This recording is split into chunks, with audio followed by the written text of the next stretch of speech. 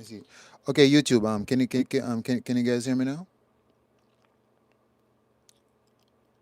Okay. Can you guys hear me now? Go ahead. I'm always having a little bit of difficulties with the microphone. Yeah, can you hear me now? Okay, good, good, good. Greetings, and welcome to the healing space. If it's your first time, I would recommend for you to stay.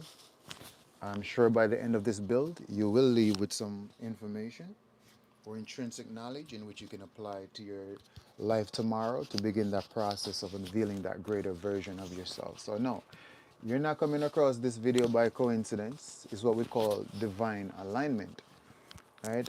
And to understand what I mean, the universe has this interesting or mysterious ways to align you with the frequency or the energy or the people that are moving in the direction that you need to go. So even in the biblical reference or the Christians, they have this saying that Christ works in mysterious ways. It's only saying that the universal energy moves in a way in which you can't truly really predict. It's hard for you to predict it because it's kind of like divine intelligence at work. It knows things you don't know in that sense because God is all knowing, right? Yes. If God is all knowing, then obviously it knows things that you don't know, right? And it moves in unpredictable manner. Just like how energy moves. You see? So if you've been praying and you're like, okay, God, I need this. God, I need that. Okay? Whatever religion that you worship, it doesn't really matter.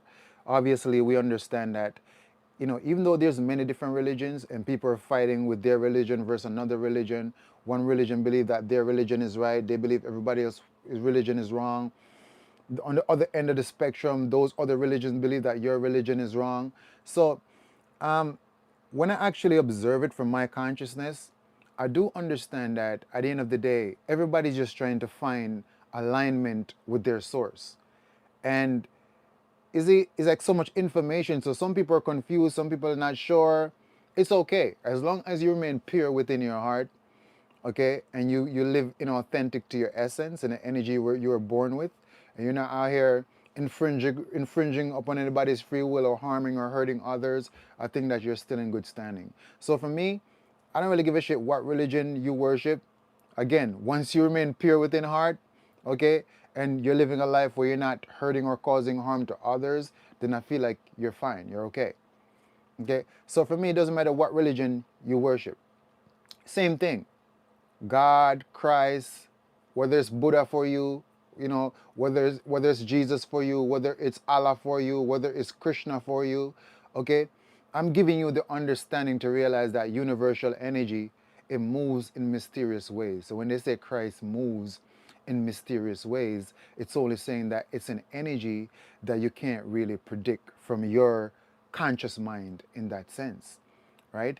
So it's like if you've been praying and you've been asking for something or for health, for wealth, whatever it is that's your deepest desires that you went into prayer for and you've always wanted it. What you need to understand is this. God, Jesus, Krishna, Buddha, Allah is not going to come down physically and manifest as God and here's what you need. Here, take it. Here's the money. Here's the $1 million. Okay, here's the person that you've been asking for, the love of your life, right? Here's the dream car. I bought it at the car lot. Here it is. Here's the house that I bought for you. It doesn't work that way.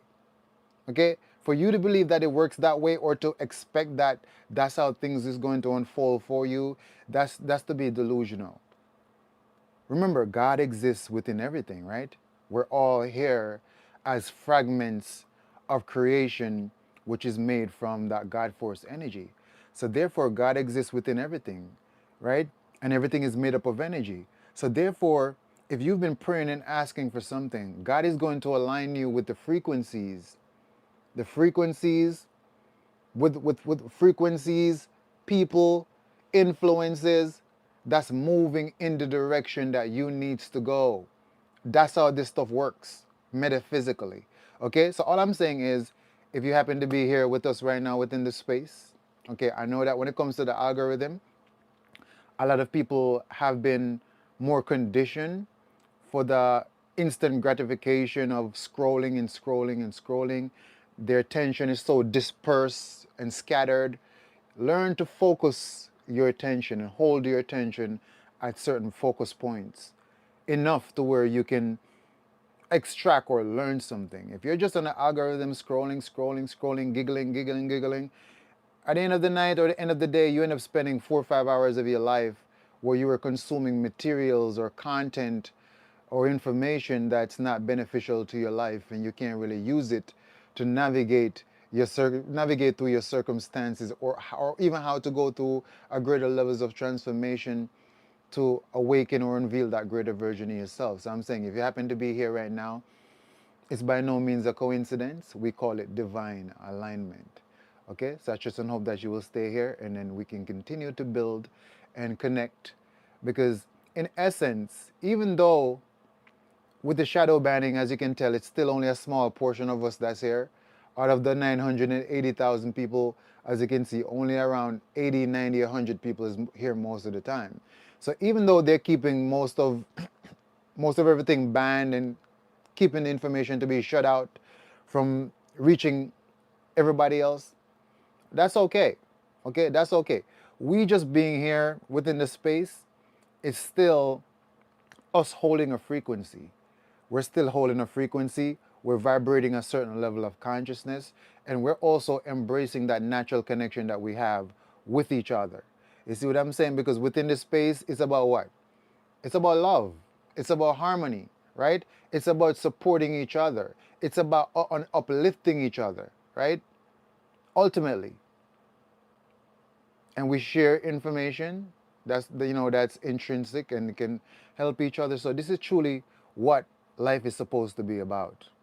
But what do you see when you look out into the outside world? What do you see? Okay, what have you been seeing occurring in the outside world since the moment you got here? Since you got here, okay, let's just say that you were born in 1970, 1960, 1980, 1990, 2000, whatever age you are, right? But you just got here the other day, obviously. Because you was not here. Okay, let me get some water in my vocal cord. Right? So look at it. Okay, look at it this way. You was not here in the 1920s. You wasn't here in the 1930s, right? For most of y'all, you wasn't here in the 1950s or 40s, right? Maybe I would say maybe the most elderly people that's here is probably from like 60s and 70s. Huh?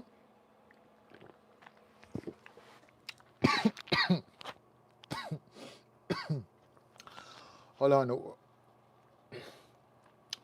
I was still greedy.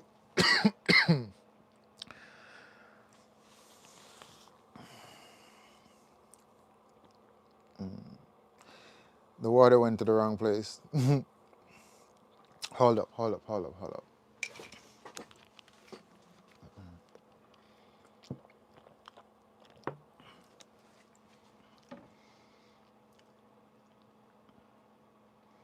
Okay, buddy, come on, fix it, fix it, fix it. How long you gonna take to fix it? Fix it.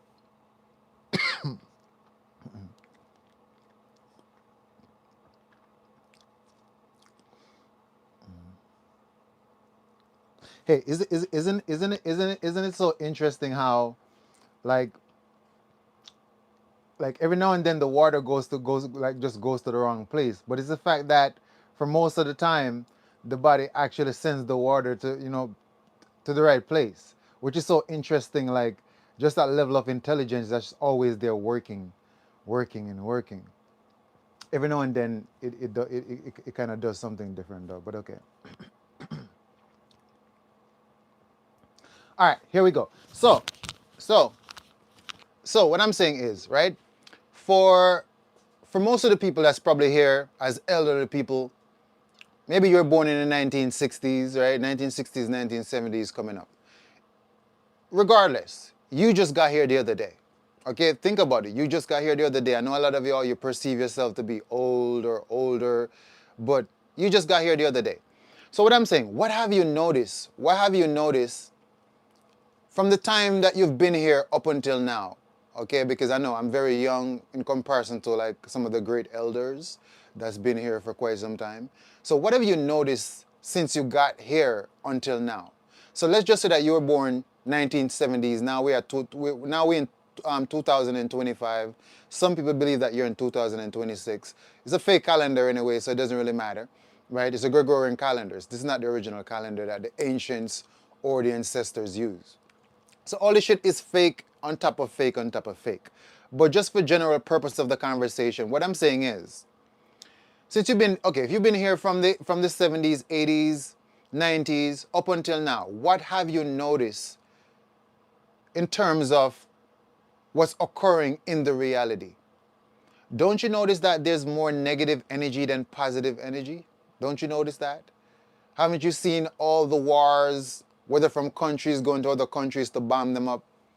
Haven't you seen all the gun violence? Guns are being manufactured and people are killing each other for what? Not entirely sure what's the prize. You know, you've seen the drugs, right? You've seen the robbery. You've seen the organ trafficking.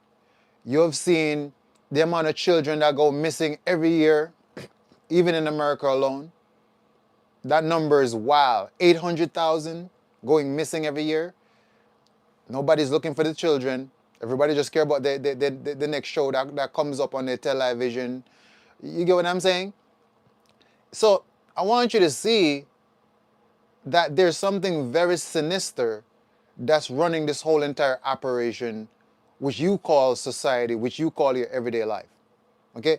Now, I know that this is not the kind of truth that a lot of people want to confront, because for most people, it's like, oh, bacon, egg, and cheese in the morning, right? Pizza slice, medium rare steak, processed sugar, worship celebrities, celebrity concert, drama gossip, fake religion, lustful sexual encounters, entertainment, and that's all there is to life. I want you to understand that for most people, all there is to life for them is get this money, get some money by whatever means. Some people sell their soul, some people sell their bodies, some people sell their integrity.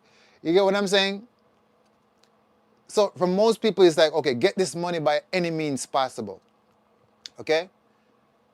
Get as much sex as possible from however they get it. Whether they're attracting somebody, whether they're manipulating somebody to get it, whether they're raping or sexual assaulting somebody to get it, or whether they go to the strip club or OnlyFans to buy it. But notice that the things that people care about, based off the level of their consciousness, is money, sex, follow me here, money, sex, food, attention, entertainment. Okay? Now, you can also see how these are derivatives of the 7 deadly sins. Okay? So obviously, lust, purchasing of sex, people only care about sex most of the time.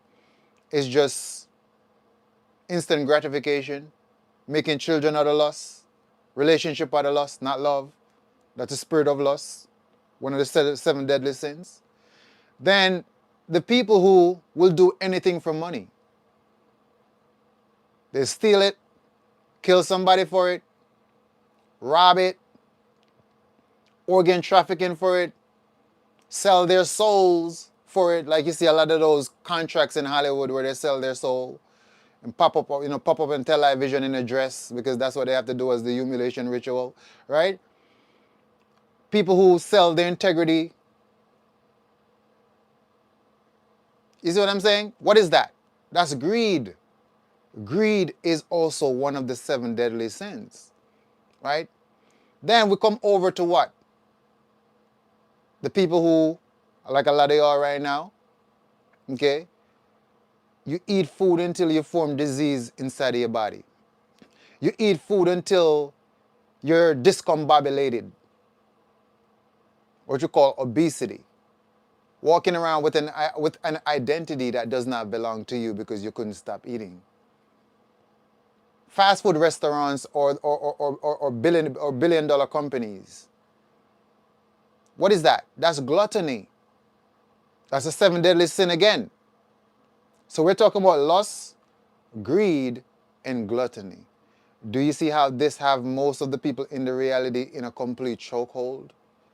Because remember, everything is spiritual before it's physical, right? And what did the Bible says? We do not wrestle against flesh and blood. We wrestle against principalities. What does that mean? It means that everything is spiritual before it becomes physical.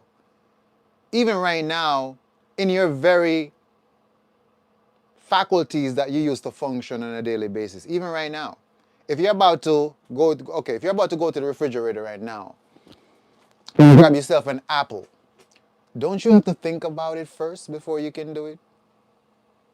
Thought leads action. If you got to go to the bathroom right now, don't you got to come up with a thought in your mind? Okay, let me go to the bathroom. Now, can you see your thoughts? You can't see your thoughts. It's not visible to the human eye. Your thoughts basically operate within the non-physical realm, which means spiritual realm, right? Just like our ideas, imagination, can't see it. It's a non-physical thing. Just pops up. Okay? So also notice that every single thing that also exists, because I'm trying to prove to you that everything is spiritual before it becomes physical. But for a lot of people, it may sound a little bit hocus pocus to people who are not that, not that aware, because everybody's functioning from a different level of awareness or knowledge. You get what I'm saying? Everybody's at a different level of consciousness. So like when we're introducing certain awareness or the concept of the awareness, I like to pull from something physical as well, which gives significance and an explanation to what we're talking about. So people who's on a more, say, not that expansive within their consciousness, they can still make sense of things. So that's the reason why I have to kind of like branch over into something else to give you that support of the conversation. For instance, right now I'm in my herbal shop, right? I'm in my herbal shop. And you can look around me and you can see a whole bunch of different things. You see jars behind me with all different variation of herbs. You can look at the shelving, okay? Also have a bottle in my hand, right? I'm also wearing a shirt. I'm wearing a head tie, right? But notice that every single thing that inside of this room was thought of by somebody before it became a physical manifestation, which means that somebody came up with the idea that, hey, we can create bottles using glass. That idea came from the non-physical. It came from the spiritual first. It came from the non-physical. The idea was conceived in the mind. And then it became a physical thing. I'm trying to prove to you that how life works, the non-physical is what creates the physical. You see? It's where creation occurs. It comes from the non-physical and then it becomes physical. So even the very shirt, the head tie, the chain, somebody thought about a bracelet. Somebody thought about the idea of a bracelet. How about we get some noble elements and put them together and it can be a bracelet.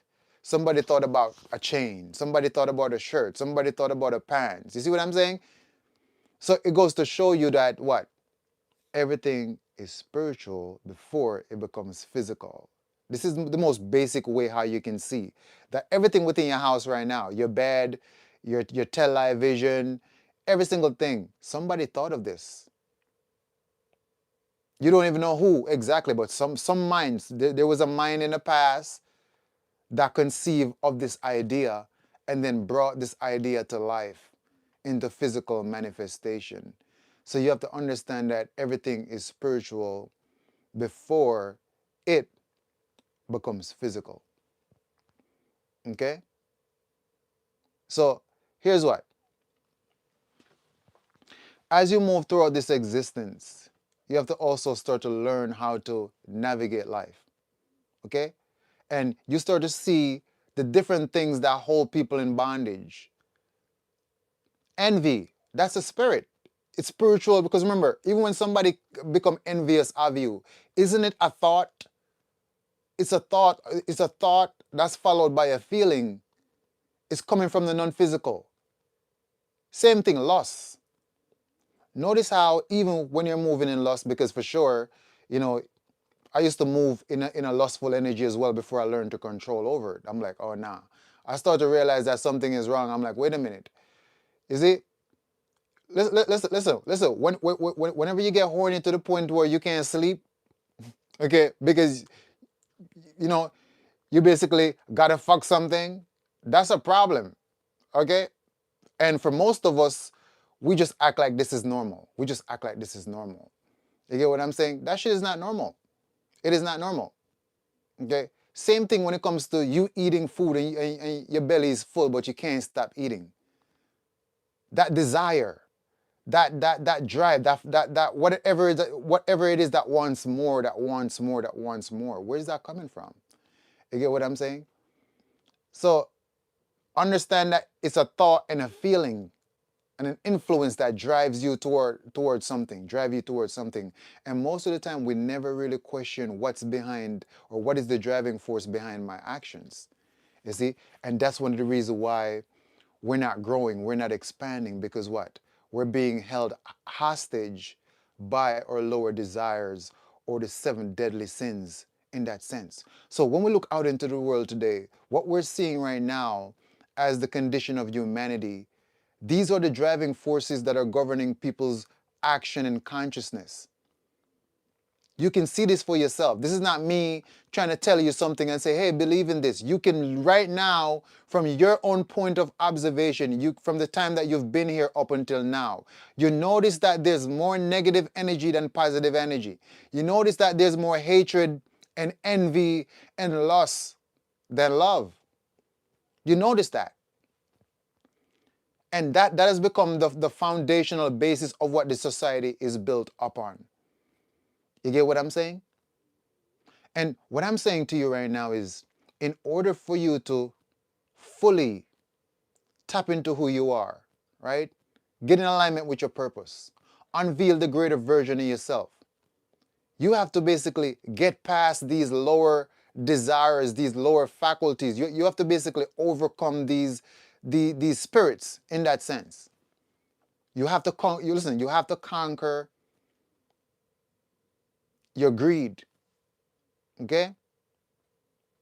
If you don't conquer greed, you will sell your soul. Take a look out into Hollywood and all these people on the internet. Okay? They sell their soul, right? But notice that they're not really happy. They're not happy. Why do you think celebrities come on the internet and show you their chains? Look at my icy chain. Look at my watch. 300,000 on a watch. I just spent $1 million on this chain. Why are they telling you? Think about it. Why do they need to come and tell you everything about how much they paid for this? Because they want attention. They're not happy. You see what I'm saying? Because guess what? People who's really happy about what they have is so busy enjoying their shit. They're not coming on here trying to let the world know what they got. It's because they're not happy. You see, because it's like, okay, because of greed, you took a blood oath and signed a contract. You get what I'm saying? Or you sacrifice a few people for that money, but then they end up realizing that, damn, you have all this money, but you don't have peace of mind. You can't sleep at night. You get what I'm saying? And that's why the Bible said there's no sleep for the wicked. So you see what happened to people when you can't conquer greed, when you have greed for money, when you have greed for anything at all, you will meet your demise or become compromised. So you need to overcome greed. Okay? In mastering over yourself, you have to overcome greed. Now, I know that this is not a topic that people really have, and y'all don't really have these topics. I know most of the time y'all are tapping into podcasts and relationship podcasts and, who's booty raping who and all this drama and all that kind of stuff. But these are actually what we need to confront in our reality so that we can grow and expand. Okay? We're confronting the deepest questions of our existence and how do we move forward. You get what I'm saying? You have to master over yourself. You must overcome greed. That's a personal journey that you're going to have to go through by yourself and within yourself. And if you ask me, listen, the faster you begin to start to work on yourself is the more you're encouraging your own evolution so that you can evolve. At some point, You have to overcome these things. Okay? Also keep in mind that there's a lot of behaviors and traits and characteristics that you inherit through your bloodline. Let's talk about it. There's a lot of traits, okay, behaviors and characteristics that you inherit through your bloodline. So there's a lot of people right now fighting shit, and it's not necessarily your fault. You're fighting some kind of addiction. It's because what? Your parents gave in to that shit. They were drug addicts, they were sex addicts, okay, or they had spirits feeding off of their energy. And guess what? Now you're the target because your parents passed off and gone. You inherited that blood. So listen, don't be thinking that, a lot of y'all, you can look at yourself and you'll be like, yo, I got beautiful features. You're an attractive person. You're like, damn, thanks to my mom, thanks to my dad, I look good. Like, I see y'all post on the internet all the time talking about this. So, thanks to my mom, thanks to my dad, I get all these good features, I look good. But hold the fuck up, hold on. Do you really believe that the only thing you inherited from your parents was your good looks? Hello? No, you didn't. You inherited everything from them. The negative behaviors, the addictions, the distortion, the mindset, the generational curse. Okay? So what I'm saying is, regardless, you're going to have to do some work on yourself. So it's not to say that, hey, everybody who you see fighting with lust is really just because they're just a lustful person. Is it? It's also, they inherited that shit too. Listen, anything that your parents did not dissolve, if your parents didn't do the inner work to dissolve certain distortions within them, they pass that shit down to you. Remember, you're the one in the driver's seat right now. So it wasn't just your good looks or whatever else good things. You also inherited the imbalances as well. So this conversation that we're having is about you needing to master over yourself and evolve in this lifetime. This is serious shit. Listen, I get it. In this society, it's like they kind of put people under the influence that life is all just about the pleasures, okay, of food, sex, attention, and money. But remember, you're going through an experience right now where you're supposed to evolve. You're supposed to grow spiritually. You're supposed to fulfill your soul's yearning. What I'm saying is, we look at life too physical. I'm not saying not to have fun, you know what I'm saying? But life is not physical. Life is spiritual. It's just that we're not taught. We're not brought up under that awareness to realize that, yo, life is spiritual. It is. As we've just proved before, everything is spiritual before it becomes physical. Now, I'm the kind of being which, when I came into this reality, I wanted to know what the fuck is going on. Where am I? Who am I? Where am I? Why am I here? And I'm still that being in front of you today, right now, right here having this conversation with you. I'm not one of them people who comes in here and jump into the illusion of things and act like, no. I need to understand the deeper mysteries behind my existence and the purpose why I'm here. You get what I'm saying? So that's one of the reasons, that's one of the things that drive me into even having access to even heightened level of wisdom or awareness, because I'm always searching. I'm searching for the meaning and the purpose of life and the part that I play within it, in that sense. Now, I've delved through many different religions. As I said before, when it comes to religion, I respect everybody's religion. I'm open to learning from everybody because I understand that every single one of you contain the essence of God. That's how my consciousness works. I don't see separation. I don't see distortion. All this fighting shit that y'all are doing against each other, it looks like foolishness to me, because what the fuck are you guys fighting for? You haven't even figured out your reality and y'all got time to be fighting and tearing each other down? So I don't care what religion you worship. We cool. Okay, if you're a Christian, I'm with you. Okay? If you worship Islam and Allah, I'm with you too. Okay?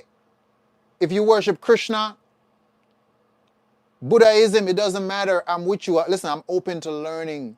I'm open to learning whatever I can learn from you because I'm looking to develop my awareness and my knowledge. And I'm also looking to also embrace the natural connection that we have with each other. I don't give a shit what religion you worship. I know that there's the essence and the presence of God within you. Every single one of us contain the particle or the essence of that divine source. That's the reason why we have life within us right now. You have life within you because what? You're part of creation. You get what I'm saying? Now, through delving through different religious texts and the knowledge contained within all different religions, I've learned a lot. Okay, I've learned a lot of stuff. And I also studied some of Paramahansa Yogananda work. Okay, you're going to see the reason why I'm mentioning this. Some of Paramahansa Yogananda work. I read the book called The Autobiography of a Yogi. I also delve into the Bhagavad Gita. I know the Bhagavad Gita. A lot of y'all don't even know what the heck that book is. Okay, the Bhagavad Gita would be like a version of the Bible for like Christians. You see, like how the Quran is for like, you know, the Muslims' form of the Bible. The Bhagavad Gita is like for the Indians and Krishna and everything. So I've delved. Listen, even the Quran, I delve into some of the teachings too, and I've learned a lot about the shaitan. I end up learning that Satan come from the shaitans. The shaitans are the jinns. Okay, and the jinns are made from smokeless fire. I've learned that there's a lot of dark magician, they use jinns. Jinns are the stuff that are around you can't see. So much level of knowledge. Anyway, I'm not going into that because we want to stay on topic. What I'm saying is when I went to the autobiography of a yogi and Paramahansa Yogananda work, I'm talking about these elders that was meditating for 18 hours a day. And I'm like, 18 hours a day is insane. Because obviously we can't meditate for no. Listen, even if you could meditate for 18 hours a day, you'd go broke. We live in a society where, let's say, you better find a job. Okay? We don't live in a kind of society where you can sit down for no hours talking about you meditating. Okay? But however, though, what I say to myself is this. There had to be something to why these people were meditating. It can't be that they were just bullshitting and wasting their time. Okay? Now, I know that in Christianity, okay, they claim that meditation is of the devil and you should never meditate. Sorry, that's kind of funny. I don't mean to laugh, but yeah, y'all got some ridiculous statements to make, which is kind of crazy to me. Okay, so I know that when it comes to meditation, there's a lot of people who view it as, oh, meditation is divinity and don't do that. It's against the will of God and blah blah bullshit, whatever, right? But what I'm saying is, there had to be something as to why people were meditating. The Tibetan monks, the Shaolin monks, the yogis, the yoga masters, meditation have been practiced throughout ancient cultures as a way how one tune into their own soul, how one is able to quiet the five senses and tap into the sixth sense, which is like expanded awareness. So I said to myself, I'm like, ain't no way all these people way before us was wasting time. It had to be something about this fucking meditation. Okay, it had to be something about it, right? So obviously I started to delve deeper into my meditation and it unlocked so much for me. I'll tell you more about that very soon. But while I was going through some of these esoteric or occult books and metaphysics, they were talking about reincarnation. Okay, they're talking about reincarnation. So what they're saying is this. They're saying that when you're born, right, you came through with a certain level of energy. Follow me here. They say that when you're born, you came through with a certain bandwidth of energy. Okay? And let me just try to let me try to quantify it with a number. I know that I can't really quantify it. Nobody knows the exact amount of energy or how to quantify it. But just for the sake of this conversation, let me just try to, bring it down to a more simpler way which we can understand. So they're saying that when you're born with a certain level of energy. Follow me here. So let's just say that you're born with with your energy levels at 100%. Let's use percentage. You're born with your energy level of 100%. They're saying that if you die, if you go through this life and you die at a lesser energy from which you were born with, that you basically get reincarnated or recycled back, but you come back as an animal. Okay? Listen. Again, disclaimer. I'm not saying that this is a fact. I've never seen it. I don't know. I'm only sharing with you what I've come across. And when I think about it, it kind of makes sense in a way. Hear me out. Hear me out. Okay, before you start going crazy, hear me out. They're saying that if you're born, if you're born and your energy is at 100%, and then you die with your energy like 90%, 80%, 70%, you get recycled or you reincarnate back, but as an animal. So I'm like, how? Why? They're saying that basically, in order for you to possess or have a human body, you have to have certain levels of energetic potential to power the body. You see what I'm saying? Just like how when it comes to your house, if you have heavy equipments on your house, you don't want no 110 volts, you want 220 volts at 100 amps. You see, if the power level on your household from the energy company is too low, the breakers are going to keep tripping because there's not enough power to power all of the machineries that you have. Think of it in that sense. So they're saying that you need a certain level of energetic potential to power up the human body.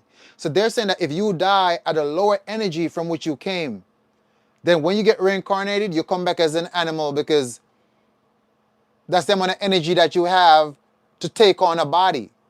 So apparently you have to have certain levels of energy before you can choose or before you have the option to choose a different kind of body. And obviously the concept is brand new to my consciousness, but I'm sitting there and I'm like, this shit is kind of making sense in a way. It's kind of making sense in a way because what? I see a lot of y'all, you have pets. Okay, a lot of y'all, you got you got your little cat.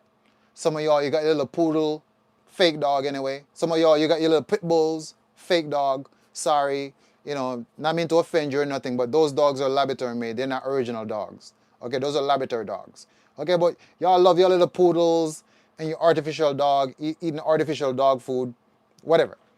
But do you not notice how some of these dogs express human qualities? Tell me I'm lying.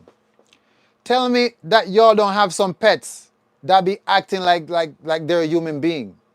Like they express human qualities and emotions. I've seen that shit. Okay?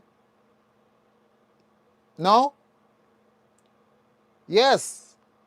I've definitely seen some of y'all with pets, and some of them pets is like they're like a little human being, like it's truly a really person in there. Like there's a person in there. Like ain't no way this cat is moving. This cat is not moving like no regular cat. This cat is moving like it's a human being. This dog is moving like a human being. You get what I'm saying? So after seeing that, I'm like, wait a minute, maybe what they're saying here is not too far off. You see, because then again, how much do you know?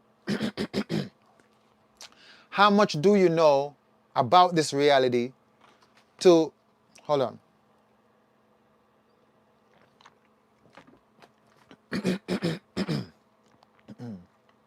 Right? So it's like, okay, how much do you know about this reality for you to deny the possibility of anything? Think about it. Think about what I'm saying. And this is something that I keep in my mind a lot of times when I'm coming across information that is foreign to my consciousness. And automatically, when you come across certain information, it may sound ridiculous to you. You're like, oh, this is some bullshit. Ain't no way this is true. Ain't no way this is possible. That's kind of like naturally how we are when it comes to new information. It's called cognitive dissonance. It's like a human condition based off our programming in the matrix. Just like how people who goes to school believe that only what they're taught into school is real, and that's true. You try to introduce anything to them aside from what they were taught into school, they're ready to fight you. They're ready to fight you and prove you wrong. They're going to Google, no bro, you're wrong. You see, so in our minds, we naturally are like that. When it comes to new information, We tend to be like, nah, ain't no way, this is impossible, this is not true, this is not real, because we just don't want to believe it, because also it's something new. You see, it's new to the standard of what we believe. And so, you get what I'm saying? So what I keep into my mind when I'm coming across new information is I say to myself, or not like I say to myself, my own consciousness says it to me. Just like how that intuition or that inner voice, mine speaks to me right around the clock. Speaks to me right around the clock. And it says to me, how much do you know about this reality for you to deny the possibility of anything? And I'm like, you're right. I don't know much for me to deny the possibility of anything. And think about it. How much do you know for you to say something is not true, it's not real? You don't even know how your body works. You don't even know who you are right now. You get what I'm saying? The average person don't even know who they are beyond their name. And that's why I keep saying to people that, hey, who were you before your parents gave you a name? You get what I'm saying?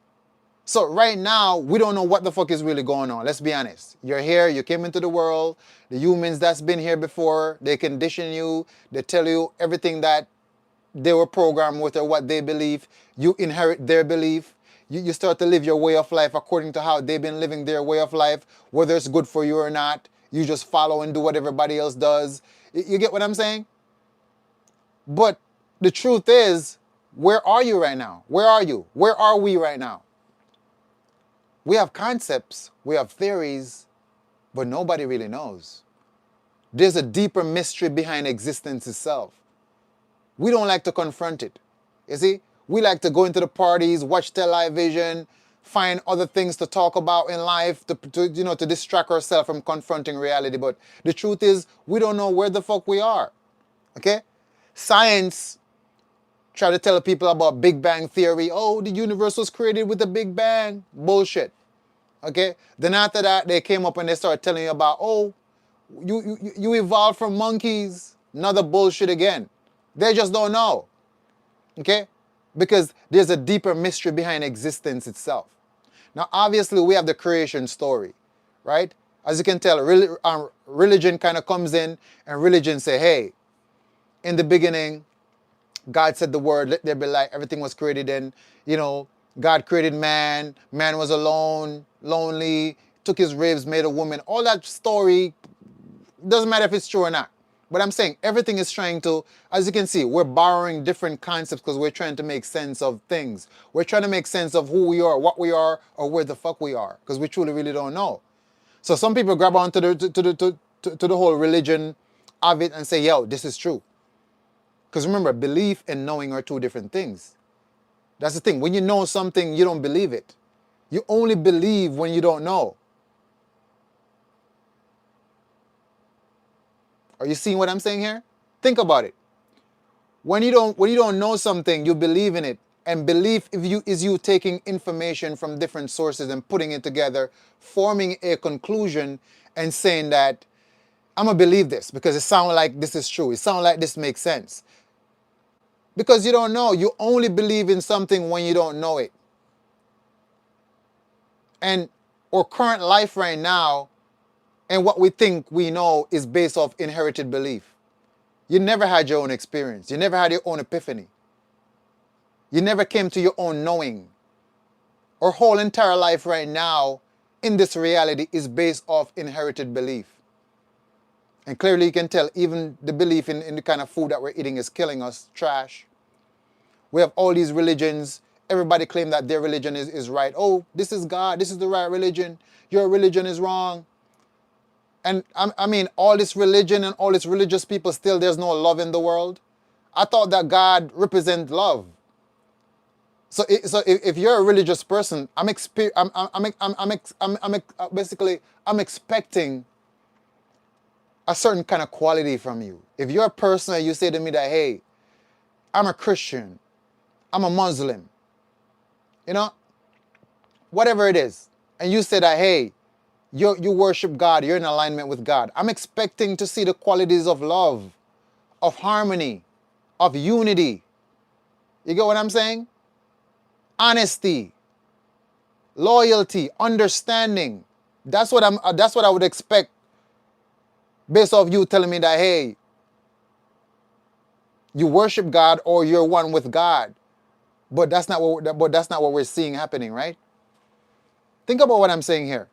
I want you to see how the big lie behind everything. We have all these religions and everybody supposedly is with God, worshiping God, but how come we're not seeing these qualities of love and unity? How come the world is still in a state of chaos, distortion, war, envy, lust? Somebody's lying. Somebody's lying. Now I get it. This is not the conversation some of you all want to have. Okay? I'm pretty sure there's a lot of religious people right now on the other end of the screen who just upset right now about what I'm saying. And I'm not saying anything but just to confront reality for truly really what it is. Somebody's lying. Something is not right. Something is not right. You see what I'm saying? For instance, we have all these scientists and all these people who are getting Nobel Peace Prize. Notice, oh, a Nobel Peace Prize. Bro, there's no peace.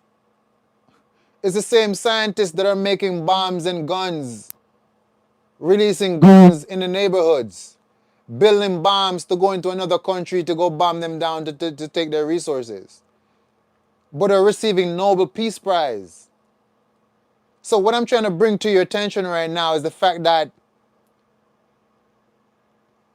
the whole reality is backwards or twisted. Okay? All these concepts and things that you're being told about and these beliefs, that's what I'm saying. It's the inherited beliefs. We have to get away from inherited beliefs and start tapping into knowing. If you're living your life based off what the outside world is telling you to believe, you're cooked. If you're living your life based off inherited beliefs, you're cooked. We can no longer move on that frequency of external influences. Now it's time to tune into your own soul. God is within you. Otherwise, you wouldn't have life within you right now to be watching this live, would you now? God is within you. So how about you go tap in, tune into that energy that's giving you life, that God force energy giving you life. How about you tune into that? We can no longer move forward into moving off external influences. All this shit about, oh, I believe in God. You need to know God, not believe in God. If you believe in God, you will never know God. You see? Because belief is when you don't know something. How about you seek it, tap into it, tune into it? How? How do you do this? Tune into your soul. Tune into your soul. Right? This is where even the meditation facilitates the expansion of your awareness and the cultivating of your inner world. Listen, I would not be here in front of you right now if I never went through this process. I would not have been able to to expand my consciousness, to tap into my gifts, to even be here. You see? So I'm not telling you about something I read in a book or saw in a video or somebody says. Okay? I'm the living representation of someone who's been searching, okay? Searching for the meaning behind my own existence and try to figure this shit out. Instead of coming into the world and just believing what they tell me and acting like how they act, behave like how they behave, do what they do, eat what they eat. Because that's what most people do. Most people don't really tune in to their soul. They do what everybody else is doing on the outside. Just like social media is a prime example. Everybody want to be streamers. Everybody want to be content creator. Everybody want to be online influencers. People, you see, people want to be things that they think is cool. But what about your gifts? What about your purpose? You see, when you tune in, you're tuned into your inner core essence. You're moving off your own authentic current. Not moving off outside influences and what they say or what they're doing or what people think is cool. You move off your own internal authentic current. That's what you move with. You get what I'm saying? And that's why so many of us is so lost. We're not going within at all. How are you going to win when you're not right within? You still don't know who you are. You don't know yourself beyond your name. So all this time you take being on Netflix, watching shows and movies, all this time you're taking going to celebrity concerts, worshiping them online, you should take that time to tune into your own soul. Go figure yourself out. Who am I? Where am I? And why am I here? These are the deeper questions or the deeper mysteries behind your existence, and you need to figure that out. If you die at a lesser energy from which you came here, it's a possibility. I'm not saying I'm telling you what I read. It's a possibility you may get reincarnated back as some kind of an animal because you downgraded. You came here to have the human experience and to fulfill the yearning of your soul. That's purpose. And for you to grow. You came here to grow, just like how our flowers grow. Think about it. Our flowers grow when it gets sufficient sunlight and water and nurturing, right? So who have convinced you that the only purpose of your existence is for you to be a slave to society and a slave to fake religions that disempowers you and tell you that, you're born in sin and you're worthless unless you go through whatever protocol they want you to go through. These are all inherited beliefs. Can't you guys see what I'm saying here? The whole reality is a lie. And you can observe this for yourself because take for instance, look at the food that they give you guys to eat. Look at what they told you. You need to eat meat for protein. You need to drink milk to strengthen your bones. Right? Look at everybody. Everybody's sick. 90% of people in society is sick people. Look at them on the diseases. Haven't you noticed that diseases follow generation to generation? Why does arthritis still exist? Diabetes, cancer, high blood pressure. Based off the very same inherited belief of them telling you this is what you need to eat for proper nutrition. I mean, can you tell that you've been lied to? Now again, if what they told you was true, then why aren't you healthy? Why is nobody healthy? Not even you personally. Why is nobody healthy? If what they told you was true, why is everybody sick? Why cancer, cardiovascular disease is killing everybody? Why everybody's in a hospital or on some kind of a drug? Obviously, they're lying. Now, if they're lying about your food and what you should eat, what else are they lying about? Because remember, food is supposed to be nourishment for your cells, nourishment for your body, which is the temple of God, like the Bible told you. So if they're lying about that, what else are they lying about? You get what I'm saying? They gave you all these different religions, and now you got religions fighting against religions. If the religions are really of God, then how come there's no love? How come there's no peace? There's no world peace. There's no harmony. What do you see in the reality? Chaos, war, violence, rape, missing children, organ trafficking. Religions versus religions. Right now, if you go on TikTok, you find multiple pages on TikTok where Muslim versus Christians, Christian versus Muslim, Muslim versus, the Indians and all that kind of stuff. That doesn't seem godly to me. When you go into the church, what do you see? Gossip, drama, tearing each other down. But listen, I thought that God was love.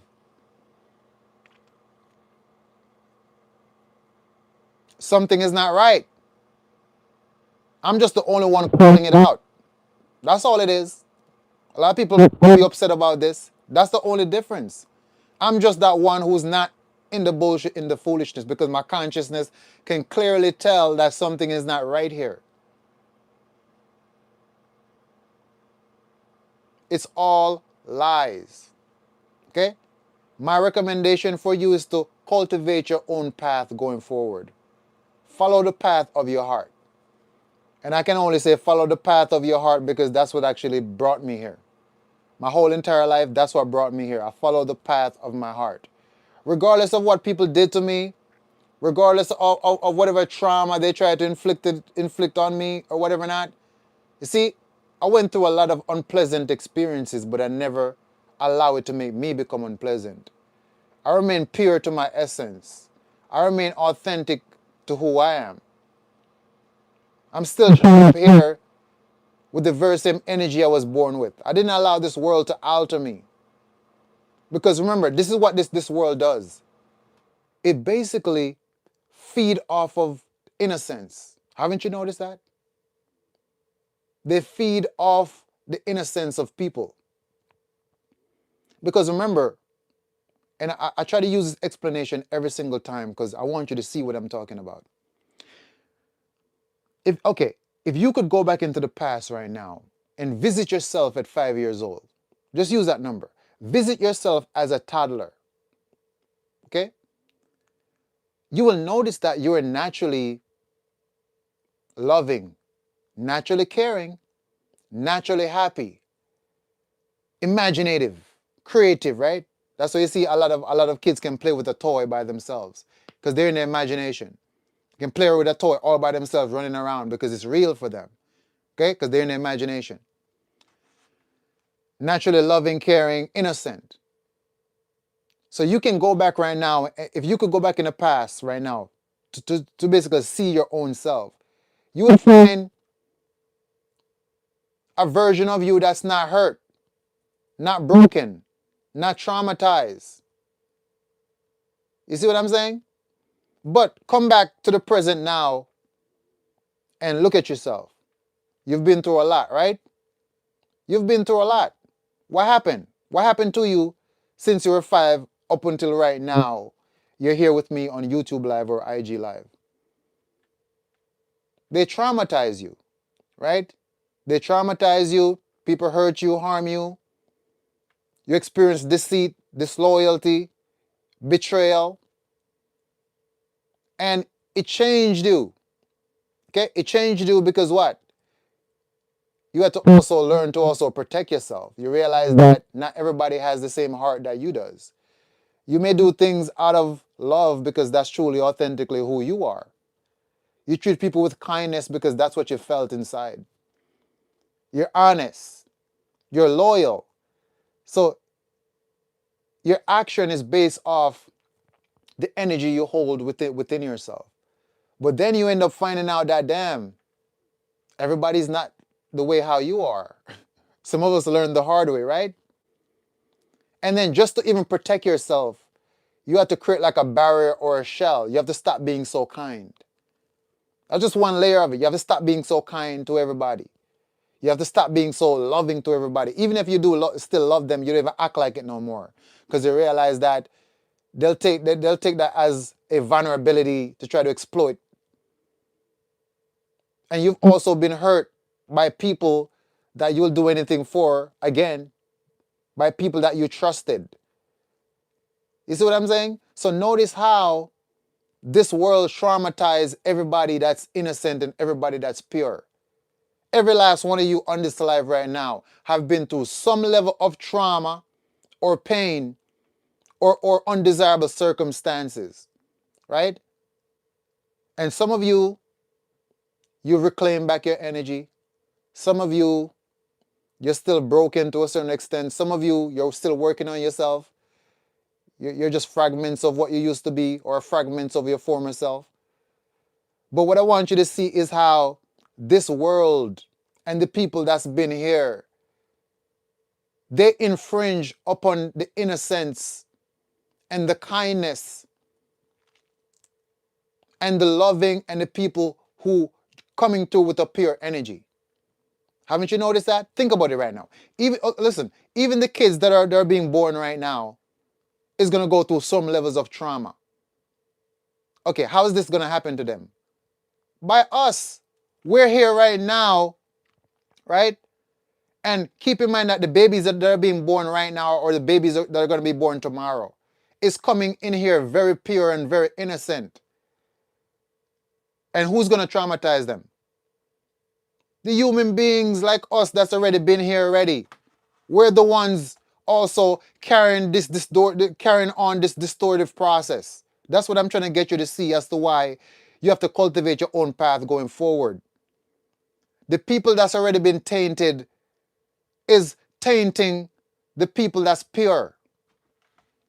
And that's actually what have happened to you as well. That's what actually have happened to me as well. But I reclaim back my energy. You get what I'm saying? I refuse to allow this world to change me or to influence me or to traumatize me to change my energetic signature.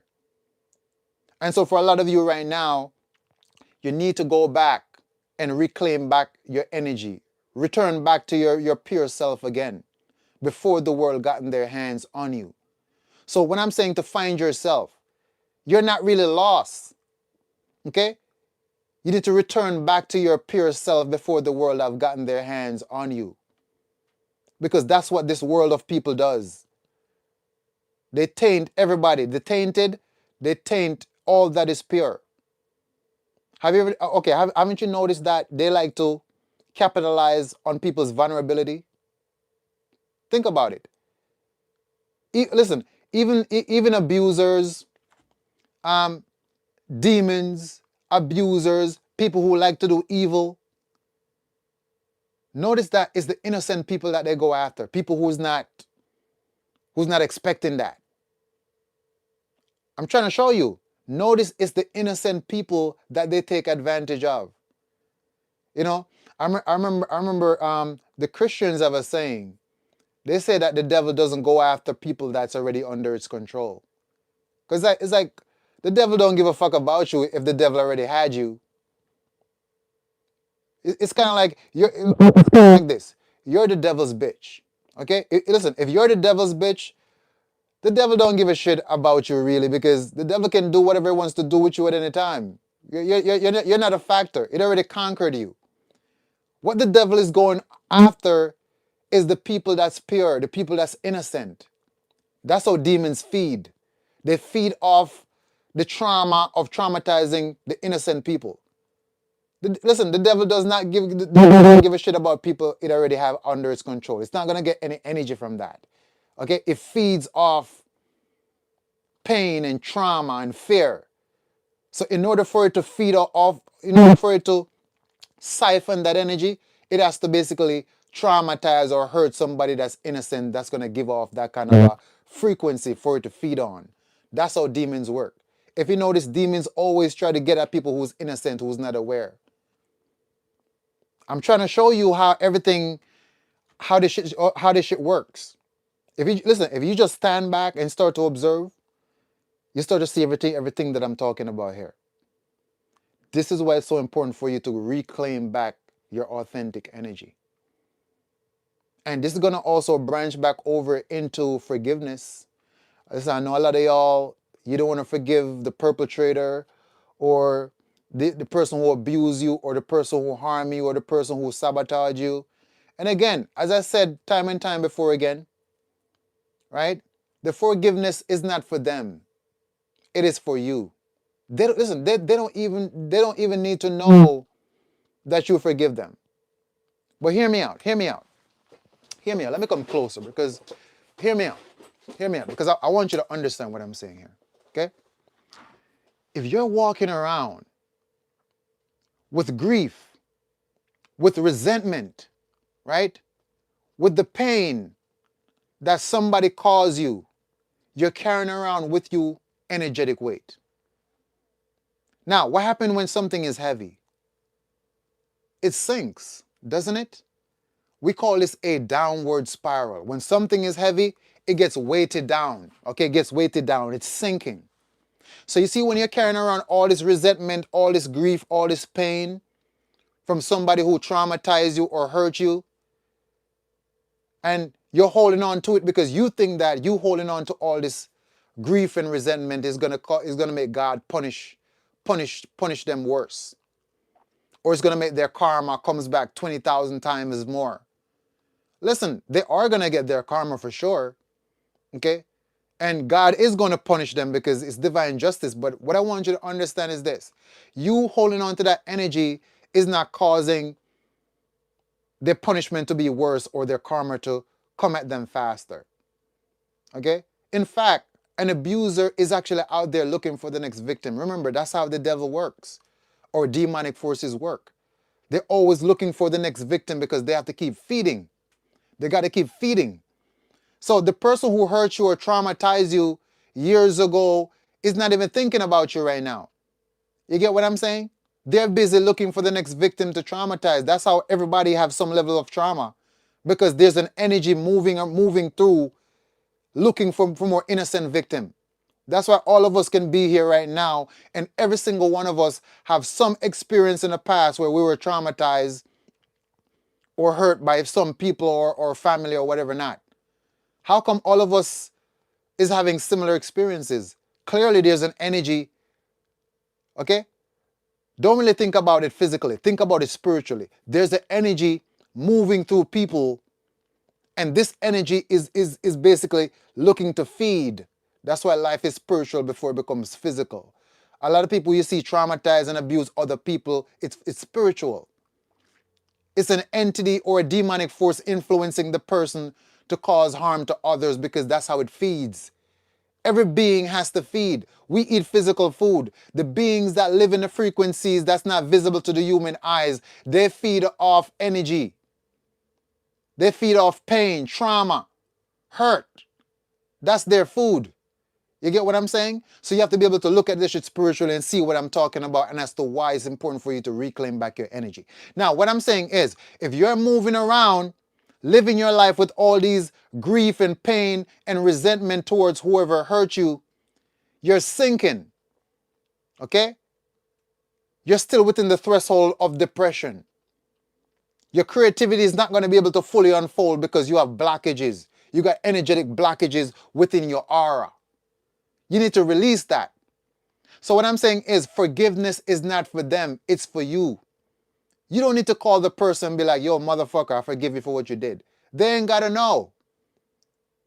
All you need to do is sit with yourself. You sit with yourself and you think about or visualize whatever you've been through, if it's not too crazy, right? And you say to yourself, I'm going to release this now.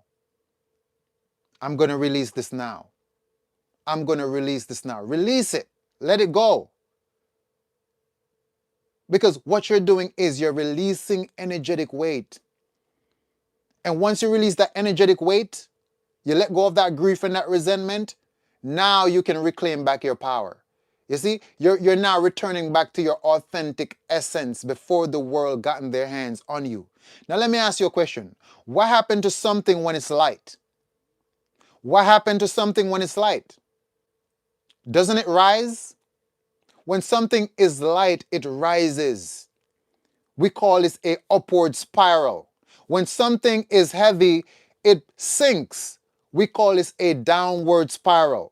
You get what I'm saying? Keep in mind that this is your experience. Again, as I said, this is your life experience. You're not guaranteed of another. This is the only one that you know about. So why live this life and allow others to paint your story for you? You're the artist. Your thoughts and your actions are the brushstrokes. You create your own story. You're the author of your story. Okay? Don't allow somebody to paint your story for you because they put you through trauma. Rewrite your story. Basically, that's what I'm saying. You have to take charge and move forward and create your reality. Don't allow the people that's tainted to taint you. Otherwise, it's kind of like you're losing yourself in that sense, because you allow the other people who are tainted to come and taint you. So here you are, you come into the reality, naturally happy, naturally loving, naturally caring, naturally creative, okay, with a purpose. you're imaginative, you have all these ideas of what you want to be in life, what you want to do in life, you know, you want to be great. You see, you come through with a bright light. That's what a bright light is. You see, because remember, high vibration is joy, it's happiness, it's creativity. That's a bright light, right? Very bright. But keep in mind that bright light attracts bugs. Hold on now. Remember, bright light attracts bugs. When you look at the bulb, don't you see all kind of bugs coming on because they're attracted to the light? So understand that you came through here with a bright light. That's the joy. That's the love. That's the care. That's how God made you. You came through here pure and natural. But a bright light is going to attract bugs. You get what I'm saying? And that's the reason why you find that people who come through pure and innocent, they get abused the most. They get targeted the most. But you can't allow them to taint you forever. Okay, you've been through some experience into the past. All of us have. But you're the alchemist. See, you're the alchemist who've forgotten that you're an alchemist. All of us are alchemists. Okay? All of us is an alchemist. Hold on. All of us is an alchemist, right? And remember, your very body right now is an alchemical vessel. Think about it. Your very body, this temple that you're sitting in, is a whole alchemical vessel. That's why you eat different foods to put different substance and ingredients in the body. The body take those ingredients and mix them up and create something else. Just like how your body take the mineral cobalt from seaweed and turn it into vitamin B12. You see what I'm saying? Just like how your adrenal glands produces testosterone, estrogen, progesterone, adrenaline, noradrenaline, cortisol. These are different chemicals that your body is producing. Your body itself is an alchemical vessel. So you are an alchemist. Your pineal gland produces melatonin. Your gut serotonin. You see what I'm saying? Your thyroid gland produces thyroxine, controlling your metabolism, your heart rate, and your body temperature.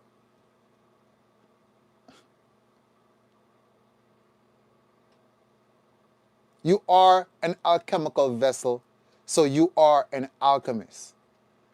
So what you do, you take your pain and you transmute your pain into power. You take your trauma and you transmute it into power. And then you return back to your pure self before the world have gotten their hands on you. This is a part of the journey of mastering yourself. Otherwise, you live the rest of your life being I can't pronounce this word, statistic. Because of my accent, sometimes I try to pronounce on a word, and like some accent I try to pronounce it while my brain I try to pronounce it in English. So I find that I have to slow my brain down really, really slow to try to pronounce certain words. Otherwise, it never comes out. It's like my tongue is twisting because my accent is trying to pronounce it while my brain is trying to use English to pronounce it. Otherwise, you become a statistic. Okay, I think I got it. Statistic. Okay? Okay. Otherwise, you remain as a, like, I can't pronounce it again. Unless I slow my brain down. Otherwise, you remain a That's funny, right? But yeah, you guys kind of get what I'm saying. You basically remain that way,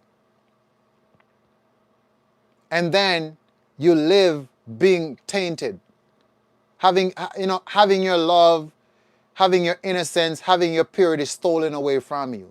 What I'm saying is to reclaim back your purity. Okay? Reclaim back your purity. Along your journey of becoming the master of yourself, okay? And honoring your spirit, honoring your soul. This is the work that needs to be done. Okay? All this extra stuff that we're doing in society, go to work, make some money, get horny, have some sex, eat garbage food, processed food, be entertained by watching movies and shows. It's all an illusion. Not to say that it's not an experience to have, but I'm saying that it's not contributing nothing to your inner development. It's not contributing nothing to your spirit or your soul or your actual purpose. In fact, it's taking you away from what you need to be focused on, or within the aspect of self that you need, that needs the development. It's taken away from the aspect of self that needs that development, basically. You get what I'm saying? So you have to pull your consciousness back, pull your energy back, and making sure that your inner world is in good order. As you can tell, in this society, nobody really cares about this aspect of the consciousness, or what's our true purpose in life. Are we in alignment with our higher self? Are we honoring our soul by how we're living? Are you truly really happy? Are you experiencing joy? You get what I'm saying? Are you truly feeling love from within yourself, or are you just looking for the love externally through somebody else? These are the questions you have to ask yourself. Are you truly happy from within? Do you feel naturally joyful and radiant and feel good about life and feel good about yourself? Or are you looking for this feeling through external sources? Whether that be through social media, through followers or likes, or through a relationship of somebody else telling you they love you and they care for you. That's what I'm saying. Are you looking for these things outside through other sources instead of within? Do you naturally feel within yourself? Can you feel love within yourself right now? Can you feel happiness within yourself right now? Can you feel joy within yourself right now without the inclusion of external sources? Because if not, that tells you all you need to know. Because I can tell you right now that I feel happiness within myself. I feel joy within myself. I feel an immense love within myself. In fact, to be completely honest with you, the level of love that I feel within myself is unlike anything I've ever experienced on a physical. I don't even think there's nothing external that can even match the overwhelming energy of love that I feel within my inner world, within my heart, within my mind, within my whole entire body.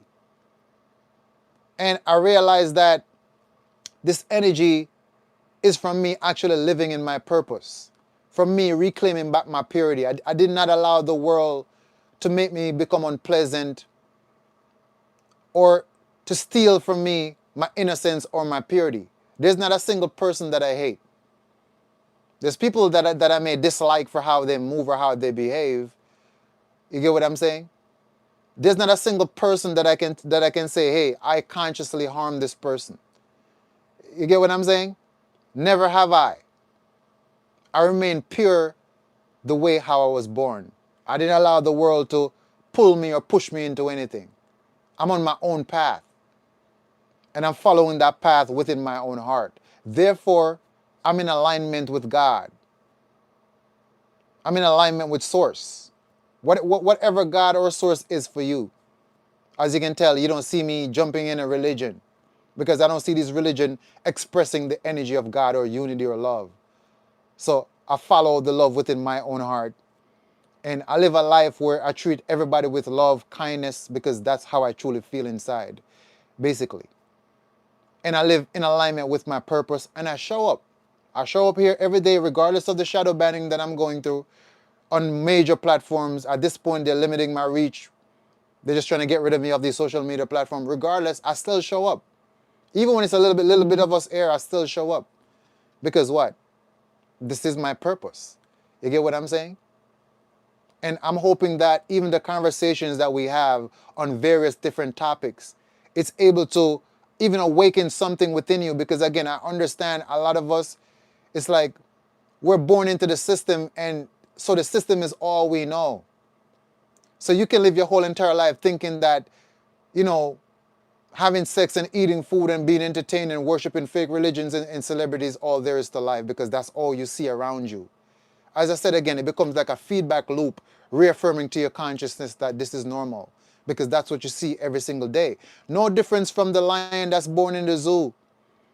I keep using this very same analogy every time because it really speaks volume. The lion that's born in the zoo doesn't know what it's like to be wild in the safari or to be among a pride of lion. The only thing, the lion in New York City in the Bronx Zoo, only thing it knows is the bars that build the cage. And somebody throwing it like a dead chicken. It doesn't know what it's like to go hunt something for itself or to be wild and drinking water from the Niles and different things. So likewise, this have happened to a lot of us. Or parents, as I said before, even with these all these fake holidays, we worship these holidays because we think that they're real because our parents have been putting us into this belief since we're a baby until now.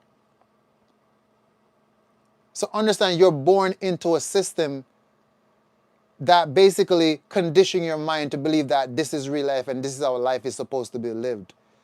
And that's why I do try my best to show up and so we can have these conversations that are outside of the box. Notice the kind of conversations and the level of consciousness or frequency that we're on within this space is outside of the box.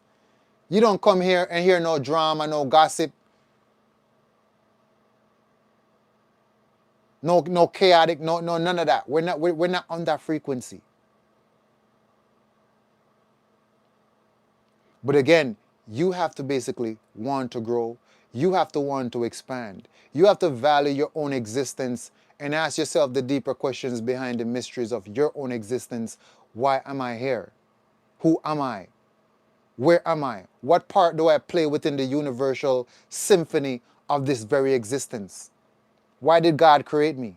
Because clearly in the beginning when God said, let there be light, obviously creation occurred and you're here right now. So you are a part of creation. Obviously you existed way before your parents even had your ass. Let's be real.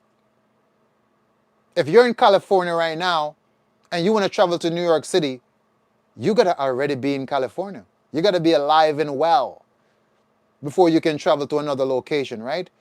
So if you was not here in 1940s or 1920s and you just got here in 1990 or 1980 or 2002, 2003, then clearly you just got here. So where are you coming from? You have to exist in one space before you can go into another space, right? So clearly you wasn't dead. You see what I'm saying? So when God said, let there be light and everything was created, you was created. You've always existed. This is not the first time that, you just here. That's what I'm saying. You have to go deeper within who you are and what your energetic signature represent. These are the questions that should be at the forefront of your consciousness on a daily basis. Not what celebrities doing and who they fucking or celebrity net worth. That shit can do nothing for you. You're still lost. The question should be on your mind is, who am I before my parents gave me a name?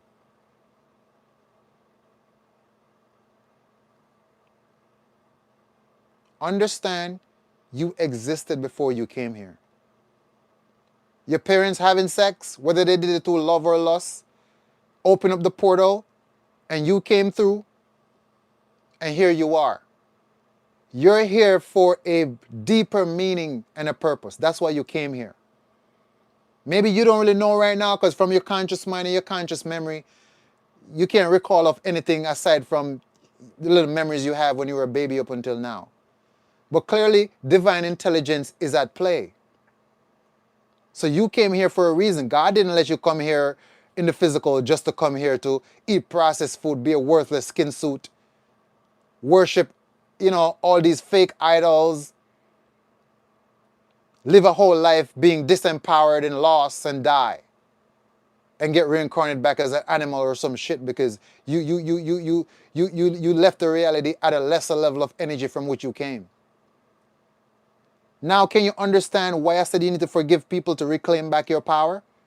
Return back to your pure self? Because if you do not return back to your pure self and you die being broken, you die in the energy of being traumatized in pain and resentment and grief, you're dying in a low vibrational state. You were born in a high vibrational state as a child. So imagine you going through this life and allow them to taint you to the point where you die in a low vibrational state. You lost. You took an L. If you die in a lower vibrational state from which you were born, you took an L. Let me speak in hood terms then. If you can't understand, let me just speak in hood terms. You took an L. If you allow yourself to die at a lower level of vibration than you were born with, you're taking an L.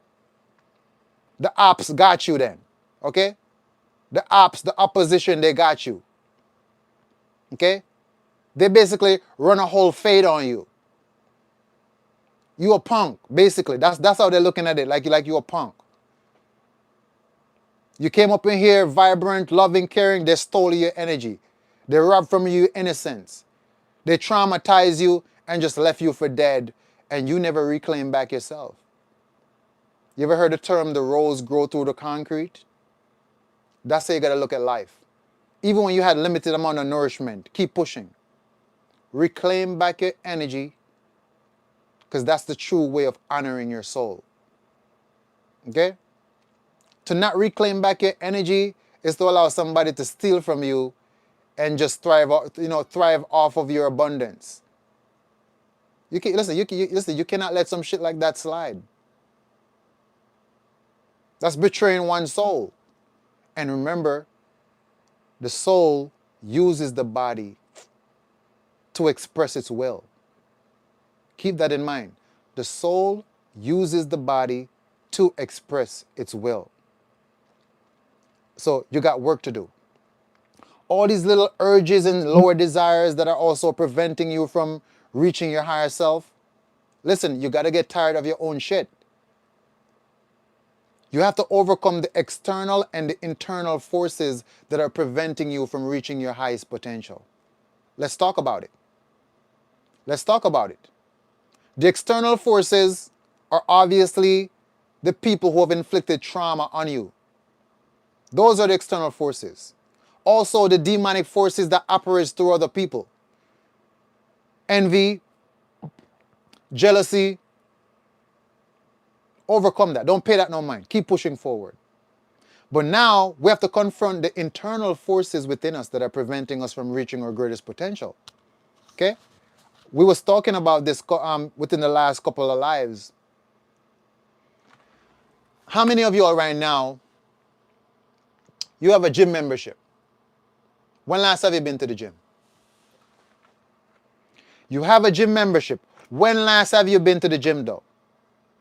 Notice how every time it's time for you to go to the gym, you keep having this little thought in your mind that says, you know what, we're tired, let's just go tomorrow. Procrastination. What do you think that is? That's an internal force that's preventing you from progressing. The enemy is not always outside.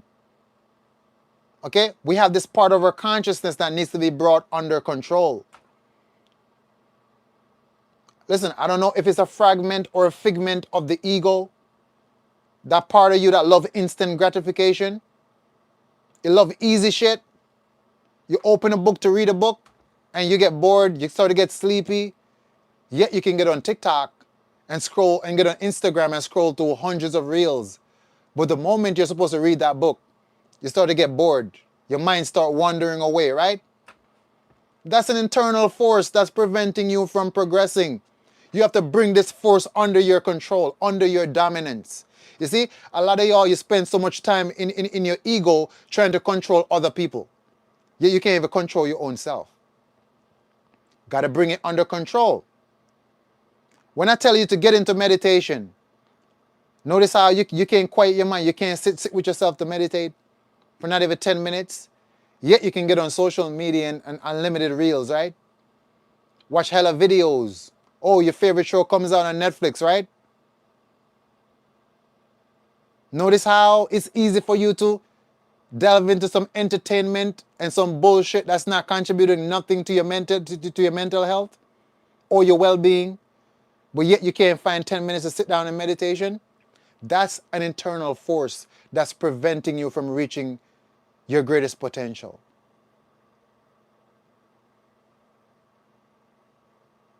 Notice how when I put you on a fast and I say, hey, fast for 7 days. Notice how you find it hard to fast because you're hungry and parasites in your body is preventing you, making you crave processed sugar. That's an internal force preventing you from progressing. I'm trying to show you how these things work both within the inner world and the external world. You're going to have to learn this on your journey to become the master of self. Same thing with lust. Notice that lust is an internal force, even when you know better. Even when you know better, like, hey, I should not fuck this person. I should not have sex with this person. Notice how your lust convince you through instant gratification. It convinces you that, hey, it's not a big deal. Oh, just this one time. Then you end up in some shit that you're not supposed to be in, or you end up creating children which end up in abortion. Now you're taking a life. Now you're killing somebody. That's not something that you can live down really. It's something that haunts you in the background of your consciousness, in the background of your awareness. It will always remain there, reminding you that, hey, you killed somebody. You get what I'm saying? Listen, now this is completely different. This is completely different if somebody went through sexual assault and then, they had to get rid of it. That's different circumstances. But I'm saying, when you allow lust to control you, to make you make certain decisions which end up in you in an unwanted circumstance which result in you even taking a life, it's because you listened to lust. You knew better. You knew that you were supposed to be protected, protect yourself. Or you knew you were supposed to pull out. Or you knew you wasn't supposed to allow the other person to release, right, in you. Or you knew you was not supposed to be having sex with that person. You knew this. But notice how lust and the instant gratification and the heat of the moment, you notice how it allows you to bypass what you know. Again, that's an internal force that's preventing you from reaching your highest potential. We have to be able to see that we have internal forces that are controlling us, preventing us from reaching our greatest potential. You can also call it you conquering your own demons as well. Now I know nobody talks about that stuff, because most of the conversation in the reality is about relationship podcasts, okay, or religious podcasts, and podcasts about all kind of a bullshit that does not contribute nothing to your awareness in any form of a way. But now we're having this conversation. You need to understand that since you're here right now, having this human experience, you are here for a reason. Figure out why you're here. On the journey or on the path of self-mastery and to raise your consciousness, to expand your awareness, you're going to have to confront these things about self, or these urges, these lower forces, these demonic influences, if you want to put it in that context. You're going to have to overcome these things. That's why I'm having this conversation with you. You're bound to meet them on your journey. It's not an if or a but or maybe or a wonder if. You're bound to meet these forces on your journey. Because again, everything is spiritual before it becomes physical. Okay? So when you have not learned how to conquer these forces or to overcome these forces, they control your life. They influence your action. You'll start to conceive of thoughts and thinking that they're your thoughts and start to act out on them. Because you don't even meditate to allow yourself to observe when certain thoughts come into your consciousness. If you were meditating, you would be able to evaluate a thought and say to yourself, should I act out this thought? Is this thought in my best interests? But for most people, you just act out whatever thought comes to your mind. Why do you think so many people will go, they'll actually crash out or have like a outburst or do some crazy shit and then they start apologize after, like, yo, I wasn't thinking. Sorry, I wasn't thinking. In the moment, I wasn't thinking. What again? Because they really don't think. They don't meditate. As soon as a thought or an emotion runs through their nervous system, they just act out on it because they have not reached the level to master self. Now, tribe, I want you to understand this, right? Again, remind you, a lot of things that you're facing, that you're experiencing right now, I want you to realize that you also inherit from your parents. I talked about this earlier in this build. Okay, so no, you didn't just inherit your good looks, okay, or a nice body, or whatever from your parents. You also absorbed and inherited all the distortion of your parents, the addictions, the negative aspect that they weren't able to conquer within themselves. They pass it all down to you. So what I'm saying is some of the things that you experience is not of your own, what's the word? It's not of your own essence in that sense. Now it's become a part of your essence because you inherited, but it's not of your own bumblecloud. What the word am I looking for? I don't know the word I'm looking for. But basically what I'm saying, certain feeling and certain things that you're battling with, understand that you inherited from your bloodline. So whatever your parents gave into, whatever weaknesses that they had, they didn't dissolve these things within their own consciousness, energetically, spiritually, it's going to be passed down to you, and it will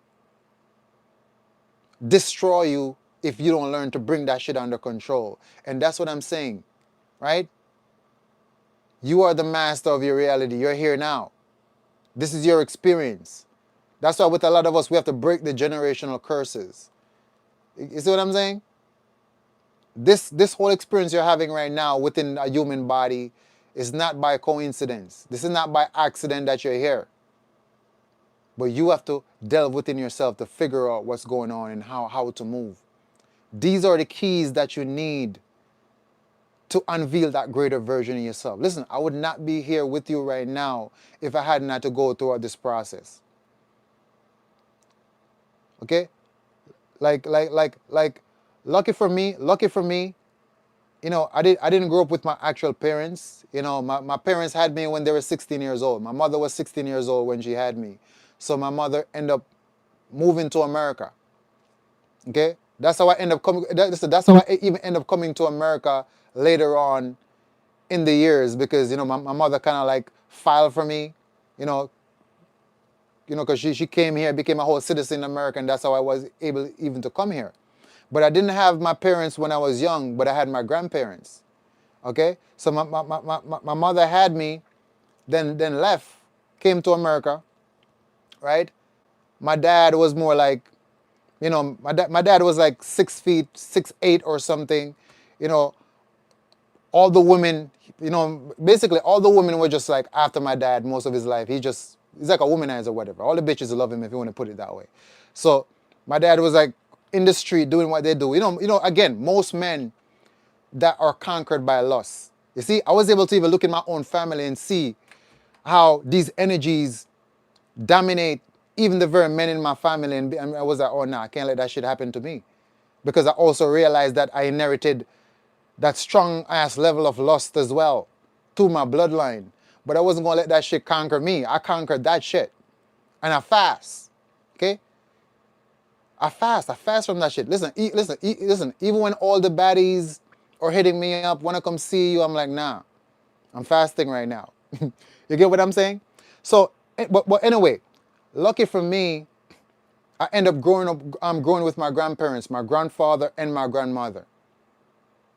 That's why I end up being introduced to herbal medicine so early, because my great grandparents was also herbalists too. Okay, so my grandfather's father was a herbalist. His father was a herbalist. My grandmother father was also a herbalist, one of the greatest herbalists in the parish of Portland, Jamaica. He's a Maroon. If you guys know anything about the Maroons. Okay? So because I grew up with my grandparents, I was introduced to herbs so early, And also, I'm born with the gift. Okay? I'm born with like a lot of gifts when it comes to herbal medicine plants. I have like healing hands. I'm born with it, but I also grew up with my grandparents. So at an early age, I've been drinking all these herbs. You see Dr. Sebi talking about my grandfather was forcing me to drink them shit when I was young. You get what I'm saying? But because I had my grandparents, they were like in their 70s already, like 70 going to 80 years old. You see, I was bestowed with a lot of wisdom. So even when I'm at the farm with my grandfather, he keep telling me, hey, always think for yourself. Like basically, he repeat that shit so much, it become like a mantra. He's like, always use your common sense. Always think for yourself. Don't let other people think for you. You think for yourself. Think. He just big on this whole thinking thing. All he does is think. Literally. He just sit there, drink herbal teas and just be there thinking, like meditating. Basically. Literally. So because I kind of have those governing bodies around me when I was young, you see, and my grandmother also, like, she really cherished me. So I kind of grew up with like a lot of love. Like, I know what it's like to grow up amongst parents that really authentically show me love. That also helps me to nurture my own, or to activate my own heart within myself, basically. So even when I start to go throughout living with different family members and they start to try to traumatize me, you see, I still remember my grandmother's love. You get what I'm saying? So I basically hold on to that. I hold on to that. I didn't allow what people are doing to me to change me. So basically what I'm saying is, throughout my evolution, in a sense, it's like it was certain principles. I learned certain principles at an early age. Those principles end up being like a guide stone to help me to move through life and to reclaim back myself in that sense. And these are the very same principles that I also share. And you want to know what's crazy? I've read a lot of books and I came across the very same principles as well. I was like, wow. You know, I've read a lot of stupid books that I even learned from my own consciousness, like through intuition. I get a lot of downloads and stuff that a person can ask me like, bro, how did you know this stuff? How did you know all this stuff? It comes to me from God. It comes to me from source.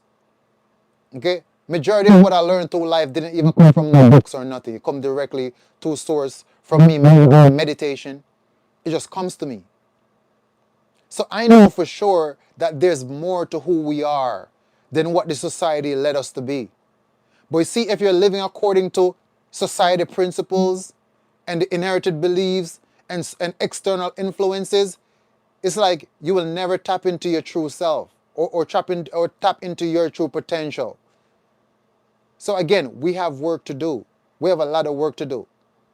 Now, also the improvements that you make within your own self allow you to break the generational curse. It also allow you to not pass that shit over into the next generation. You see, like how your parents passed down to you all the distortion that you're facing right now, all the bad habits, negative aspect, and now you basically got to be battling with that shit. Make sure that you're working on yourself to basically dissolve them. Dissolve the distortion so you don't pass it down to your children. A lot of y'all out there, again, as I said, you don't want to work on your health. You don't want to fast. You don't want to detox. You don't want to cleanse. Yet you want to be fucking. See, that's again moving through lust. Because, I mean, for the main fact that you can't even prioritize your own health. Sex is something that's sacred. I had to learn this too. At one point, I didn't know. I was just trying to have fun too, like everybody else. But I'm learning that sex is something that's sacred. You're not supposed to be approached how we approach it. In fact, if you start to delve through esoteric knowledge, before people have sex or before the ancestors used to engage in sex, they used to fast. They would fast for a couple of days. They would clean their home completely. You see? Everything needed to be clean around them. And people used to show up to the process of sex with clean bodies, with clean mind, and clear intentions. Because they understand that what? Your intention, your mindset, your aura, your level of health, the surrounding and the environment become a part of the ingredient when you're entering in the procreation process. It all becomes a part of the ingredient. Now take a look at take a look at us. We're just moving to straight lust. Filthy bodies. Why do you think some people is catching HPV, HSV, HIV, syphilis, STDs? Because we're all moving into sex with dirty bodies because what? We're being influenced by lust. The fact that you can't even take no time to go work on your health, yet you can find the time to be fucking, you're moving off lust. What's up with the rush? What's up with the rush and the instant gratification? Why you can't chill? Why you can't relax? Sex is not going anywhere. It's not going anywhere. That's also one thing that I affirmed to my consciousness while I was fasting. While I was fasting for a whole year and decided that I wasn't going to indulge into nothing regardless of all the big booty pics the baddies be sending me. Okay? The woman past that, hey, I want to see you, sending me thirst traps.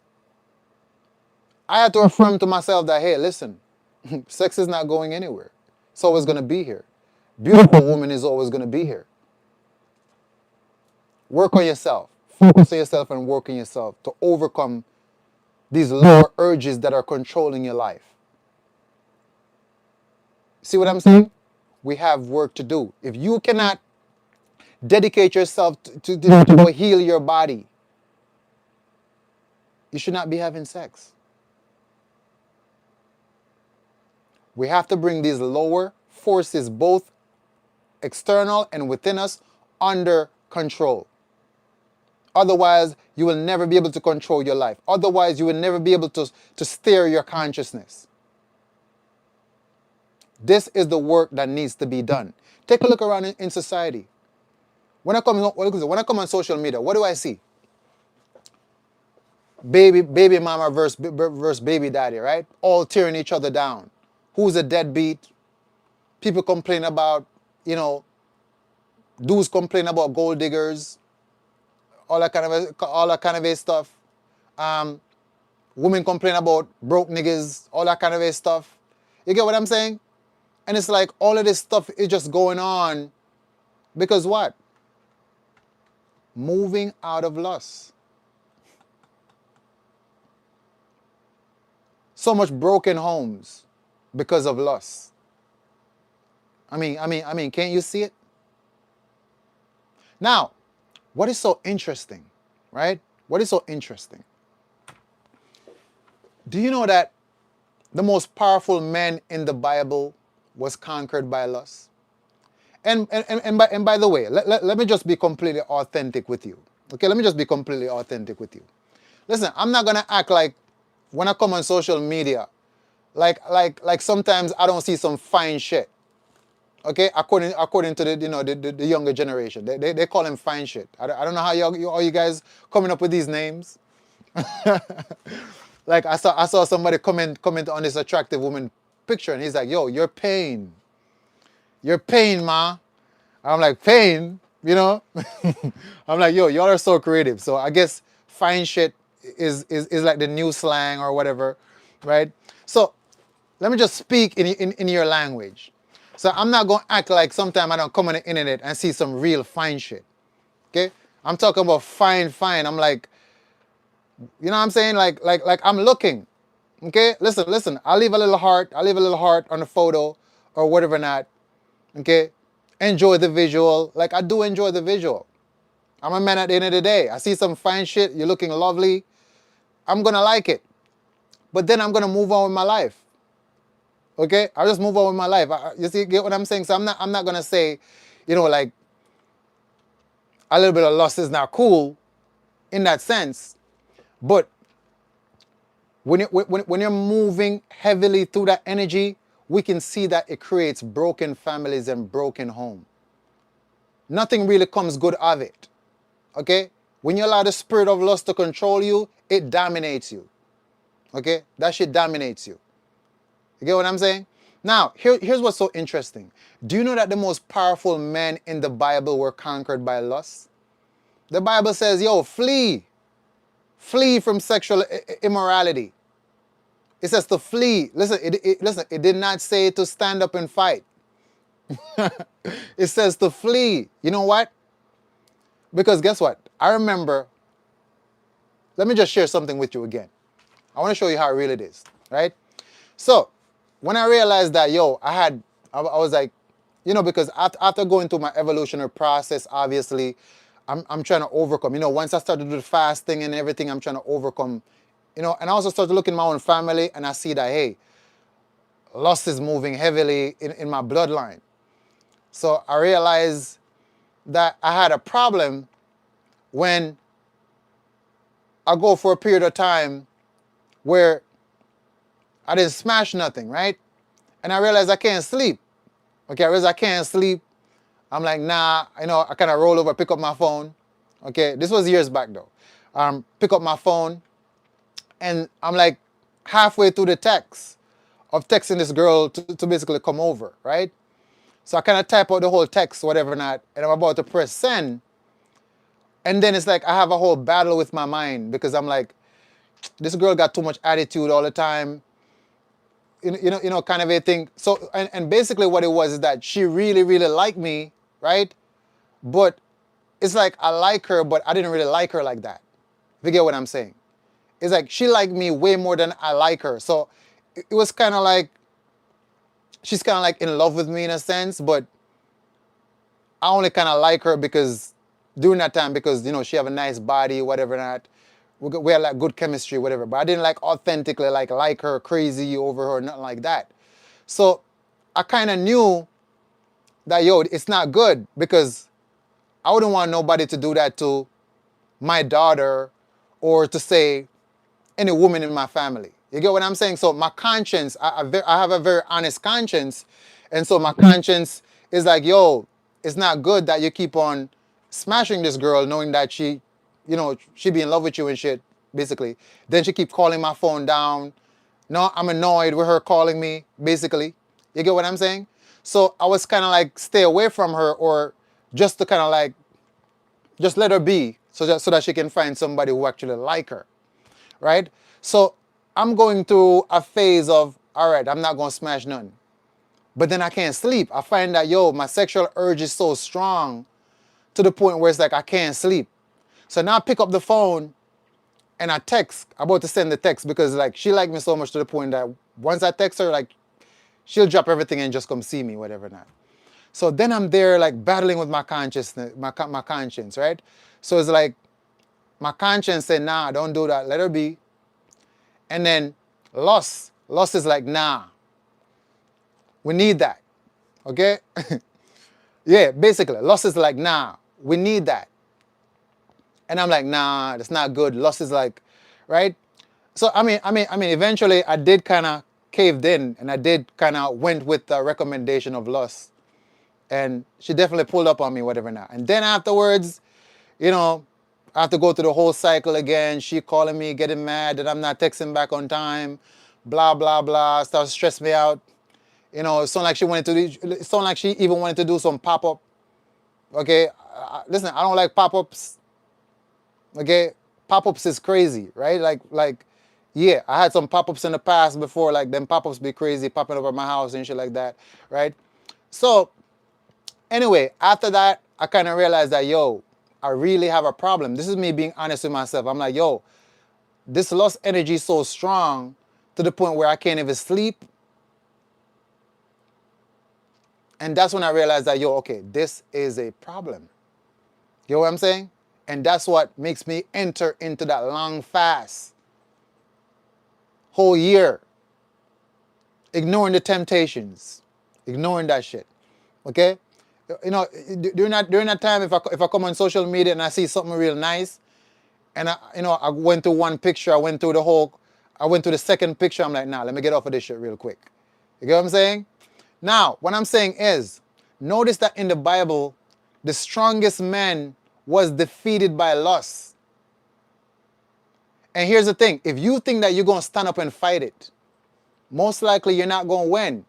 Because when something real thick and real beautiful is right next to you, so I'm talking about when you're trying to overcome it, don't even put yourself in a position to where you can fall back into it. Which means that if you go, basically, if you're letting them sleep in your bed, or you're going over their house and telling yourself that, oh, nah, I'm celibate right now, I'm not going to do it.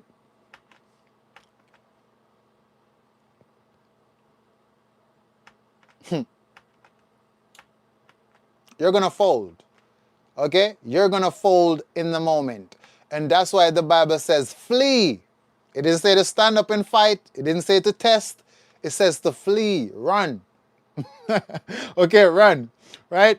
Now, here's the thing. Yeah, because listen, once you have something thick and nice beside you and all of that, it's over. Okay? Now, what's so interesting, as I'm saying though, all jokes aside, what I'm saying though, if you notice, the most powerful man in the Bible was conquered by lust. We see what happened to Samson, right? We see what happened to Solomon. Yeah. So I'm only using that as an example to say, because remember, lust is just one of the 7 deadly sins. What about gluttony, greed, envy, fear, pride, sloth?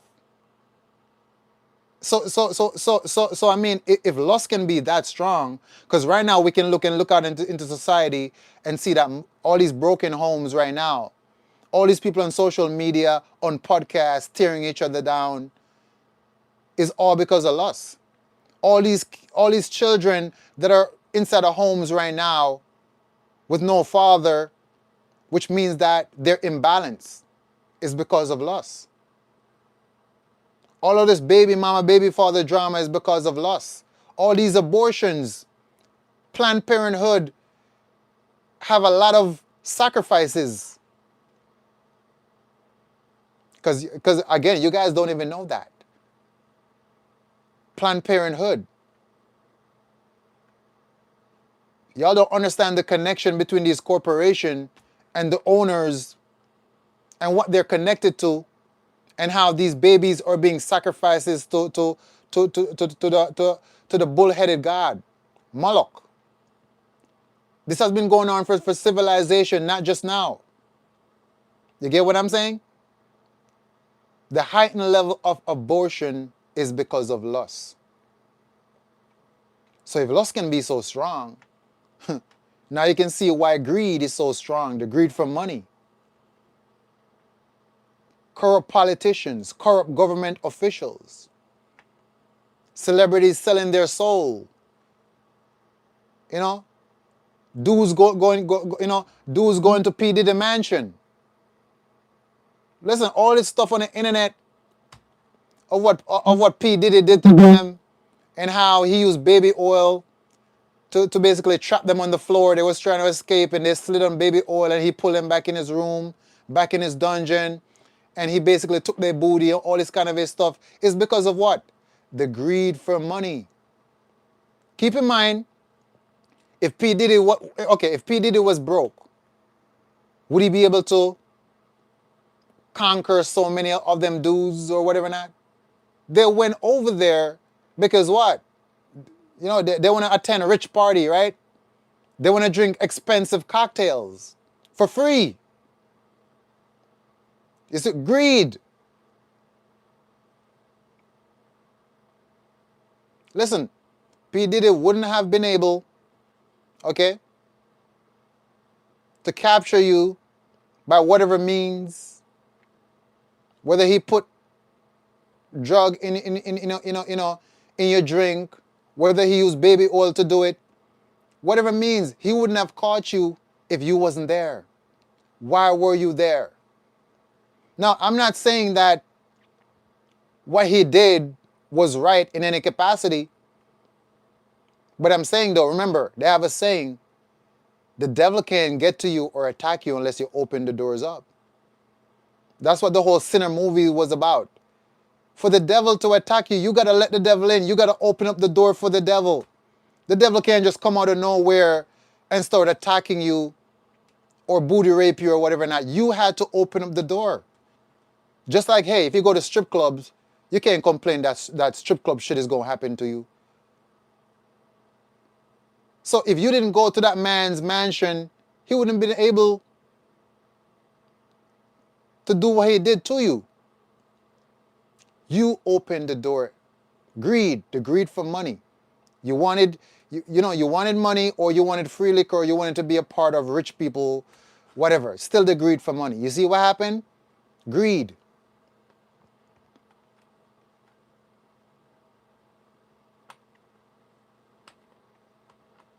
So again, the 7 deadly sins. You're going to meet them on your journey. You're going to meet them on your journey. Right now already, a lot of y'all are still conquered by them. They're considered to be 7 spirits. Okay? And if you think about it, just like how you have 7 chakras, 7 days of the week, 7 seals of revelation, 7 musical notes, 7 colors of the rainbow, 7 seas, right?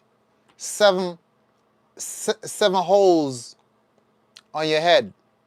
If you count them, look, your ears 1, 2, your eyes 3, 4, your nose 5, 6, and your mouth makes 7. Okay, these are called the 7 orifices on the head.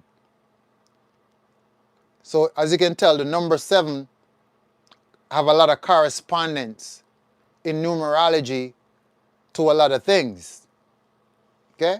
7 seals of revelation in the Bible, 7 chakras, 7 main endocrine glands, pituitary gland, pineal gland, thyroid gland, thymus gland, pancreas gland, adrenal gland, your sex gland, testicle for men, ovaries for female. 7 main glands, 7 main chakras.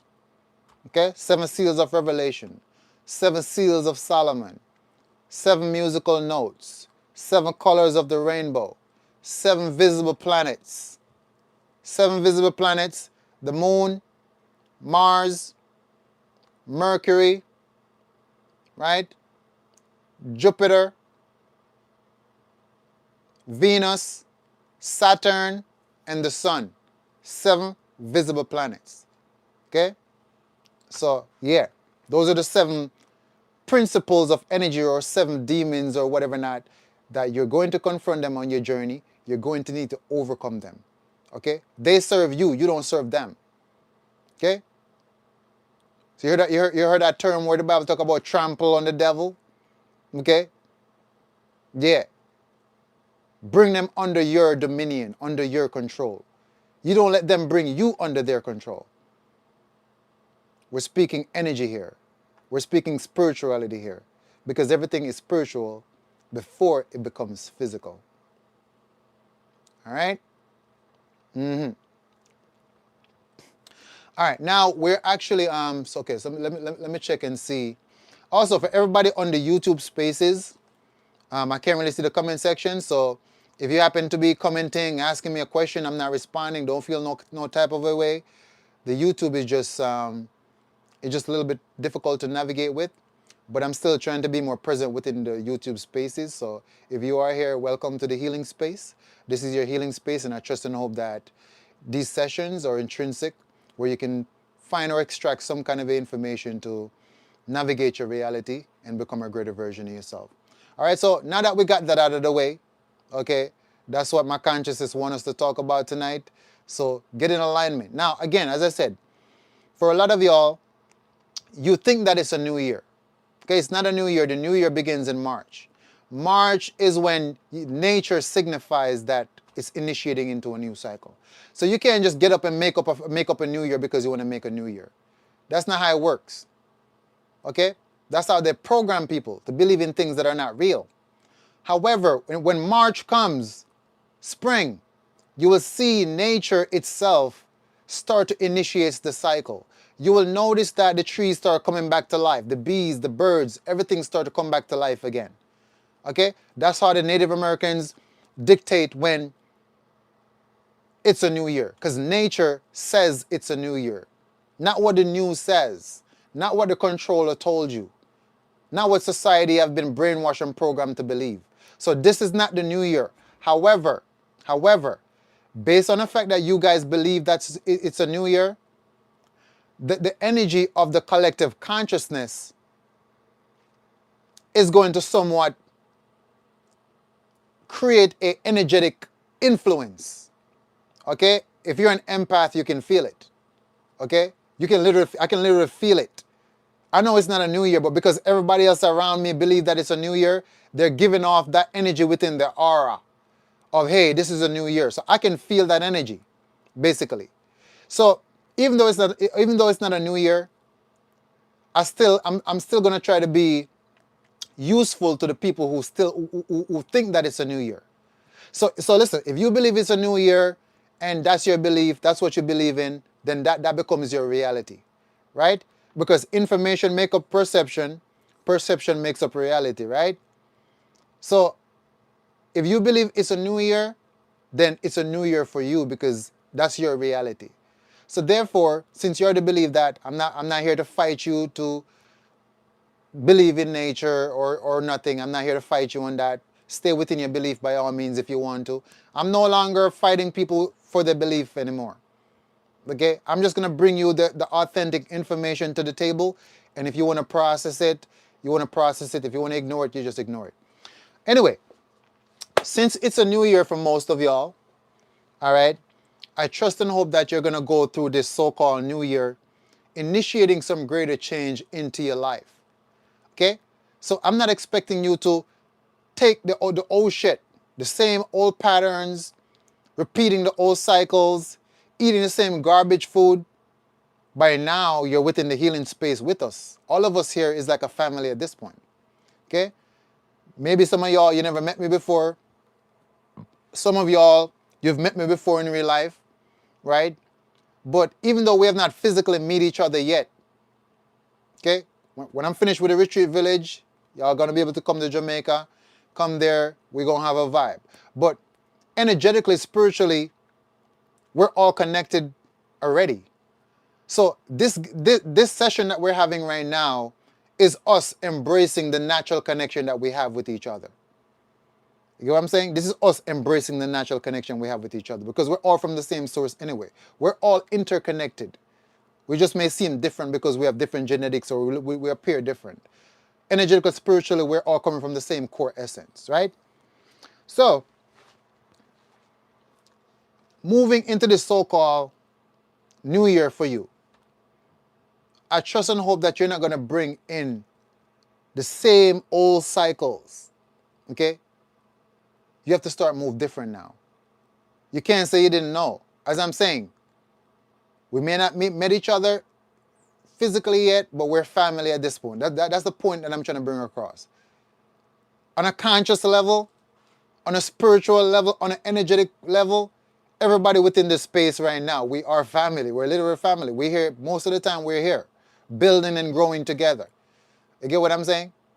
So you can't be like, yo, I didn't know this, I didn't know that, because every night when we're here, we're going over what nurtures the body, what nurtures the essence, what's unhealthy for the body.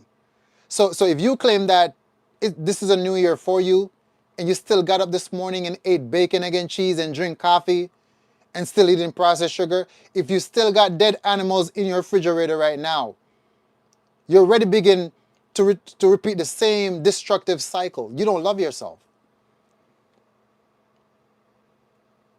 So I trust and hope that you're not doing the same shit. You're not go back into that same low frequency while you're out here lying to yourself, talking about it's a new year. But guess what? Even if you do, that's okay. Because we know that it's not the real new year and that the new year begin in March. So you see, if you already started this fake new year with the same old destructive patterns, you have 3 more months to get your life together. You have 3 more months to get your life together. Do not enter into the new cycle with the same destructive patterns. Otherwise, you're cooked. Otherwise, you're cooked. So, one of my elder, he basically shared this wisdom with me, right? So he said the whole Easter, he said that Easter, whenever Easter comes around and people's outside looking for eggs, some kind of a bullshit. All them bullshit holidays. They outside looking for eggs and all that kind of garbage. But he says that the original concept of Easter, it was actually called Easter. And so it was called choosing of the Easter. So the original concept is choosing of the Easter, and the Matrix took it and give you Easter and have you outside looking for devil eggs or some bullshit like that. But originally it's called choosing of the Easter, and the ancestors were aware of this wisdom. And the whole concept behind the choosing of the Easter is that whatever energy you choose was going to be the energy that you ride with for the rest of the year. Okay? So basically what they're saying is energetically, if you're choosing the very same old patterns from the old ways, you're going to start to repeat that cycle because that's the energy you're riding with. So when it comes to the true choosing of the Easter in ancestral wisdom, people used to start to basically embody certain character or embody a new way of life that's more productive to their well-being and their growth. And that'll actually help them to improve themselves because that's the energy that they choose.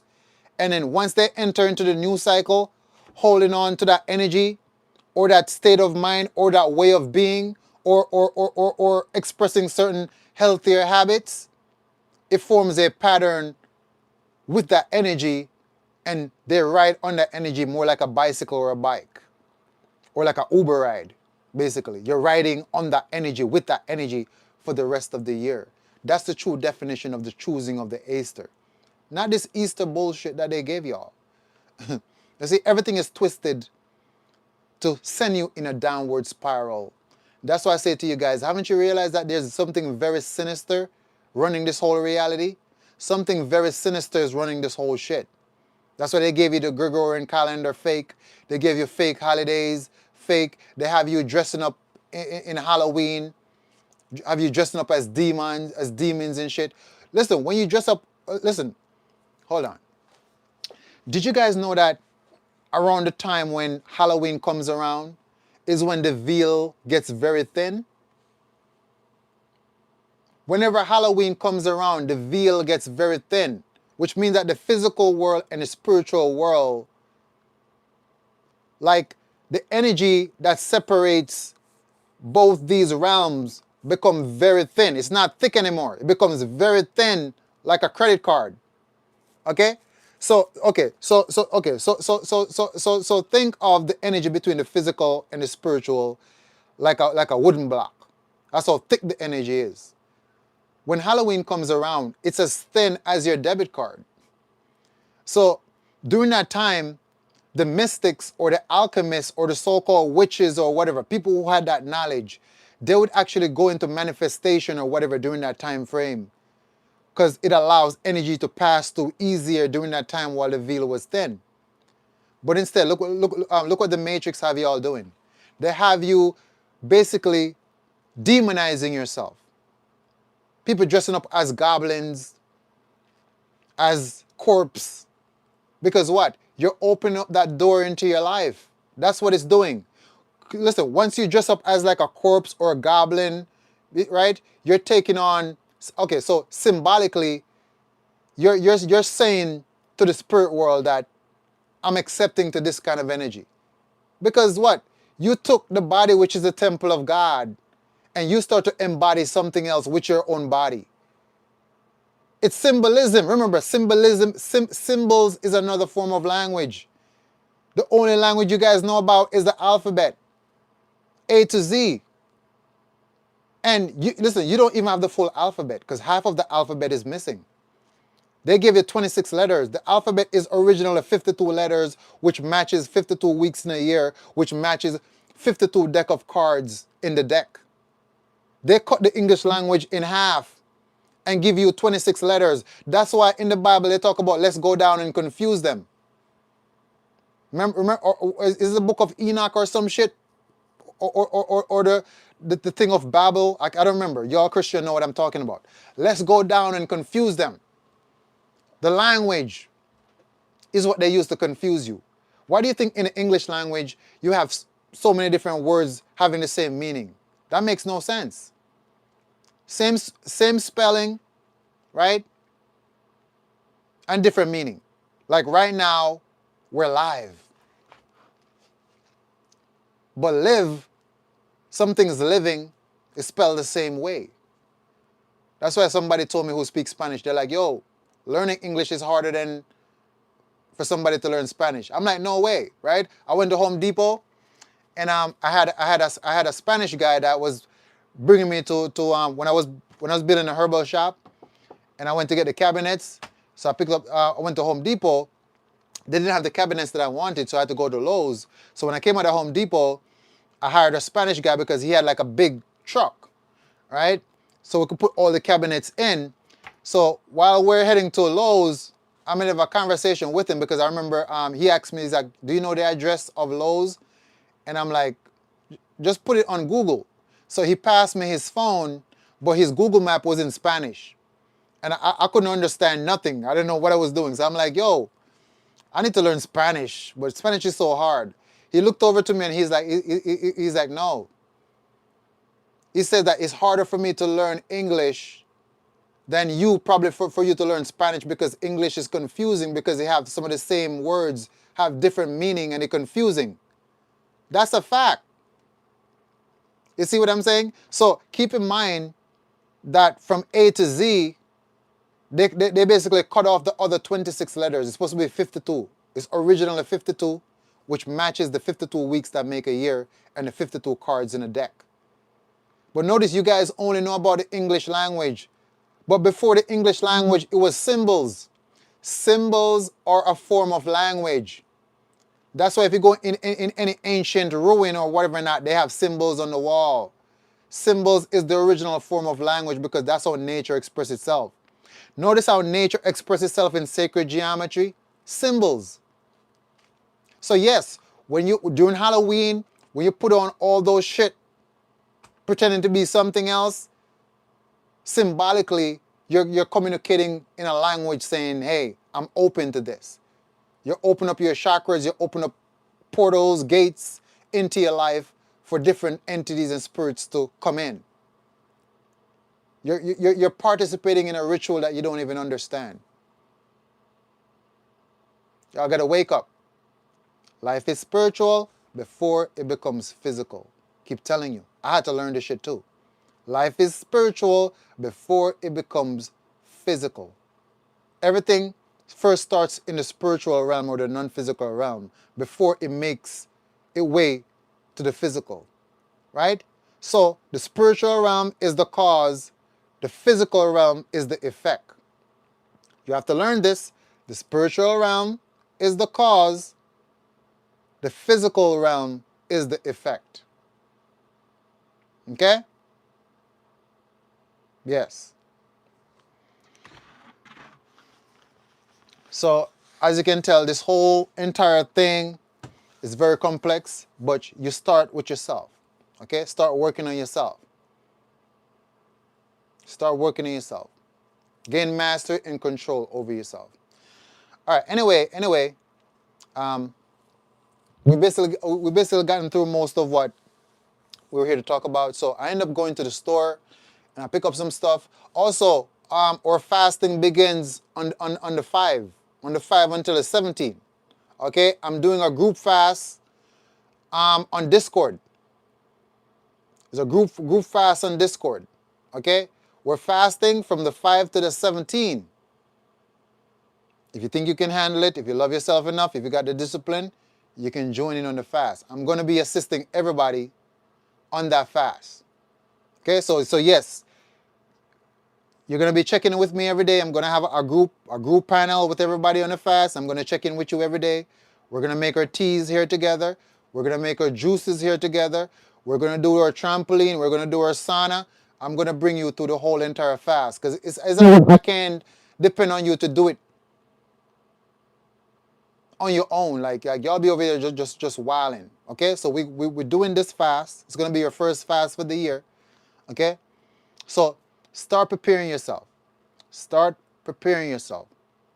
So I got me a few things. Also, it's going to be my last time eating as well.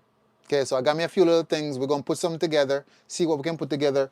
I don't have no water. That's the only thing. My water, the water line to my shop is kind of like off again. I don't like that. I don't like that because now I got to use my spring water to do everything. It's like, right? It's a juice fast. So we're going to do a juice fast. Okay, it's going to be a juice fast. Okay? Yeah, it's going to be a juice fast. So juices. We're going to use green juices. Most of the time it's going to be green juices. Okay? So prepare yourself. Now, let me share with you some of what I got today. You already know already. I'll be having y'all into everything that I'm doing. Okay, let me see what's going on with YouTube. Let me see what's going on with YouTube.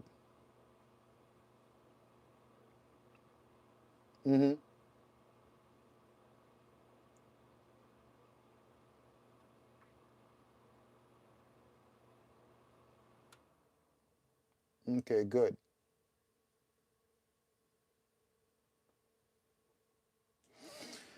All right, so I picked up a few things today. Of course, you know, I picked up some fruits.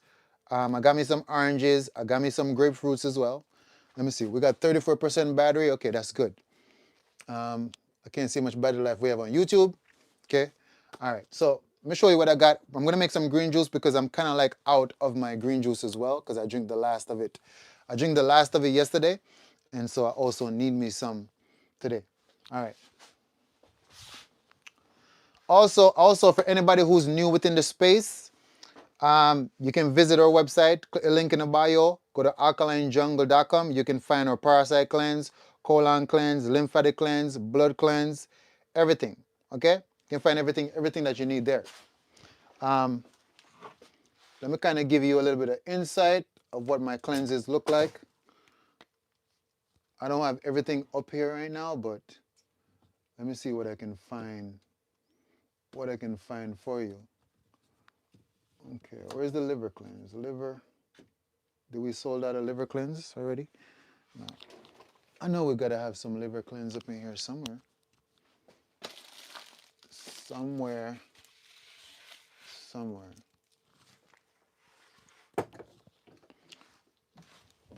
Let me see. Okay, here we go.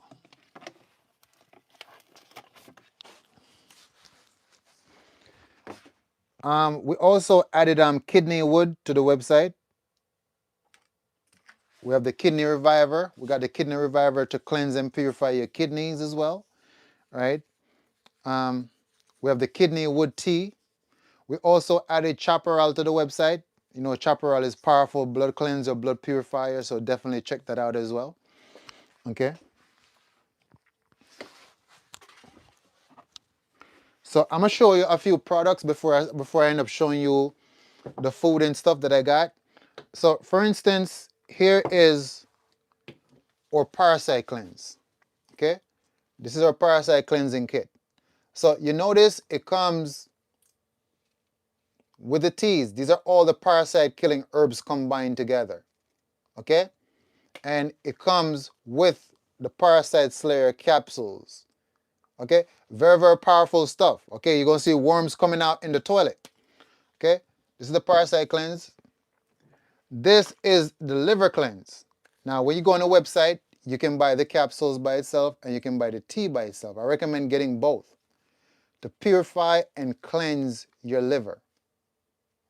Okay, no, this is the kidney. This is the kidney. Hold up, wrong one. Where's the liver?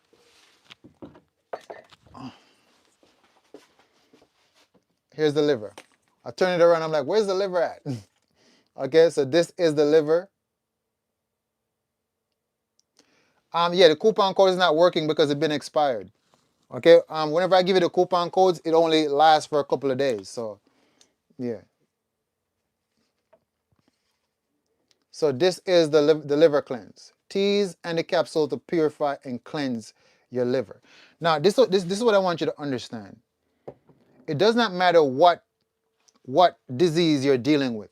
Generally, you need to clean all the systems of your body. This is something that you must understand, right? Because we're dealing with the years of accumulation of waste and toxins that build up inside your body over a series of years. Given the fact since you're a baby and since you're a toddler, and you are dependent upon the people who govern you to basically take care of you and protect you, and they were also compromised. That's why you see baby getting jabbed up, baby formula. From that point on, they start giving you cotton candy, cow pus milk, sugar, processed sugar, turning you into a crackhead. Then they start to give you all the different starches and unhealthy food. For most of you, okay, we're talking about 30, 40 years of you eating unhealthy foods that are not complementary to your genetical structure or your body at all. See? So now when it's time for you to cleanse, you have to cleanse your whole entire body. Yes, you need to do a colon cleanse. Yes, you need to do a lymphatic cleanse. Yes, you need to do a blood cleanse. Yes, you need to do a liver cleanse. Parasite cleanse, especially parasite cleanse, because 90% of all diseases that exist today right now, we find parasites involved. You must do a parasite cleanse. Okay? But while you're doing a parasite cleanse, you have to do a colon cleanse as well. So before we get into the foods that I have, I'm going to show you some of the cleanses that we have. I kind of understand that a lot of people, they're not familiar. And I think it's because I don't do a lot of promotion of products. I think that's what it is. If you notice, you go on my Instagram, you don't really see my products on Instagram. And this is because what I'm here for is to assist you through your healing journey and give you the information. I'm not one of them herbalists who comes online trying to sell people products, because I don't do this for money.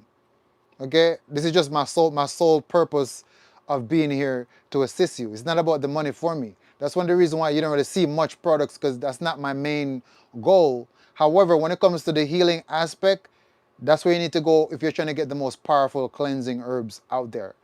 Honestly, most of the people you see sell herbs online, they're not even herbalists. Notice you've never seen them in the field, you've never seen them in nature harvesting a plant. They can't tell you nothing about the plant aside from what they read on Google. Okay, they don't understand the elementals of the plant. They don't know the alkaloids, the compounds, the constituents, nothing. Okay, because what have happened with the internet is health has become a trend. Notice when everybody was selling CMOS, health has become a trend. So now you have everybody trying to attach themselves to something that they can make money from. Okay? So it just becomes like making a point of sale for a lot of people. So they copy stuff from books. Everybody's selling herbs and cleanses, but they don't know what they're doing. It's just to make a sale. Okay? And that's why so many people are buying cleanses from here and there. It's not really working. Because also, if you're cleansing, you're not moving your lymphatic system. If you don't understand how to cleanse the systems of the body first to open up the lymphatic pathway, there's no way your body is going to heal. Okay? So, yeah, the most powerful herbs you're going to find anywhere on the internet or even in the world, you're going to find them at my website, because we harvest our herbs directly from nature, from the wild. Or herbs are not grown on our farm, okay, or herbs are not sitting in our warehouse on our shelf for years with a weak potency, or herbs are fresh and strong, very powerful stuff. Because I'm very passionate about what I do, okay?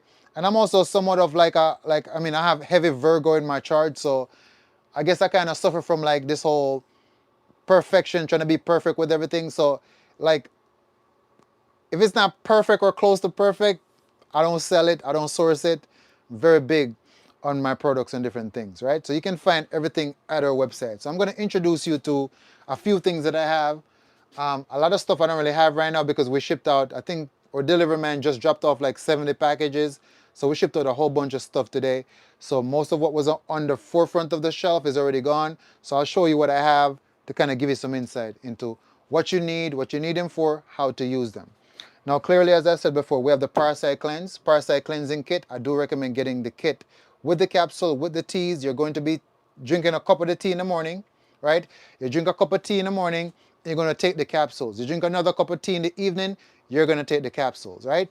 But keep in mind, you are going to go through the die-off process, okay? The die-off process is where the parasites start to die inside of your body because you're killing them. Keep in mind that parasites contain what we call ammonia. When they urine, when parasites urinate in your body, it becomes ammonia. When they poop inside of your body, right, it becomes parasitic debris, become waste matter, right? It's going to make you feel weak.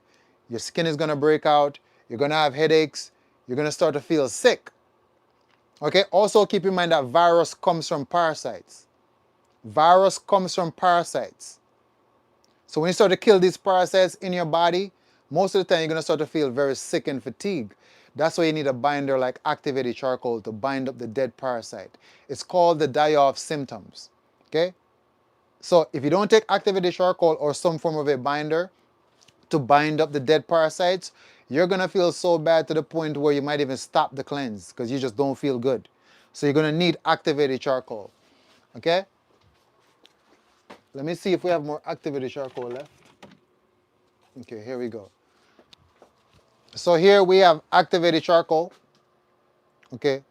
I kind of was drinking it out, so this one is not full all the way up, but we have activated charcoal. So when you get your parasite cleanse, be sure that you're getting activated charcoal as a binder. Okay, you're going to need that, right? On your parasite cleanse. Also, when you're on a parasite cleanse, no, you can't be eating no sugar. You can't be eating a whole bunch of starches or nothing. I'd rather for you to do raw pumpkin seed milk and do papaya seeds. And I'm going to get to the oregano and different stuff that you may need as well. The liver, okay? When you're doing a liver cleanse, I want you to also do what we call like a liver flush.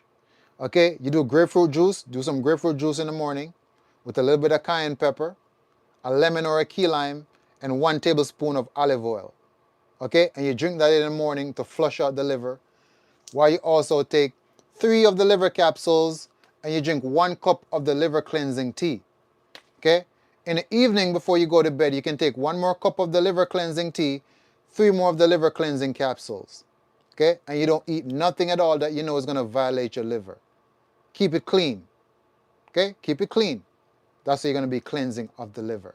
Okay, obviously, if you make the green juice with the dandelion greens and the cilantro and the parsley, the dandelion greens also support the cleansing of the liver. So when you're going through a cleanse, what you're eating, what you're consuming should also be in alignment with the very cleanse that you're doing. Otherwise, it's not going to be effective. Okay? Now, this here is the kidney reviver to cleanse and purify your kidneys. All right?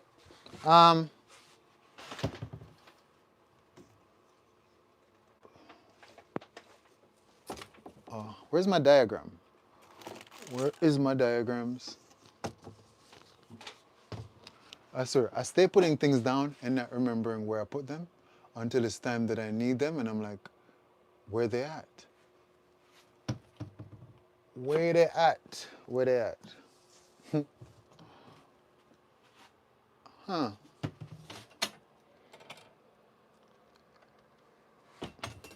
Interesting. I know you guys are visual learners, so I like to have my visual representation when we're going into the concept and the theory of things. But tell me how, I don't know where nothing's at. Oh, here we go. This where you was hiding from me.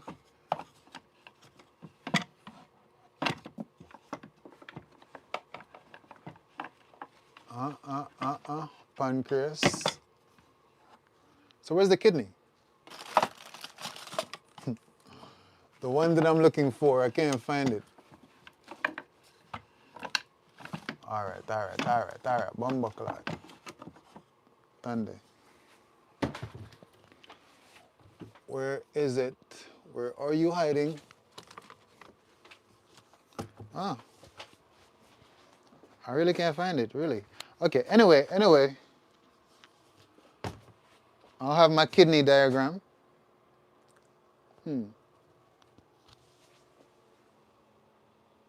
Okay. Anyway, so I don't have my kidney diagram. I don't know where it's at. I bet I'll find it. I'll find it when I'm looking for something else. Okay, so here we have the kidney reviver. Okay, so the kidney reviver is going to cleanse and purify your kidneys. It doesn't matter if you have whether kidney stones, whether your kidneys are not functioning at their highest capacity, right? Whether you're on dialysis, okay, this is going to cleanse and purify your kidney to get them to start to function and working again. Now, I also recommend while you're on a kidney cleanse, please do not eat anything that puts more stress on your kidneys. No processed sugar, no artificial flavor, no food coloring, drink no alcohol.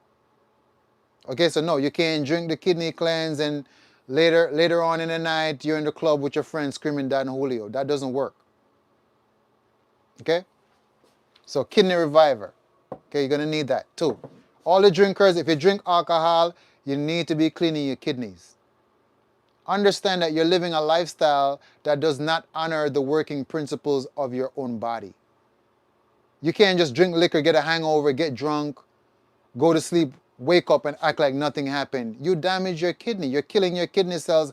Every shot of liquor, because that's acid, you're killing cells inside of your kidneys. Okay? Stop doing that. Well, I can't really tell you what to do. You're not going to listen to me. You know, 'cause you guys only listen to, the folks in the white coats and whatever the government says and your pastor says and all of that. So it's whatever. Okay, what else do we have here that you guys are not familiar with? Okay, so we have cocoa milk that cleanses the blood. We have chlorophyll plus in capsules. Let me see. We have the hair vital that grows your hair. We have fresh grounded cloves capsules. Colon cleanse capsules as well. What else we got? What else we got? I got so much stuff. Okay, we have microcosmic iron. Okay. All right. Let's get into it. Let's get into it. All right, so we have the colon cleansing capsules. Okay, this is going to cleanse out your intestines. And listen, hear me out. When you take this, don't be thinking that you can be outside at the mall, shopping, having the best time of your life. No, no, no. This is going to have you bathroom bound. Okay? You're going to be shitting out your guts. Okay? This is the colon cleansing capsules. I recommend getting the colon cleansing kit so that you actually get the capsules and the teas together because they work crazy together. Okay? Yeah. Regardless, gonna clean you out. Okay? Colon cleansing capsules. Or also you can just get the Cosmic 3. We have the Cosmic 3. Okay? We have the Cosmic 3. We come with the colon cleanse, liver cleanse, and a parasite cleanse. They come together as the Cosmic 3. You can just get the Cosmic 3 as well. On the website, if you type in the Cosmic 3, you'll get the Cosmic 3. And they do come with instructions as well, which I'm going to show you in a few minutes. Here we have, as you can see here,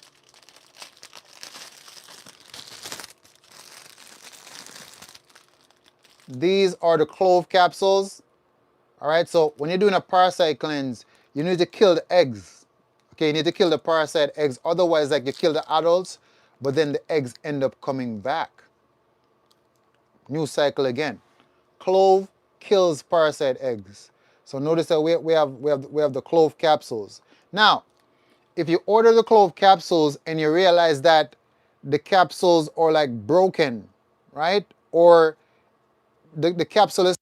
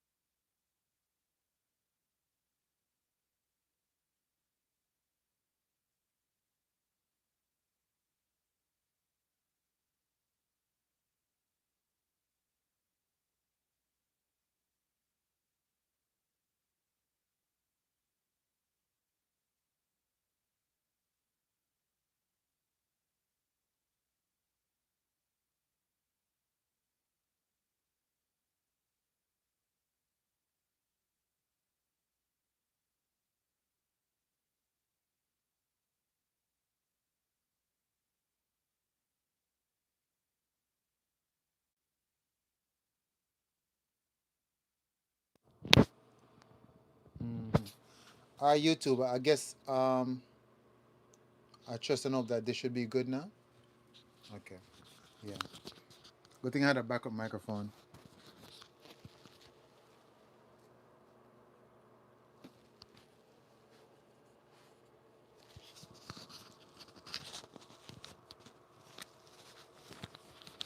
Kabbalistic priest asked, any knowledge on esoteric astrology?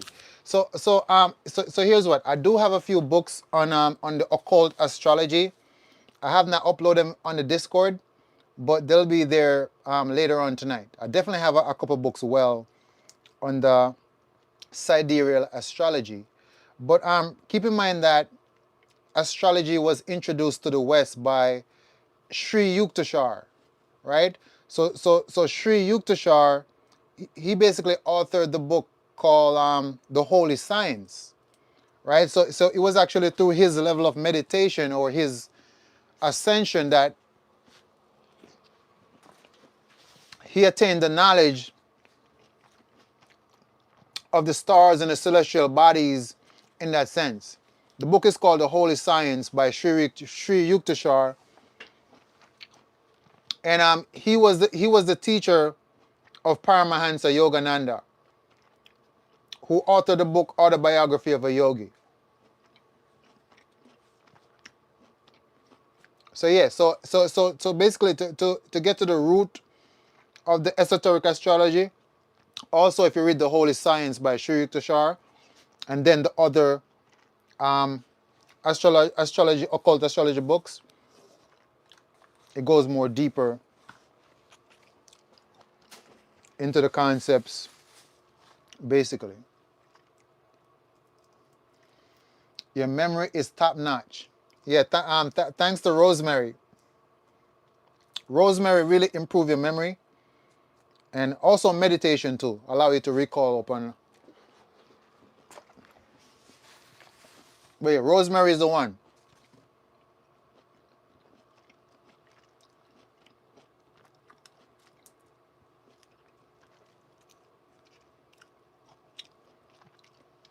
Okay, what do you know about grounding under the full moon and chanting on the spirits?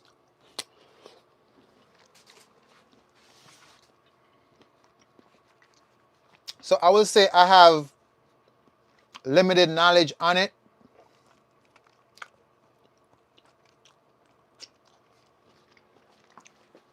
But I'll tell you what I do know. Okay, so grounded under the full moon comes from the awareness that on a full moon, right? On a full moon, the moon pulls on your water, right? So we can tell that the tide rises on a full moon because the full moon, okay, so moon controls the element of water. We all know this by now, and also the sacral chakra, and that's why on a full moon people kind of get very horny. Or if you go out on a full moon, you'll see the insects procreating because the moon governs over procreation. The moon basically ensures that people have sex to keep procreating. So in a way, you can say the moon governs over the progression of life, to keep going, keep going, keep going, by making all life forms under its influence basically feel aroused or horny or whatever not. The moon controls that. That's one thing a lot of people don't know. The moon controls procreation, governs over the sacral chakra because the element of water, and the sacral chakra is the element of water.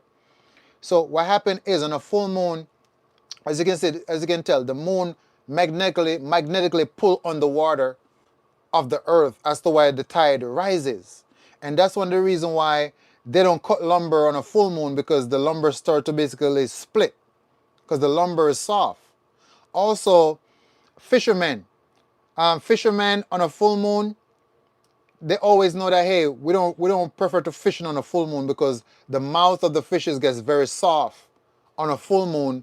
So it's like the hook be just tearing out. It just be tearing out all the time, right? Because when the moon pulls on the water, the moon pulls on the water within everything. The trees, the plants, everything. So grounding under a full moon means that the energy that's coming up out of the earth and pulling on your energy upwards. So it kind of like pull your energy upwards, basically, right? So that's what I know about the full moon and grounding under the full moon, because it pulls your energy upwards. So in a sense, I guess you can go into more state of meditation because your energy is coming upwards, up into the head, up into the crown chakra. Think of it that way. Just like a kundalini awakening, as they say, it goes up. And generally, you're looking to raise your energy upwards, right? So if the moon is pulling on everything's energy, then you can see how, yeah, it's pulling your energy upwards, so you can somewhat get into a certain state. Chanting to the spirits, we can tell that through an ancient civilization, people have always worshipped different gods. Okay, like you have the sun worshippers, you have the moon worshippers, you have people who worship Saturn. Like for instance, if you look at Bank of America worships Saturn. That's the logo. That's Saturn logo. Lord of the Rings, the movie called Lord of the Rings, that's Saturn. Saturn is the Lord of the Rings. You see? So there's still a lot of different cults or secret societies or cultures that worship Saturn. Just like how there's people who worship the moon in that sense. Right? So this is just something that humans do throughout times. So that's what the whole chanting is about. Because they're calling upon whatever spirit or whatever water goddess or moon goddess or whatever not it is, or elementals. Okay, so that's as far as I know about that.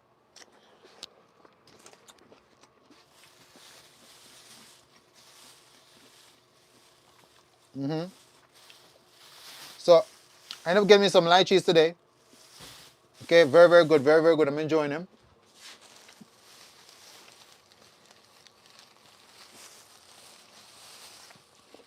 All right, so what I have here is,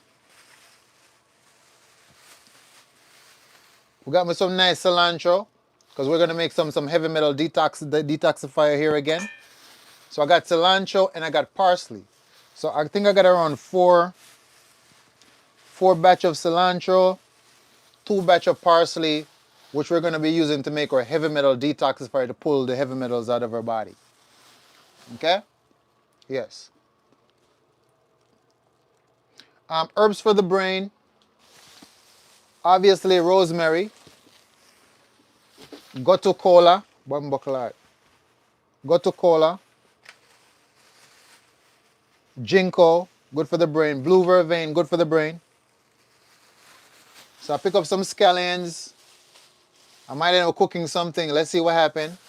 Okay, I think I'm going to have to end this live in a couple of minutes and start it over again, just to save, because I don't know how long we've been live.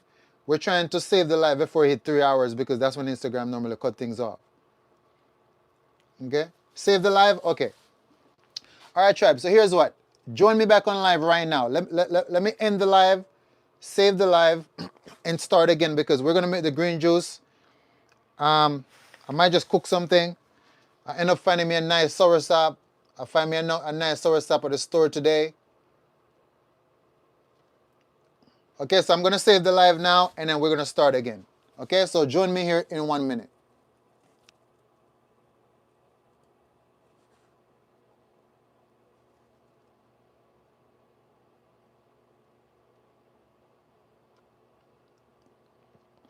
Okay, everybody within the YouTube space, I'm going to get into the foods that we have here, putting together, the reason why we need it. And I trust and hope that it'll be a good demonstration, so you can see how to go about on your health journey. Okay, keep in mind that we live in a society that does not really support healthy people. It's all about keeping people sick, exploiting your sickness for profit. So you're gonna find that it's not gonna be easy for you to be healthy. You're gonna have to somewhat put some effort into being healthy, really and truly.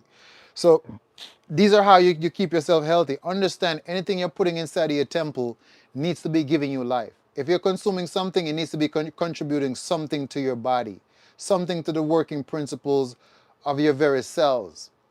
Okay? Otherwise, it's only depleting the life force out of your system. Okay? So I want you to understand that.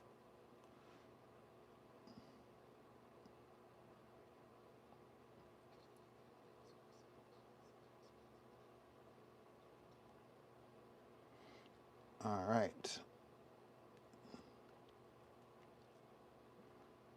All right, so we're going live on IG again.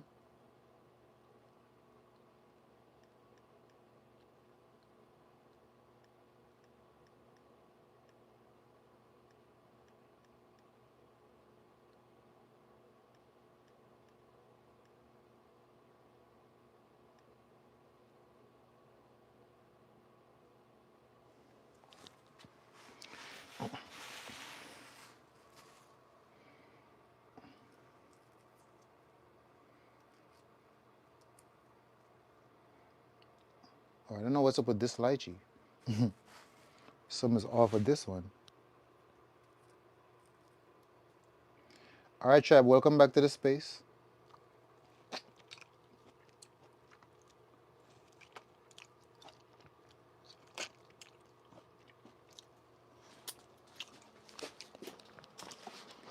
Welcome back to the space. Welcome back.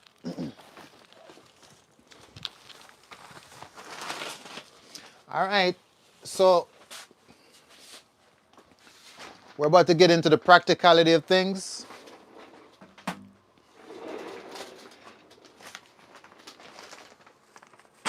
All right.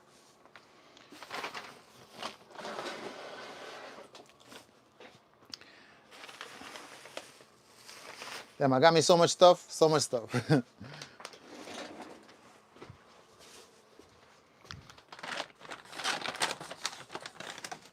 So much stuff. All right, so I end up getting me some mushrooms. I pick up only one thing of mushrooms because what I'm gonna do, I'm gonna saute the mushrooms with some dinosaur kale. We talked about the dinosaur kale last time. That is the best kale for you to consume. So potentially gonna get into that. I'm just really, it's just too bad I don't have my water, so I can't really move as flexible as I wanted to. Let me eat a couple more of these lychees, and then we'll get into the grocery list. So as I was saying to YouTube just now, keep in mind that because society, it thrives off sick people, unhealthy people, they don't promote health. Okay, they don't promote nothing that's healthy at all. You will never see anything that can make a human being healthy on TV, on a commercial, on the front shelf of a supermarket or a store. You will never see that. Okay, never. So what you have to understand, in order for you to be healthy in a society that tries to keep you sick, it's gonna take you some effort. I know some people want to be like, yo, this is mad work. I gotta be going to this store, that other store, or the stuff is expensive. Listen, you can either pay the farmer or pay big pharma. You do not have a choice. Your health is your priority. Nothing comes before your health. Your health is the foundation of your existence. And keep in mind, you're going to have to put some effort into being healthy. It's not just going to be easy. Sometimes you go to one store, you get something, you don't get something, you got to travel to another store and another store. Do what you got to do. Okay? All right, so here I got me the dandelion greens. So I'm going to juice the dandelion greens with the cilantro, with the parsley, with the apples. I don't have any ginger. They didn't have any organic ginger. They had that Chinese ginger, that fat ginger. I'm like, nah, I'll do without. That's just trash. So I got me the dandelion greens. Here is 2 bunches of the parsley. Okay, so this is the parsley. Parsley is powerful at pulling heavy metals too. When you combine the parsley with the cilantro, you have a whole entire powerhouse. Okay, so we got 2 bunches of parsley.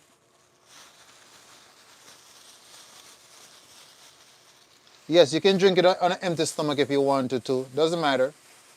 Gonna do its job. Now, I have not ate a pineapple in a long time. Okay. Now, pineapple contains something we call bromelain. in a sense. So it can somewhat help your digestive tract, especially if you're doing a parasite cleanse too, right? So I end up picking up this pineapple. As you guys can tell, you really see me with pineapple, really.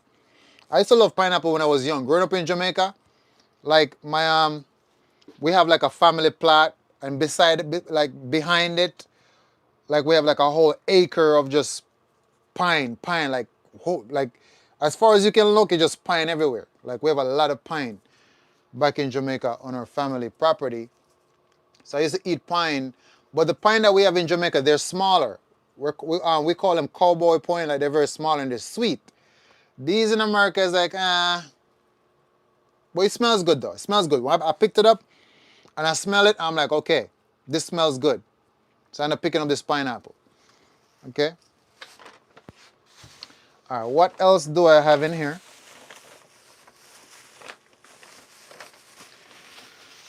So I end up picking up some red peppers, orange pepper, right? And yellow pepper. And I picked up an onion. Now, whenever I'm cooking, I like to use red, orange, and yellow because why? Remember, colors are frequency. These are the same colors of your three chakras. Your root chakra being red, sacral chakra being orange, right? Solar plexus chakra being yellow. Okay? So when you cook with the three different frequencies and they come together, your food tastes really, really, really good. Really, really good. So I'm gonna saute these with the onion, with the scallion. Damn, I forgot to pick up thyme. I forgot to pick up thyme. I have some dried thyme in the cabinet, but I had it for a long time. I don't even think it's that strong to give me that flavor, but it's all right. So I'm gonna saute this with the um with the mushroom and with some dinosaur kale, and then I'm gonna have a nice little meal there. Okay, I'm gonna come up with something else too. I don't know yet. I'll get creative with it. Basically. And I didn't want to pick up a whole pack of onion because we are going to be fasting. We're going to be fasting, so I didn't want to pick up a whole big batch of onion, knowing that I'm not going to eat that off before time comes for us to fast. So I picked up one nice medium-sized onion. Hold up. Okay.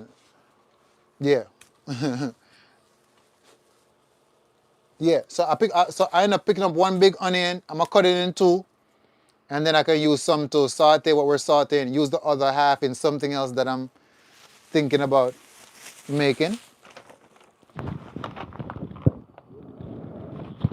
Oh, what is this? Oh, I was about to say, what is this? Of course, I picked up my vinegar.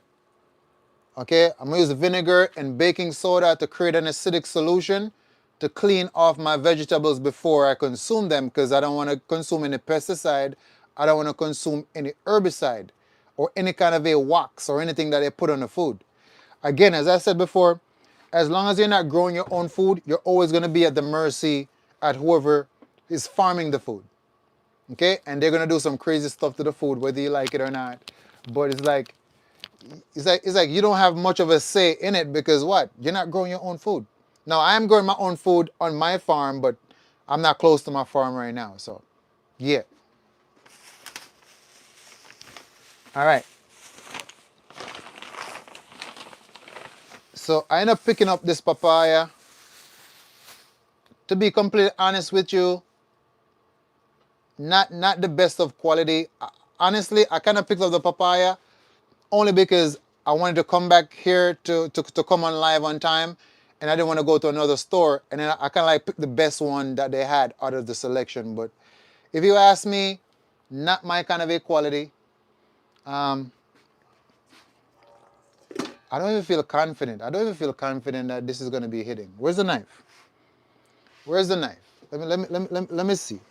Because I mean, if I'm going to be disappointed, I'll just face my disappointment right now instead of later on. It's okay. I'll get over it. But I am not confident. I keep losing the knife. I'm not confident that this is going to be sensational. You guys know I love when my fruits are sensational. You know that already. Okay, let's see, let's see, let's see. I like how the knife is going through it already. It's not giving sensational right now. Part feel hard, part feel soft. But gotta face the reality of things. I kind of knew what I was getting myself into. That it was not the best of the best quality, but I'm like, let me just choose the best of what they have here. So let's see. Let's see what it tastes like.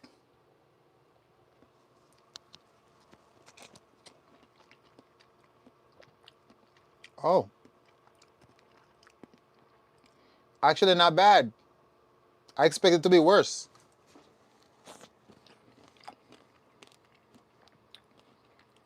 It's actually good. Okay. Not bad at all. Hold on, let me be sure. Let me make sure that it's not like faking. 'Cause it could be that that's just like part of the best part and the rest is not that good. Let's find out. Let's find out. As you can see, the color texture is not bad either. Let me double check.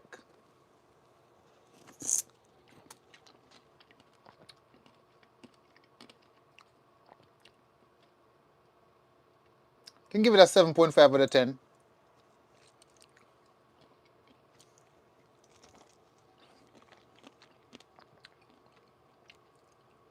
Yeah, 7.5 out of 10.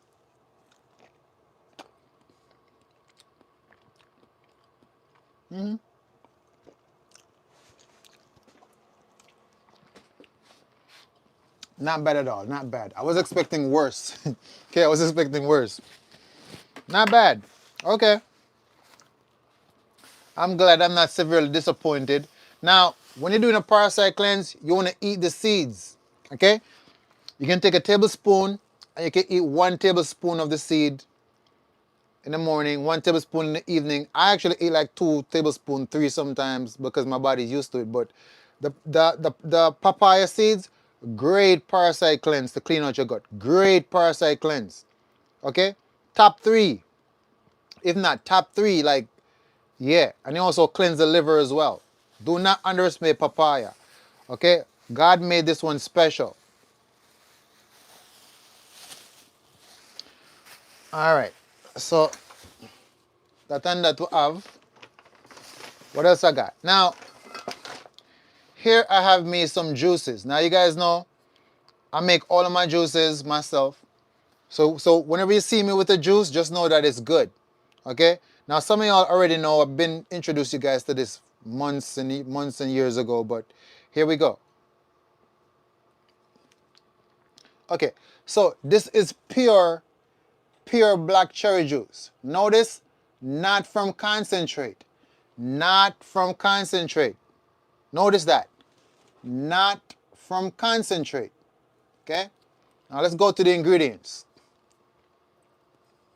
Ingredients. Dark black cherry. That's it.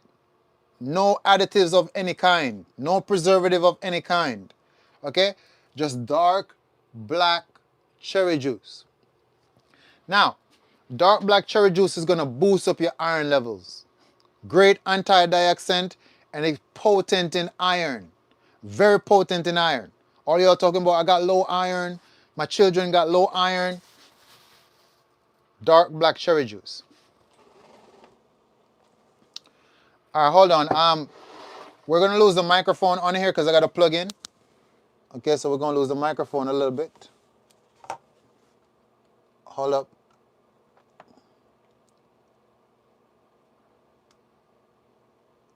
All right, IG, we're going to lose the microphone for a little bit because I have to plug in the whole device, right? Secondly, blueberry juice. Okay? Again, not from concentrate, pure blueberry juice. Okay?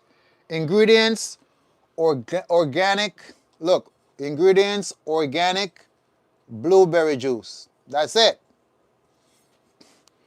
So what you can do you can combine these two, potent in iron. Okay? Now, what I do, I also dilute them. I put some water on them because they're very concentrated. Like, you don't need to be drinking off this whole entire thing. I pour some inside of a container, then I pour some water on it, and these are my juices. Okay, remember, you have to take care of the temple. Give the temple what it needs, and the temple will serve you, correct? Yes. Okay? Matter of fact, let me put these in the fridge, in the refrigerator.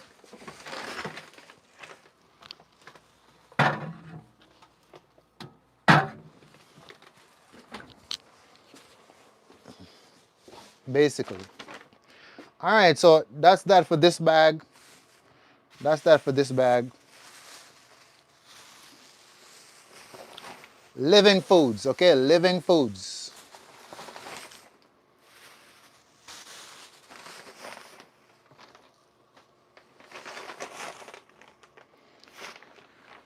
Okay. And here is the soursop that I got. You know what? Let's see what the soursop is hitting for. Let's see what the soursop is hitting for.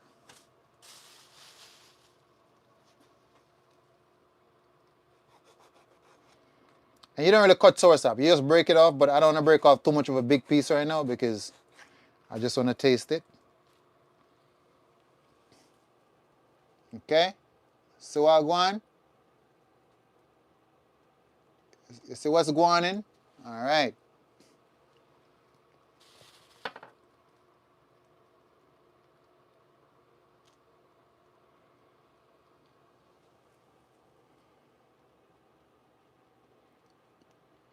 So while y'all in America eating Skittles and M&M, this is what we eat in the Caribbean.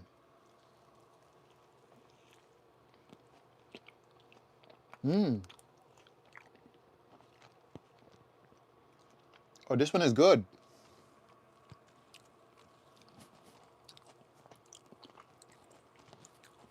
Damn, this one is mighty good.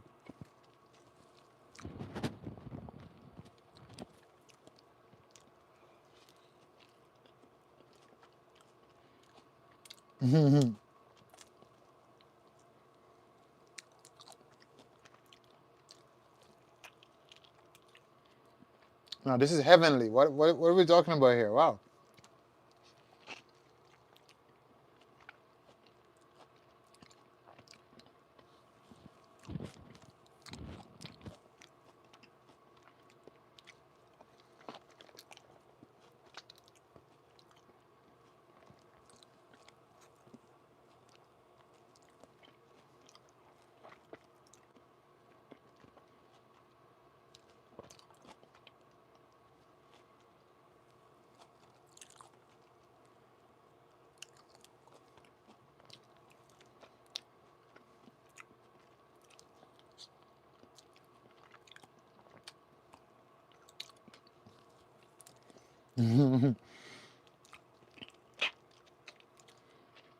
This is really good.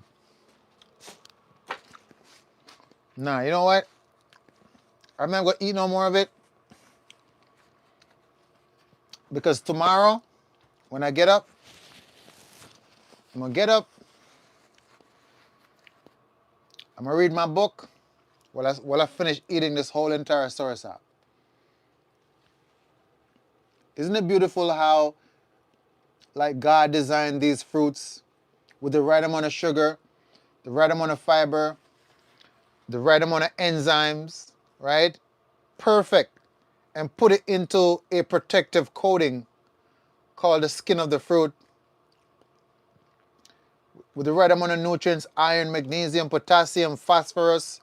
Like, come on, this is a divine manifestation of energy. Like, it's a gift.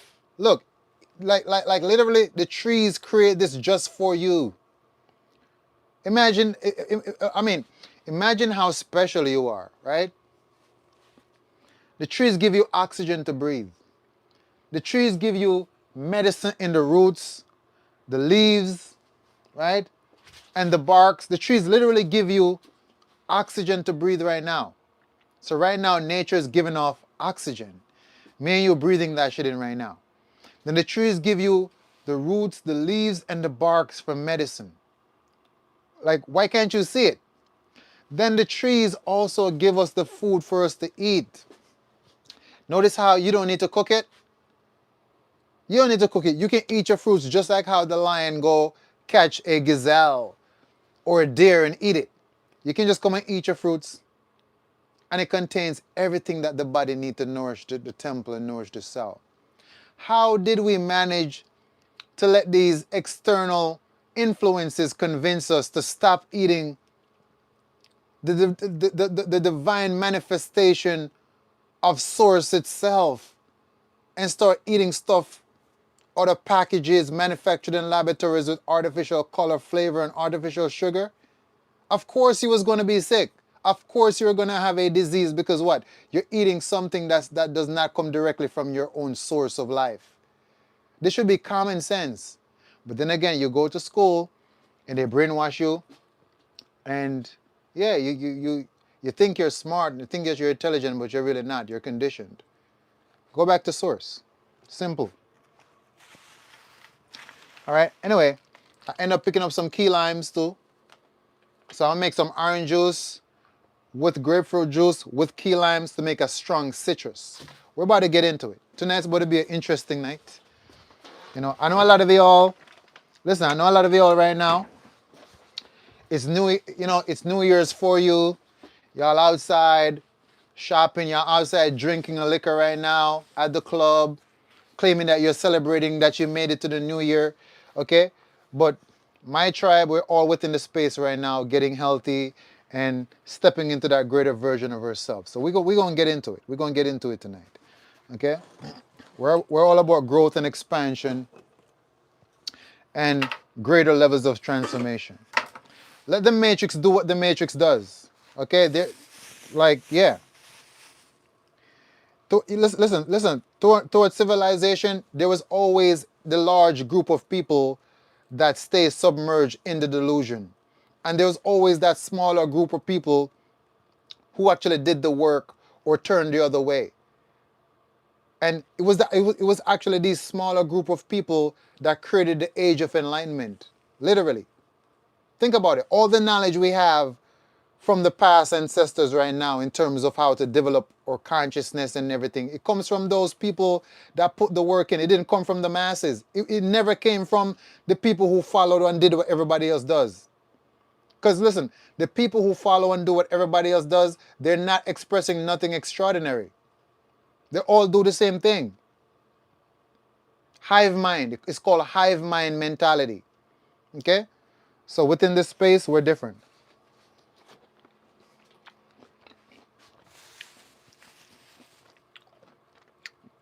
We're the change. We're the light bringers.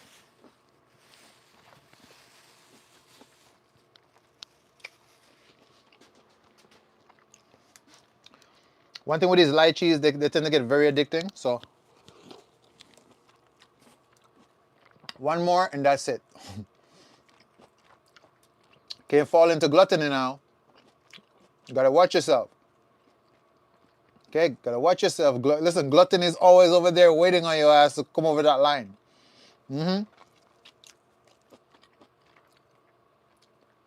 Just like when you stop at McDonald's twice this week, right? And twice was enough. But you went back again for a third try, right? It turns into a fourth try, right?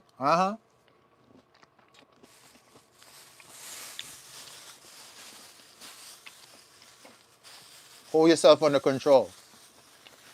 Desire always wants more desire.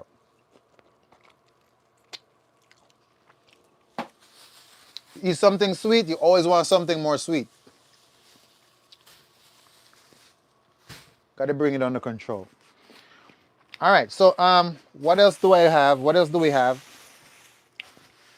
We'll put the papaya in the fridge. We're going to have the papaya tomorrow.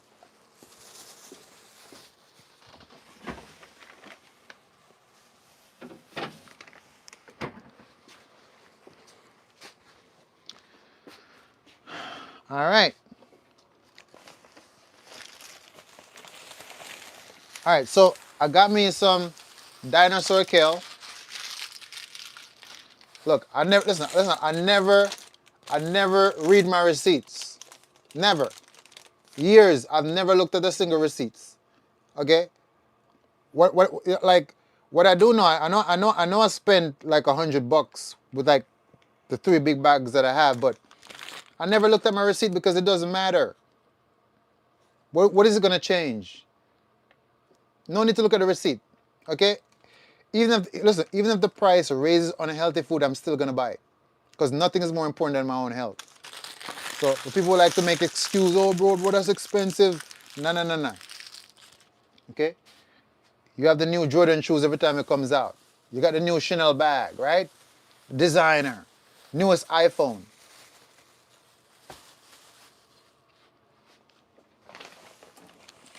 All right, so I have me some oranges. We're going to make some orange juice. Okay? We talked about last night in the build for the adrenal glands that what? The adrenal gland need what? They need vitamin C. The adrenal glands need vitamin C. This is how you nurture the adrenal glands. Give them what they want. Okay, so we're going to get into it. We're going to get into it. So we have orange juice. We'll get another batch of oranges again. Okay? Yes.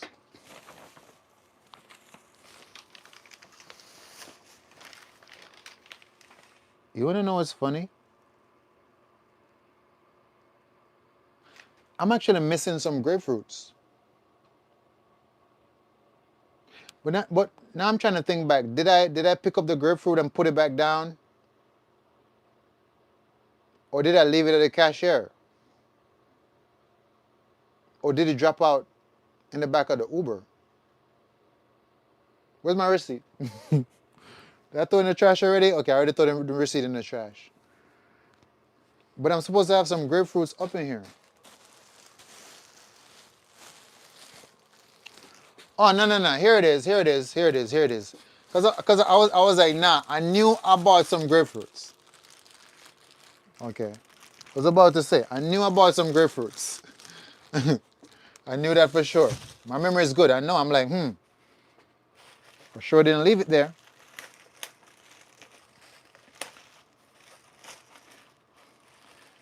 So I end up grabbing these bananas here. Okay, they're not burro bananas. We normally eat burro bananas. But these are given banana fritters. Okay, these are given banana fritters right now. Should I? Should I make some banana fritters? Nah,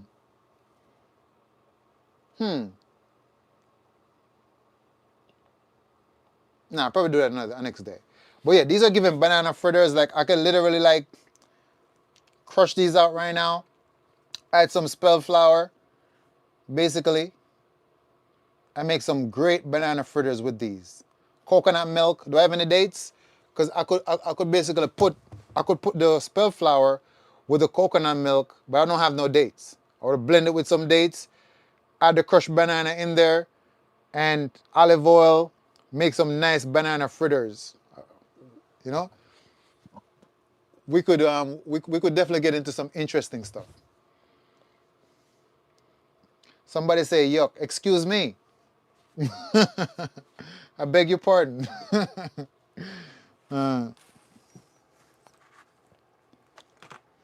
Where you from? You don't know anything about banana fritters? Where you from?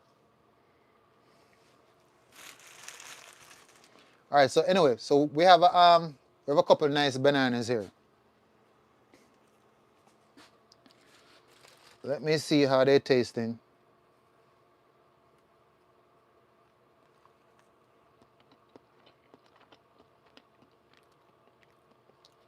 Pretty good.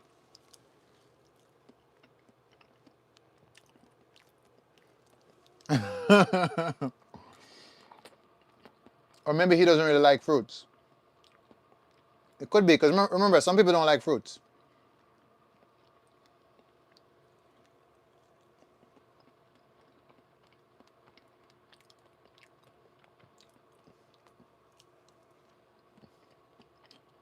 Where's a rundown? Rundown. We can do some rundown for 2 years.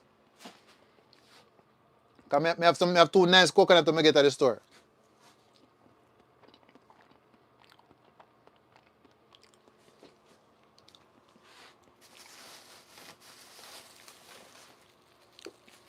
So watch it now. Me have some native coconut. So you see, I me decide to make some rundown tonight. A problem. A problem if me decide to make some rundown because kuya. Nice quality coconut. To the coconut them nice. Anytime I see coconut them, like I kind of spot them from far, you know, because it's like a big bunch of coconut, but I spot them here from far. I run go over there fast and take up one bag and throw them in the bag before nobody can ever come and start to buy none. Okay, them are native coconut. So alright, so the way how you can identify native coconut from a non-native coconut is this. So the native coconut, you see the lower part of it, it's gonna be more like triangular. Like you see a sharp triangle, it's sharp and triangle. But notice when the coconut when a native is just round. You notice how this one is just round, but with the native them it kind of pointed. You see, it kind of like pointed. I say you know the native them this different from the non-native coconut. Non-native coconut just round, but the native one, the lower part of it just kind of triangular, basically. So you determine native from non-native coconut. So them are way for coconut them, and then now I have a bag of apple. Watch how I go on. A bag of apple. Okay, so these come from these apples came from New York. These came from upstate New York. Okay, so these are the apples that we're gonna be juicing with our dandelion greens, with our cilantro, with our parsley. Yeah, too bad I don't got no organic ginger, but you know. What did we do last time we didn't have ginger? We used the cayenne pepper. Perfect. Okay, so consider like I went to the mall, but you know, I went to the fruit mall basically. You know, you guys go to Macy's and all that kind of stuff and come out with a whole bunch of polyester clothing, you know. See? Yeah. So that's what I got. That is what I got. All right, so first thing first we're gonna do, we're gonna make the juices. We're gonna make the juices first, the orange juices. So let me clear off my counter spot. You know what? These bananas are actually pretty good. And we're gonna use the manual juicer to make the orange juice, and that's gonna be for adrenals. Okay, adrenal support.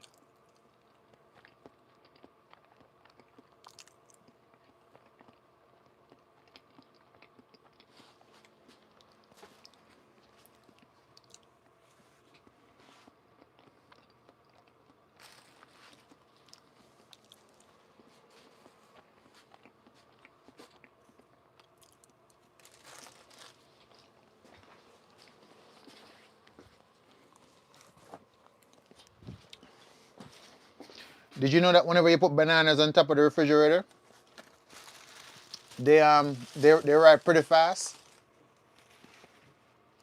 Mm-hmm.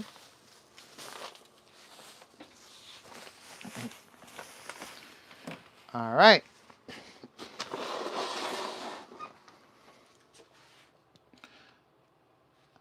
All right, so now it's time for us to get into the practicality of things, and here we're going to put together a very interesting concoction. Now, what you're going to learn here today is how to make a powerhouse citrus. Okay, this is going to not only power up your adrenal glands, also going to cleanse out your system, okay, and it also strengthens your immunological system, your body's defense. Okay, now keep in mind that even key limes are very alkalizing inside of the body. All right, very alkalizing inside of the body. So let's get it. Let's get into it. Let's get into it.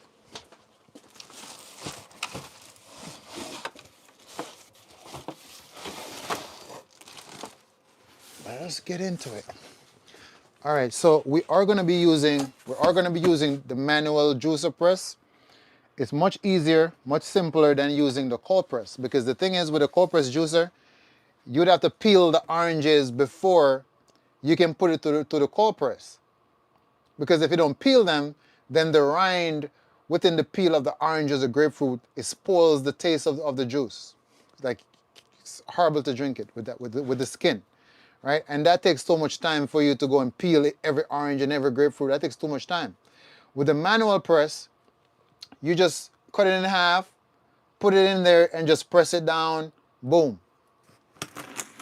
You're done.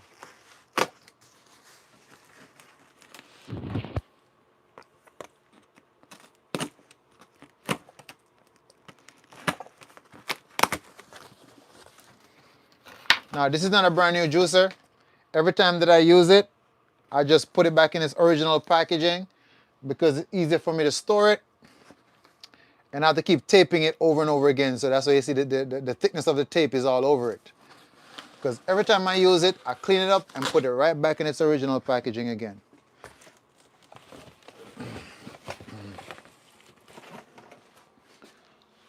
Okay? You can call her Dark Sapphire. Okay? You can call her Dark Sapphire. That's her name. Okay? Dark Sapphire. She's just sitting pretty up here right now. All right? Boom.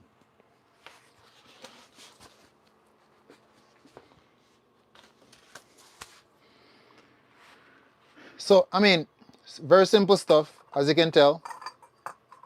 These are what the compartments look like. Very simple. Just two compartments, right? Boom.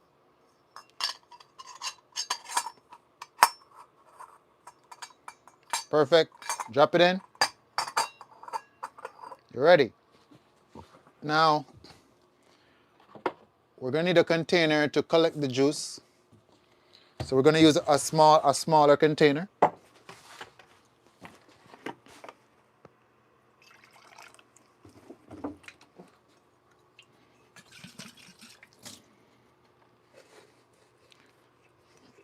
Okay.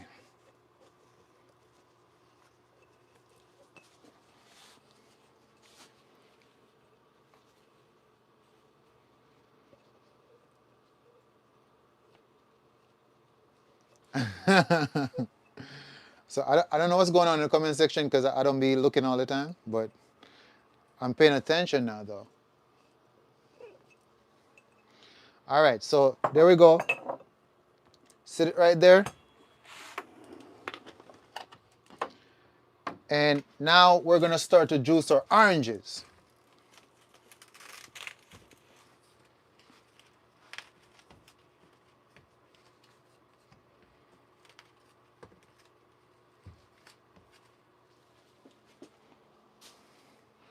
So we're gonna cut our oranges in half.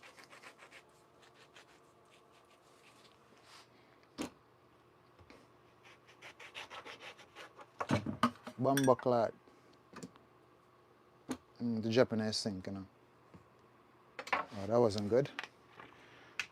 That was not good.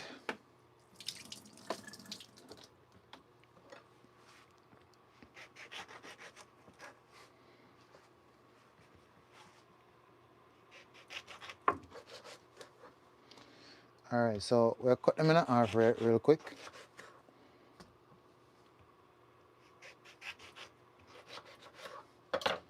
And boom. Drop it in.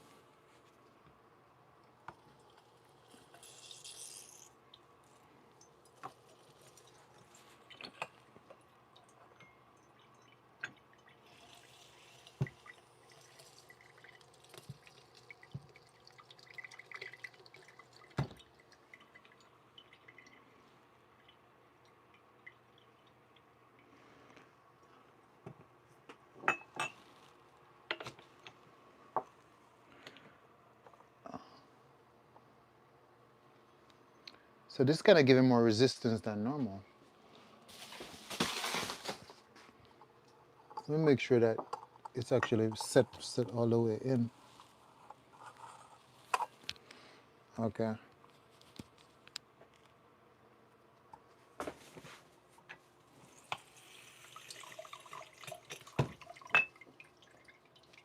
There we go. What juice is good for skin regeneration? Cucumbers. Cucumbers for the skin.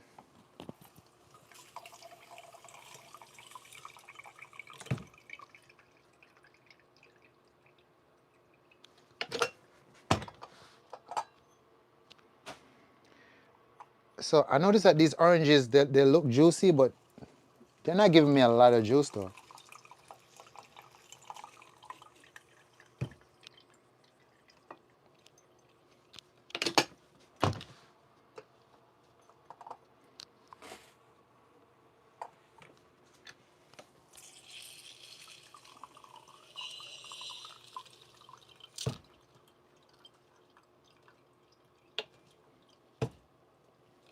Someone says alchemy is witchcraft to some. Hard to really see when there is nothing as objective truth to some individuals, so we can discern actuality. That's an interesting take. Well, alchemy. If you operate from the base understanding that your body itself is an alchemical vessel, which is the combination of different elements: fire, air, water, ether, earth, right? Those are the elementals that make up the human body, like the fire being your body temperature. Use air to speak, right? You drink water, you sweat water. You have sex, it's water, right? Earth element make up the structure, the osseous structures of your body: bones, tissues, so forth. Ether being the mental faculty, the mind, imagination, the thoughts. You can't see them. Those are the five elements that make up the human body, right? So you see how we have all those elemental forces joining together in the body, and so the body is an alchemical vessel. Also, the fact that the glands or the endocrine glands or the chakra glands actually secrete what we call chemical messengers, right? Secret hormones, which are chemical messengers. The Bible says, I saw angels descending, you know, up and down the ladder and all that kind of a thing. The spine is considered to be a ladder as well. So as you can see, the body is an alchemical vessel, which means that you are an alchemist, right? Then with further knowledge, we can combine the different elementals together.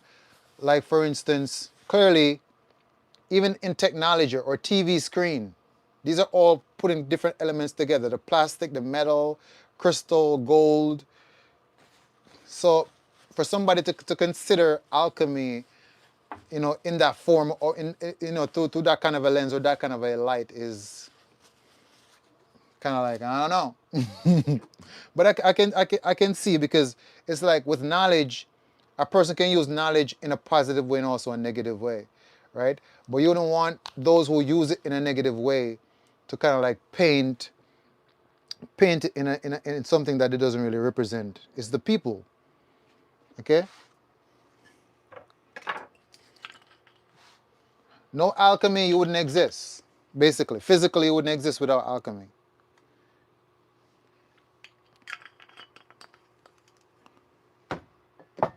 Because everybody be having sex. That's alchemy. Sex is alchemy.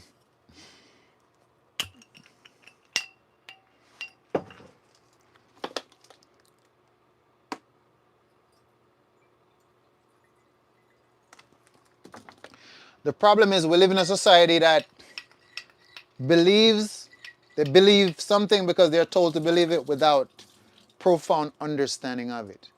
So we traded understanding for belief.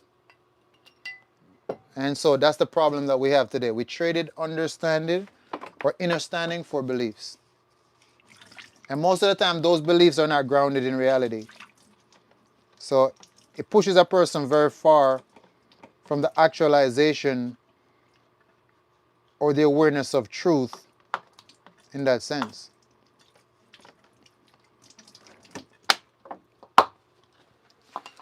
All right, so this is our first batch of orange juice.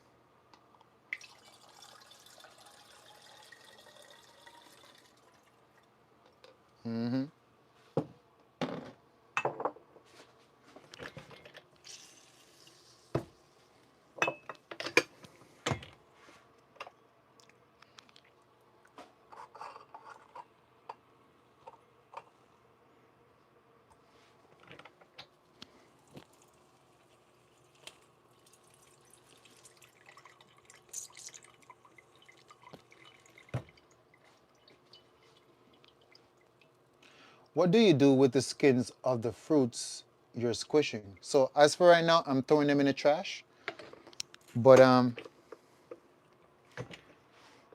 if I was near my farm, then I would definitely add them to add them to the soil for composting and use them as fertilizer. But as for right now, I don't have any use for them, so they go into the trash.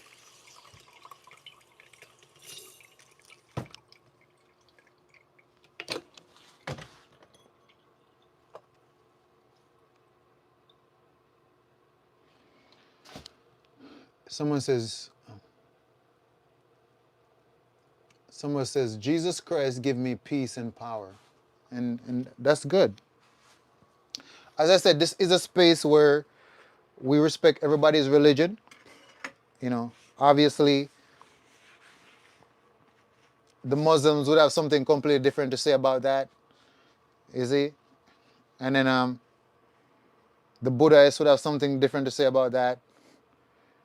You get what I'm saying? So we respect everybody's religion. If you find that your religion gives you peace, and then that's all there is to it.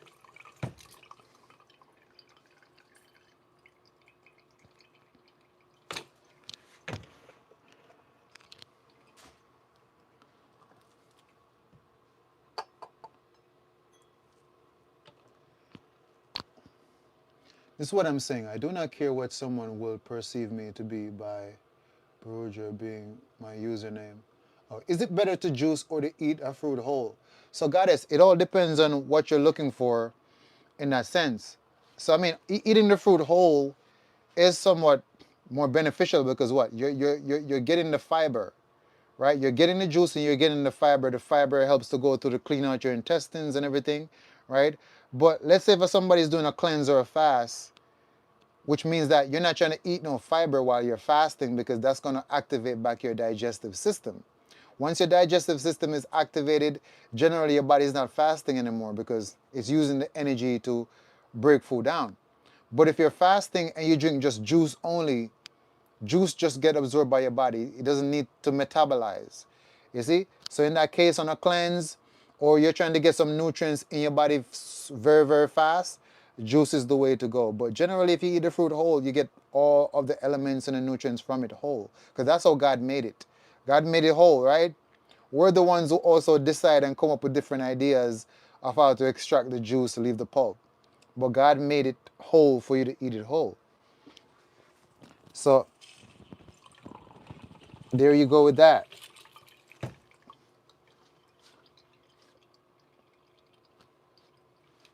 I got gallstones doing extreme fast. You cannot get gallstones from doing extreme fast. That's not possible. Okay? You already had gallstones. Gallstones contain parasites in it.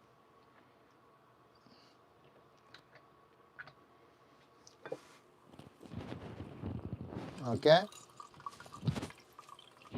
So here's what you can do if you got gallstones. Do a liver cleanse. When you do a liver cleanse, the liver produces more bile. And then the bile, obviously the bile is going to go into the gallbladder and then dissolve the stones. Okay? Because what? Gallstones or kidney stones are what? Calcification. Okay? You cannot fast like and get like fasting heals you, not cause your problem. You already had that problem. What fasting does is highlight it. If anything, it highlights the problem by trying to correct it. You see?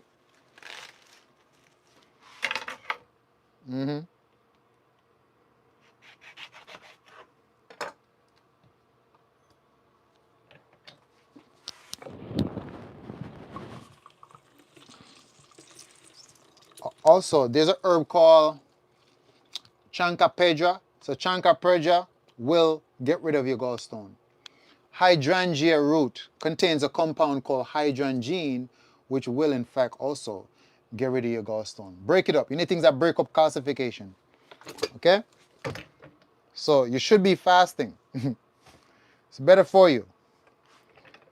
Also, gallstones contain parasite eggs. So this tells me you have not been doing a parasite cleanse.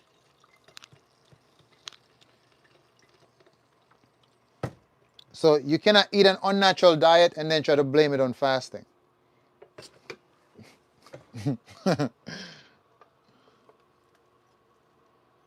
So, yeah. Okay, so this is our second batch of orange juice.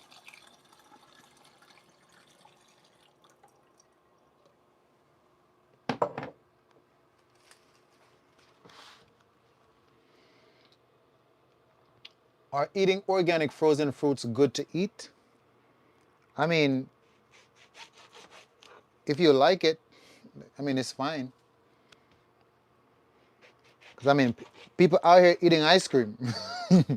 People out here eating ice cream. So if you're eating frozen fruits, you're good. God made them, so.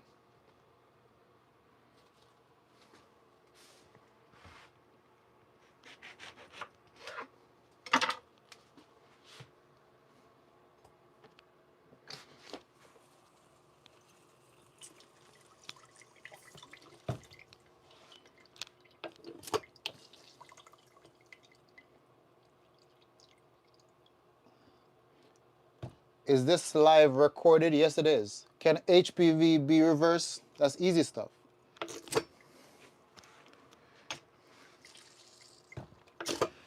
Easy stuff, but are you willing to fast for 40 days? Are you willing to change your diet? Are you willing to do some very aggressive detoxing? Everything can be reversed. Doesn't matter what it is. Every single thing can be reversed.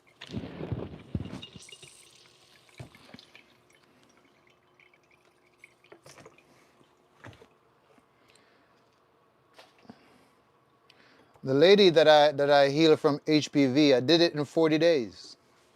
40 days. And if you think I'm kidding, I have the medical records. 40 days. Okay? I did not come to earth to play. And you want to know what's so interesting? While I had that lady fasting for 40 days, she kept calling me asking me if she could eat a piece of kale. Can I eat a piece of kale? Can I eat a piece of this? Can I eat a piece of that? I'm like, no, you're fasting. So what's so interesting, she told me that after she was healed, she told me that she actually hated me during her fasting because I wouldn't let her eat anything. And so she said she was very upset. Okay, this is her confessing afterwards. She's like, she was very upset. Like, she really didn't like me during that time because, you know. And I mean, I am somewhat very serious about my work. So, yeah, I'm very stern or very strict or very serious. Like, I don't play a game when it comes to healing. Okay, so you're not going to keep calling me to ask me a question about, can I put some sugar in the tea? Can I eat this when I already told you that we're fasting? You just no. I'm not having no conversation with you, just no. That's it. No. You call again, ask me something else, no. Nothing else for us to talk about. You say you want to heal, right? Then fast. Simple. And she was mad, but she got a result, right? Yep. She was mad, but she got a result. Now she's living her best life. Like nothing ever happened. And to be honest, I told her after the 40 days, I told her, hey, don't go listen, do not go in to get tested yet. Let me cleanse you again for 40 more days. And she went behind my back and got tested, but she was clear of HPV.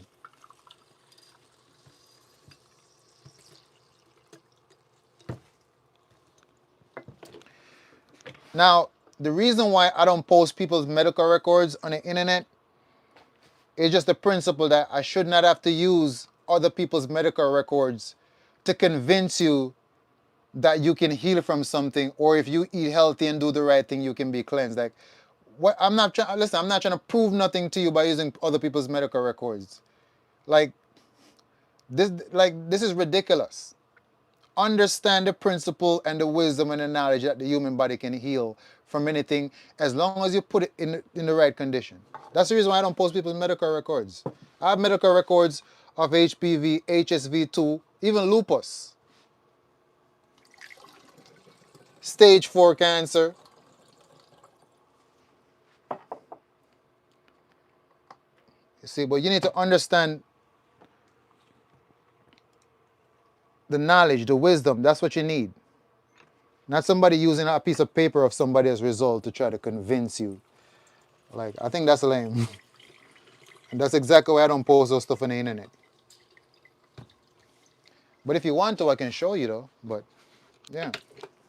If anybody have any doubts. Because I know when the people in the white coats tell y'all that, oh, there's no cure for this, blah, blah, blah, y'all believe.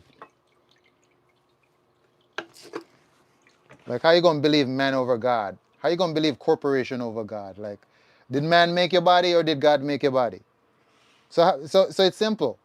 Put your body back in alignment with God, with source. Watch your body heal. Stop eating the trash. Fasting. Christ fasted for 40 days, right? So you can too. Last time I checked, didn't the Bible says that you're God's children? So if the body is the temple of God and you're God's children, why can't you fast for 40 days? Why can't you fast for 40 days? That's what I need to know. That's what I need to know. All right. So as y'all can see, this is where we at. Okay? That is our juice. That is our juice. Key limes, key limes. Should I add some key limes in it? Yes. Where is the key limes? Let's see how we do with the key limes.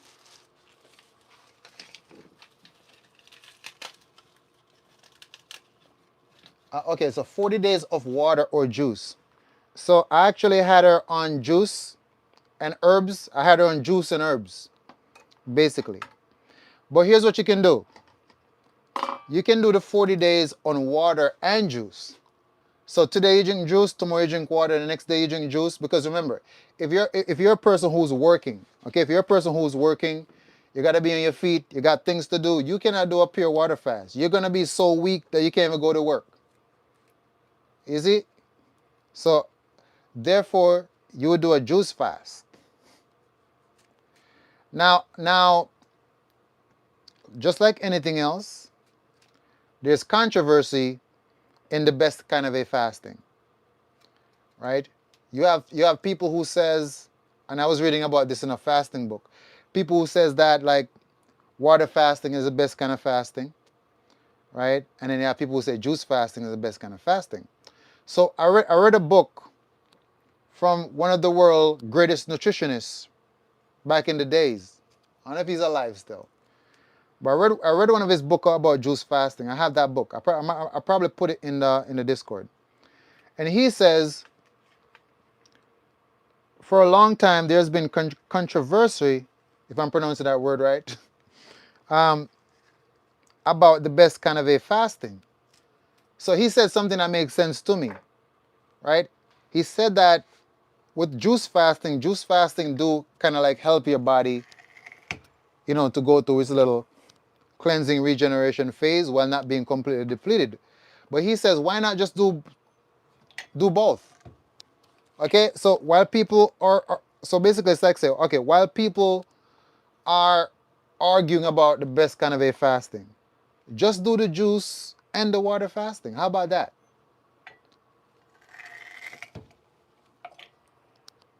So you get benefit from both. See how that works? Yes.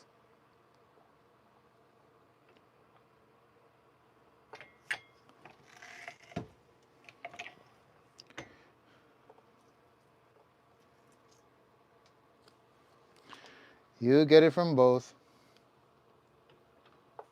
Big up yourself, big up yourself. What about MMA training on a juice fast?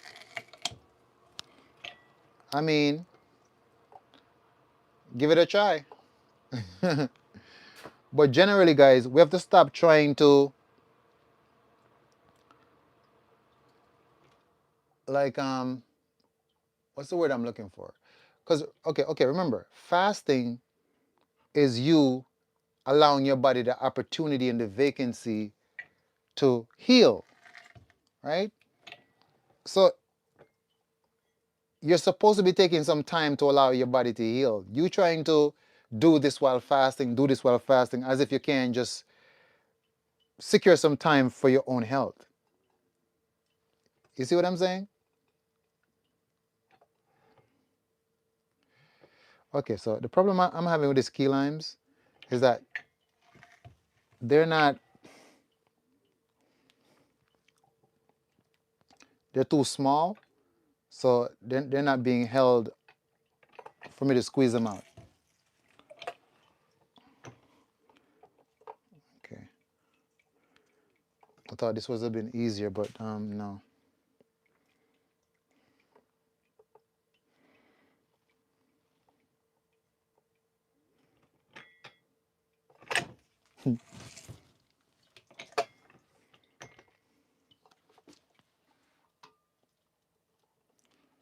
That's why yoga, meditation is key. Absolutely.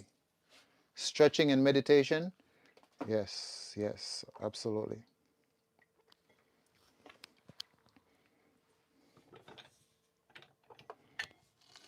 Anything to help prostate problems. Now, when it comes to the prostate gland, understand the prostate gland functions on what? The prostate gland functions on the mineral zinc. Okay? It functions on the mineral zinc. So, whenever men have swollen prostate, is because the zinc level in your body have become depleted. So, therefore, the prostate gland swells up because the prostate gland needs zinc to function. So, just like how you need to put gas in your car, right?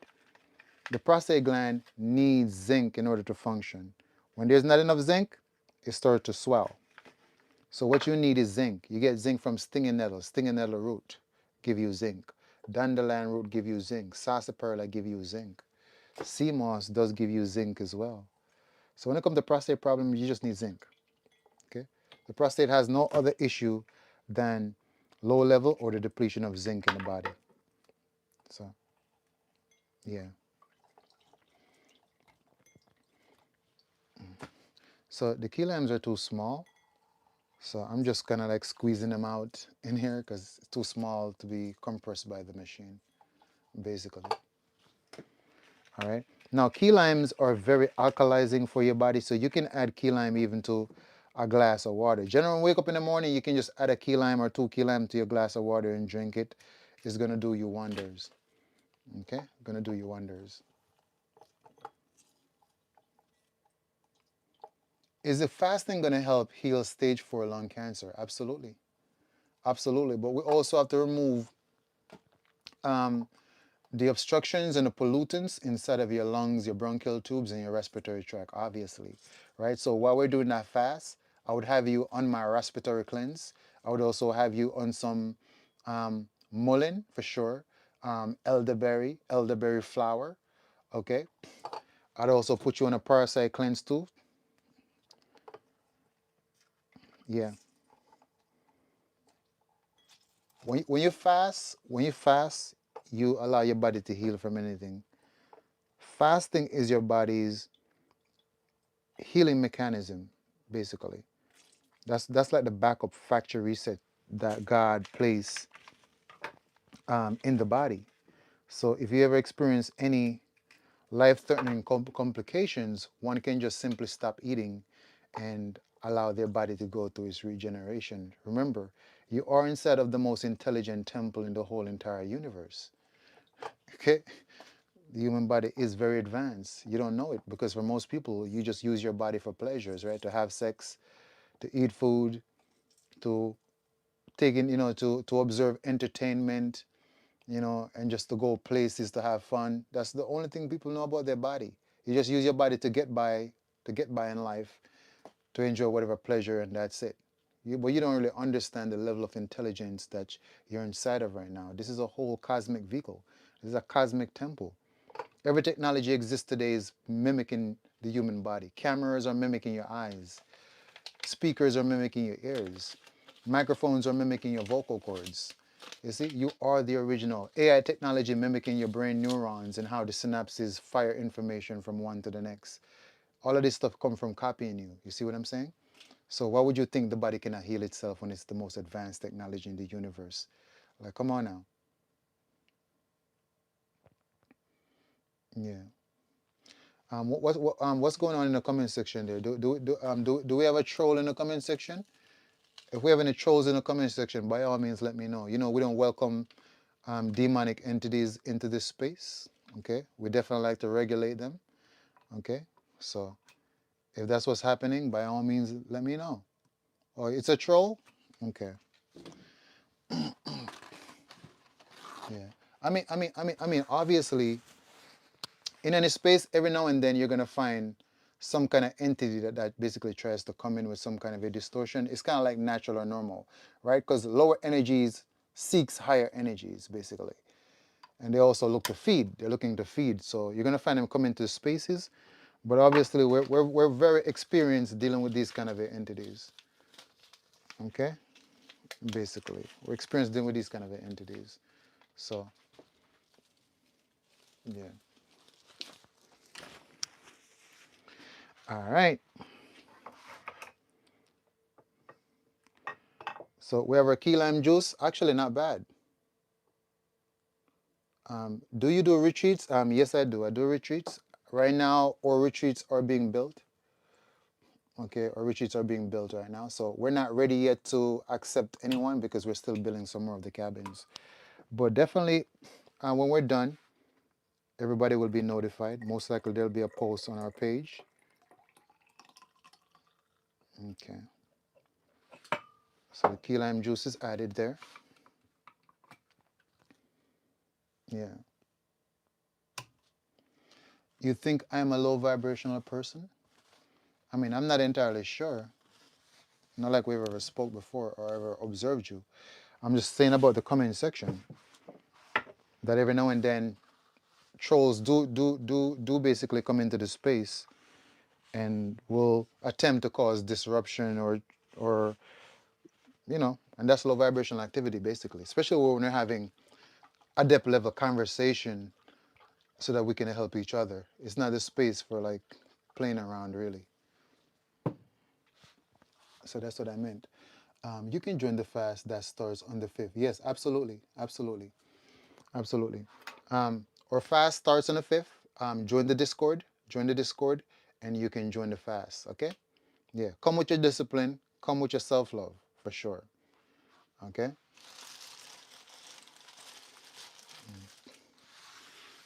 Basically.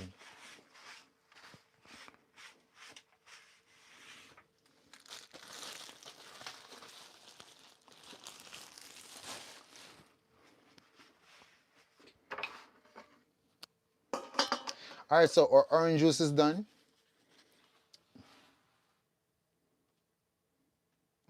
uh,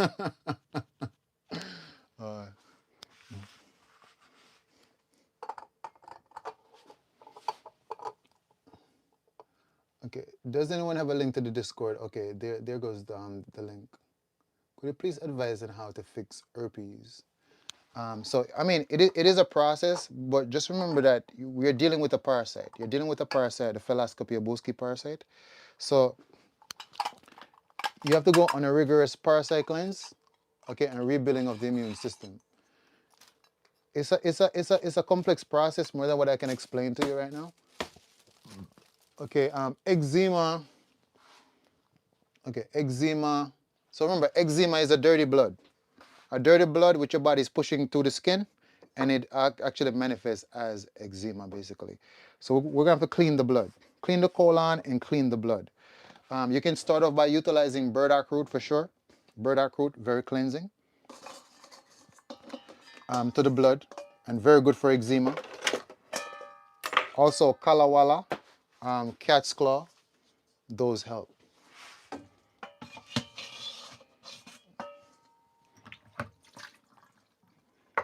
Yeah.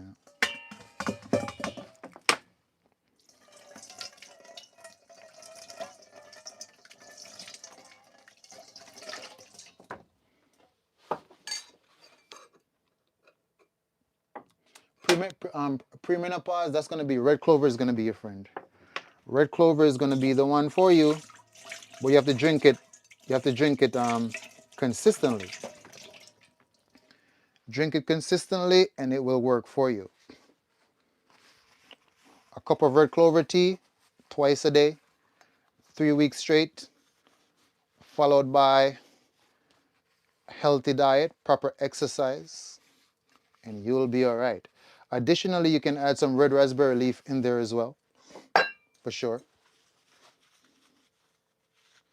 Anything to help children with heavy metals. Yes, goddess, absolutely. That's the green juice that we're putting together right now. Cilantro, parsley, dandelion greens. Okay, some apples, some ginger, some cucumbers. Make the green juice. The parsley and the cilantro is going to do wonders at pulling the heavy metals out of the body. And actually, it's the most gentlest, effective heavy metal cleanse that you can do that children will even drink. Okay? Yes. All right, so our juice is done. Our juice is done.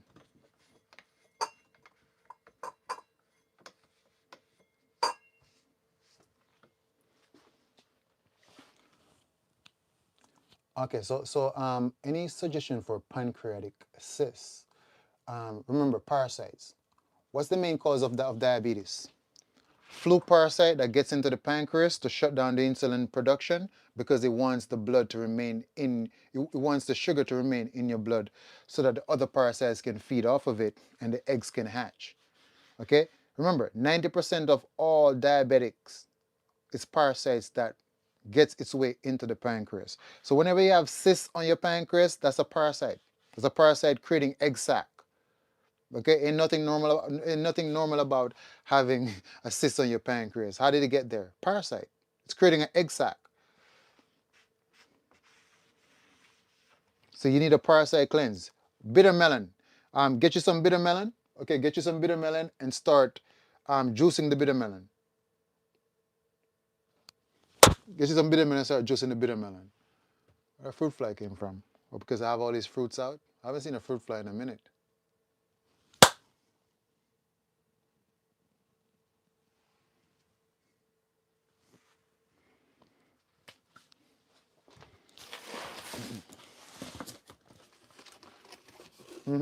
So bitter melon is going to be your friend. And of course, fasting always works. Any advice for skin cancer or UV burn? Keen to hear your wisdom. So skin cancer, fasting. Now, remember that your skin is your third kidneys. So whenever your two kidneys are not functioning properly or they're overwhelmed, the body tends to push whatever it is through the skin because the skin is the largest organ. Remember that. The skin is the largest organ, and if you think about it, the skin actually stretches over the entire body. And it has 7 layers. Most people only know about the 2 layers, the dermis and the epidermis.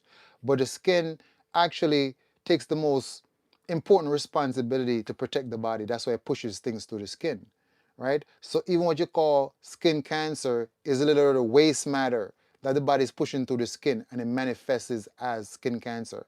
This tells me your lymphatic system is stagnated and clogged. This tells me that your colon needs to be cleaned. This tells me you need a parasite cleanse. This also tells me that your liver, your liver is very sluggish. Okay? So you need to do a liver cleanse, colon cleanse, parasite cleanse, blood cleanse. Generally, all the cleanses. You have to do a whole full body cleanse. Change your diet immediately. Start to engage into some fasting, frequent fasting. Okay? Start to engage in frequent fasting. Basically.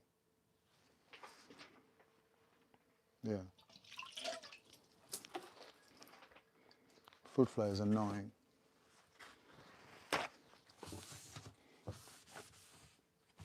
I got him with the water this time though.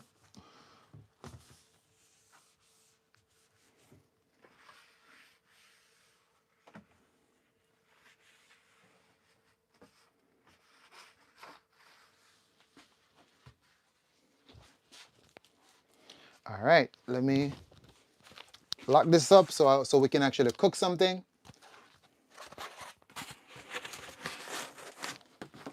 Here we are on the fake New Year night, huh? Here we are.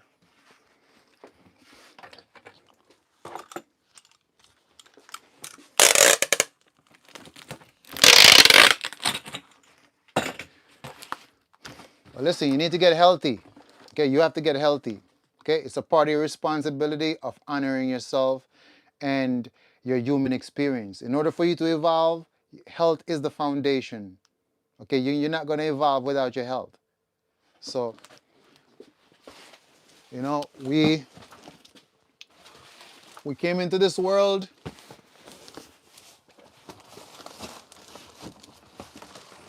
and we got tricked. Okay, we came into this world and we got tricked. Okay, we got tricked because they trick our parents and we didn't know. And so we did exactly what our parents told us to do, or the way of life of our parents. Whole time that was also part of somebody else's plan. You see what I'm going? So now that we're up on the game, we have to change the trajectory of our life. The concept, the theories, the inherited beliefs, we have to go through a shift. We have to change it up. Okay? Because what? Nobody's coming to save you. You must save yourself.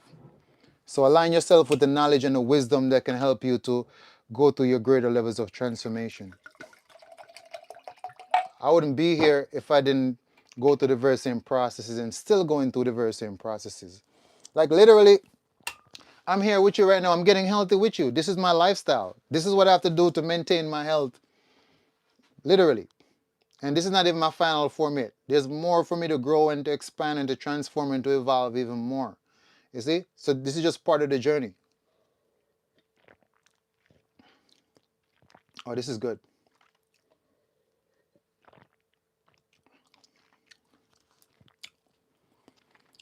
This is just part of the journey.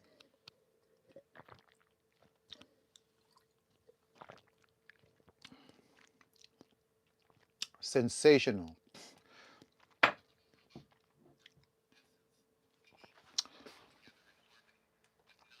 Never mind that. Whenever vibration hit the counter, one of my triggers go off with my intro, basically. All right. But yeah, this is what the journey is like. Every single day, you have to align yourself with that of which supports you. Food, information, people, things, frequency, what supports you.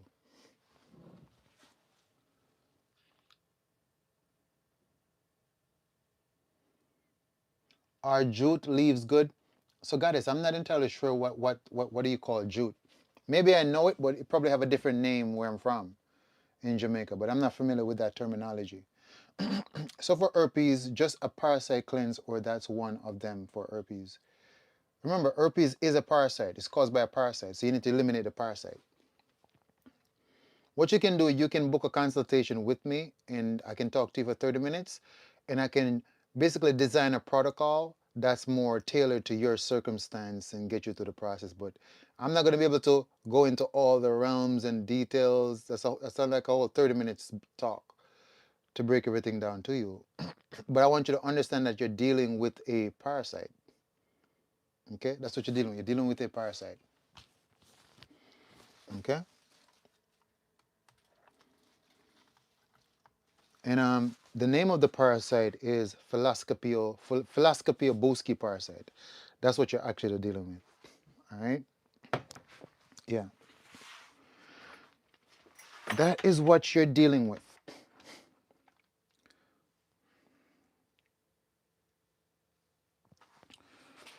All right. Give me a second here. That is what you're dealing with. Now, keep in mind that what? Viruses comes from parasites, right? Viruses comes from parasite. Let me put a little bit of incense on right now.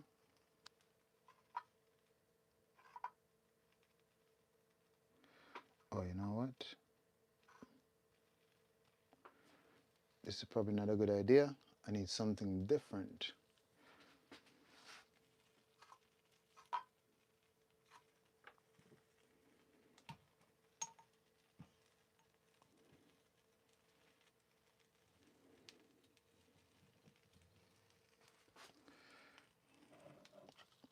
something different.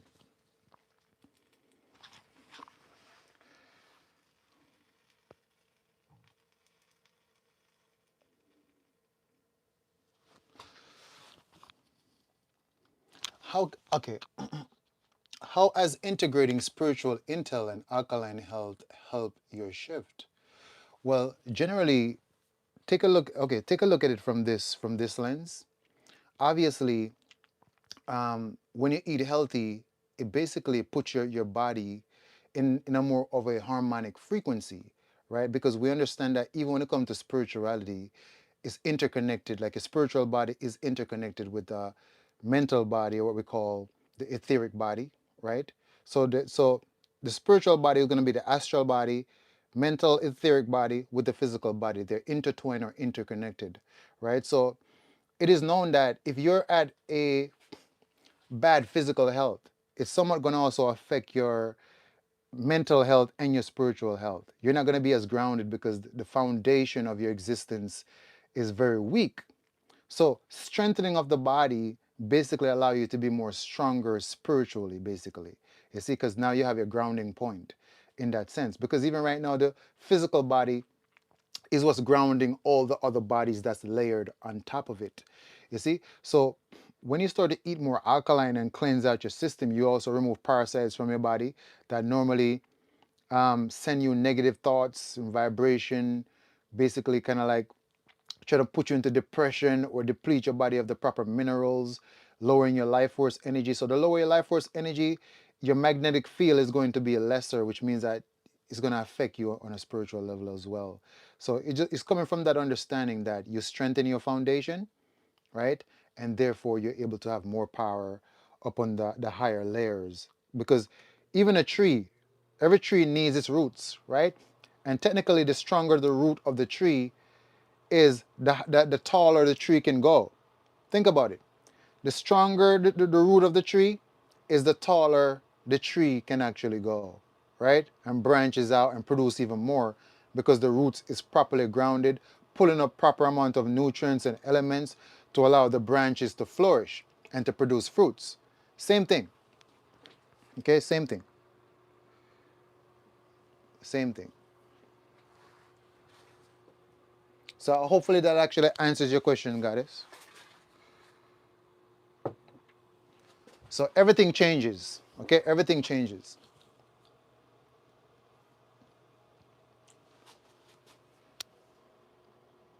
Your physical body grounds you during accession. It can be the difference between awakening and psychosis. Absolutely. Absolutely. When are you taking calls, video chats on your live? I was actually planning to do so tonight, but I changed my mind based on the fact that we have a lot of stuff that we're getting into right now. Okay, and I'm also watching the percentage of my devices too. Okay. I know myself. I know myself. I have a rage in bottle. Okay. Well, work on that. Inner support for head pressure, pain, please. So guys, start off by trying the rosemary, using the rosemary oil to like put it on your forehead. Basically, rosemary oil is good for that. Get on a trampoline and move your lymphatic system as well. That may lessen the pressure that you're feeling on the upper parts of your head as well. Because remember, the glymphatic system, you have the lymphatic system and you also have the glymphatic system. So if the glymphatic system is not filtering properly, you can start to have headaches caused by inflammation that the brain is not able to get rid of. Remember, process of elimination. Depression help, hold on.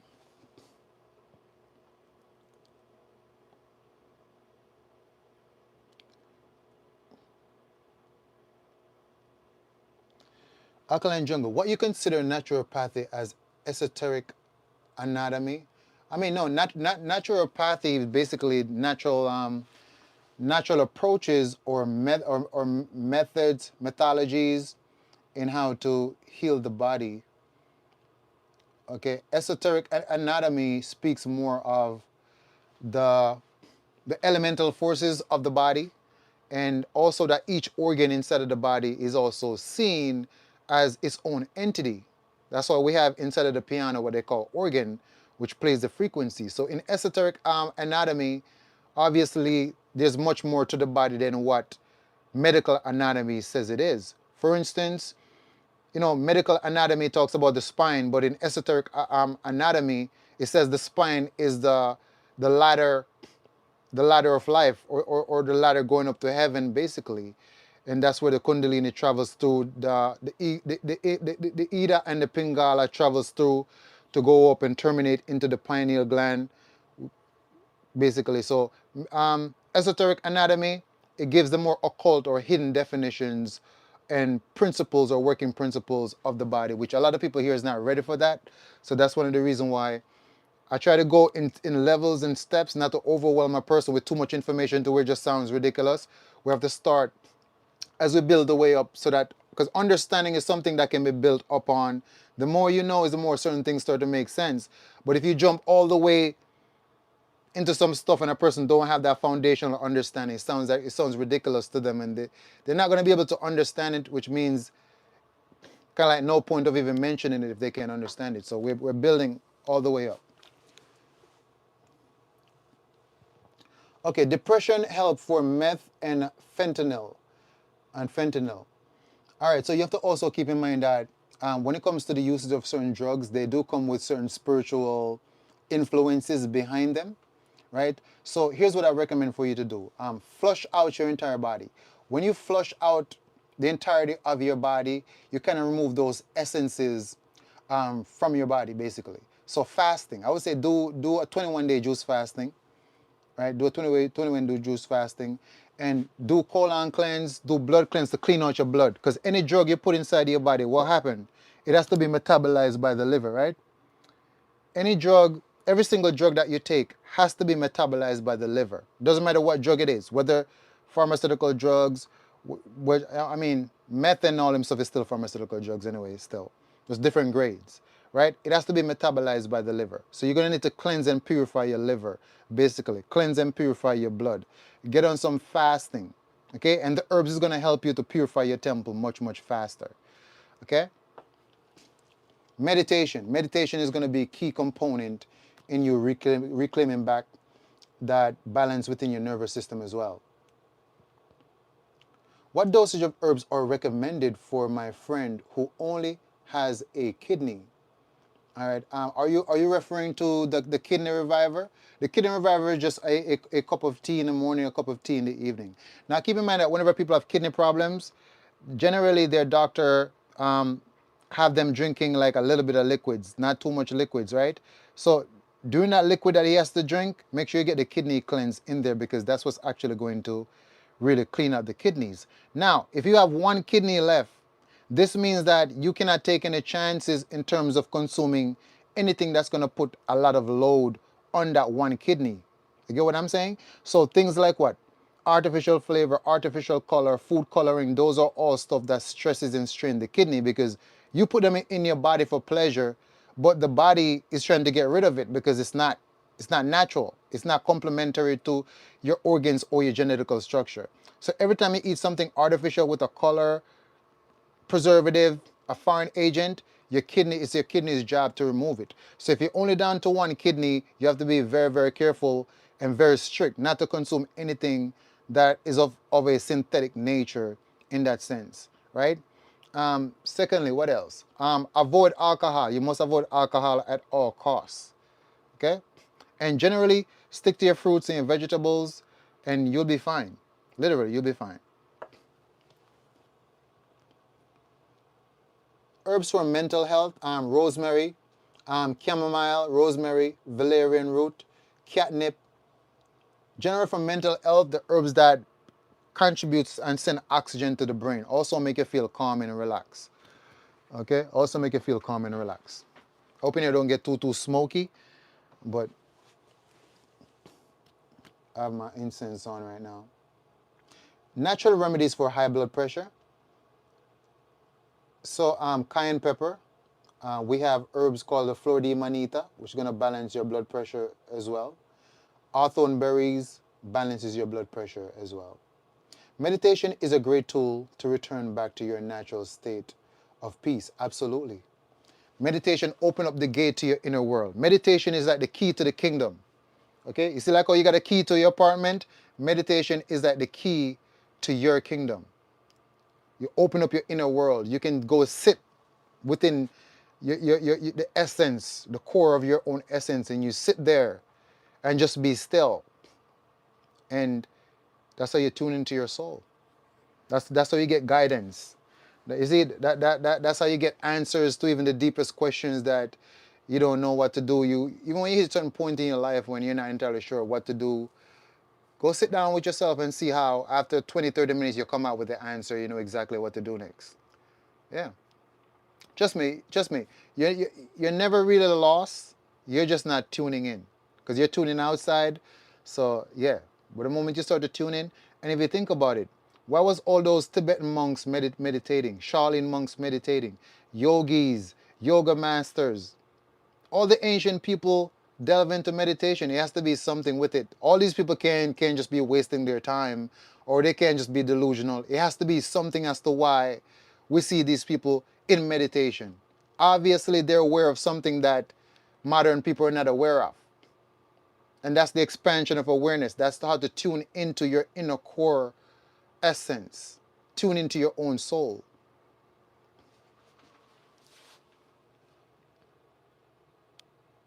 Yeah.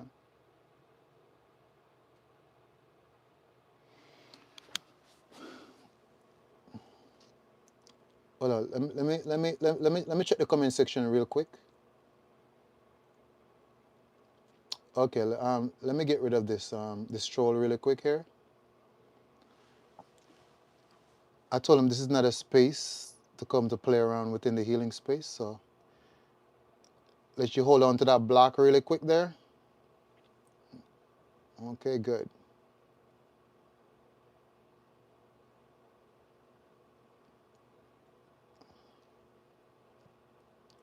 All right. Give me a minute, Trab. Let me remove these trolls out of the comment section. Let me remove these trolls out of the comment section. Like sometimes people come into the comment section and they be posting some bullshit, but I just let them slide because I understand that, I still want them to learn something, But once it becoming like on and on, I have to like block you now because, yeah. Any suggestion for high cholesterol? Um, I got it. So here's the thing when it comes to high cholesterol. Keep in mind that high cholesterol only comes from animal products, right? So high cholesterol is basically fat that clogs up the arteries and clogs up the liver, but it only comes from animal products. So it's to say that if you're trying to get rid of high cholesterol, just stop consuming animal products for 6 months to a year. Your cholesterol naturally goes away because it doesn't come from anywhere else. You see what I'm saying? But cayenne pepper is going to begin to start to clean out your arteries, basically. So utilize the cayenne pepper, right? Hawthorn berries is great at cleansing out the arteries and dilating the blood vessel. But cayenne pepper is going to be your friend, right? And also, cascara sagrada is very good as well for cleansing the arteries as well. So look into those and stop the consumption of animal products, and you won't have to deal with any more high cholesterol issues.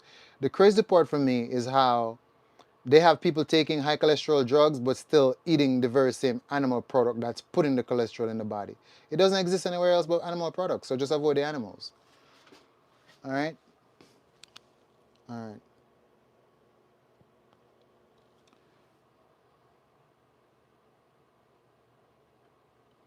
Yeah, lock in, lock in, lock in. Okay, lock in. Basically, you're here right now within the human experience of a lifetime. Why not make it a great experience by working upon yourself and evolving and mastering yourself? What does it mean if there is a blood in the urine of a man? So I'm not entirely sure exactly because there can be multiple different factors. There can be multiple different factors, goddess.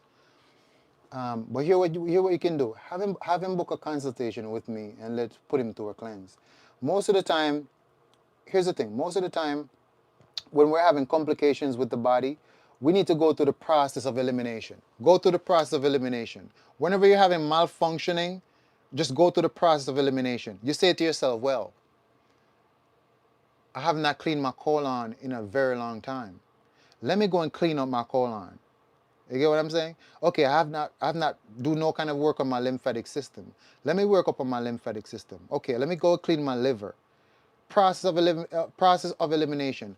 Go to every single organ and clean them, and then revitalize the body with nourishment and minerals, and watch how everything comes back together.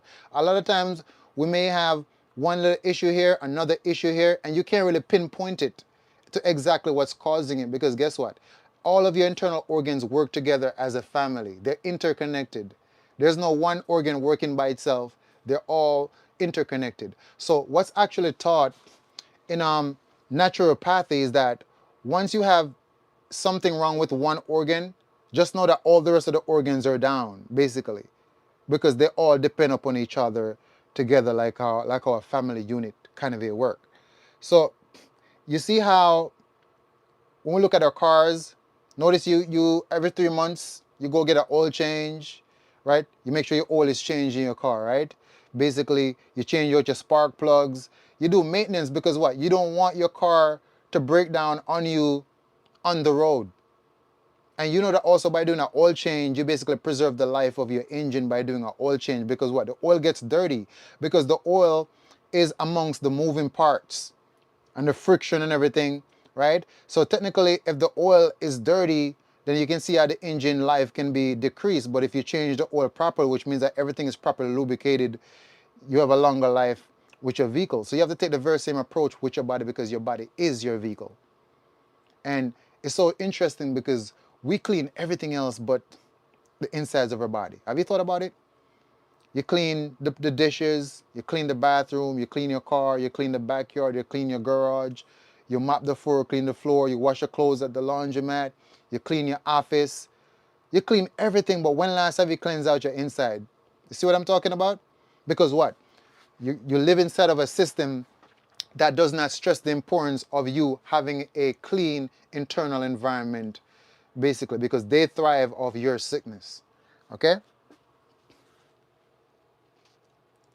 How to reverse aging? Eat healthy, fast, and stop stressing. How to book a consultation? To book a consultation, you will text the number 347-337-4067. That is how you book a consultation. Okay? 347-337-4067. You text that number, and my assistant will respond back to you and finish guiding you through the process.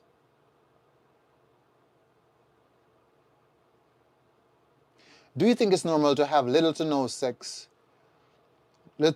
drive, interest in sex after being celibate for a long time? Okay, so after going celibate for a long time, obviously, somewhat, you're not that moved by that strong energy of lust, because you went through a period of time where you're just not engaged at all, right? So you tend to even experience a little bit of that, where it's like it doesn't move you as the same level of excitement as before.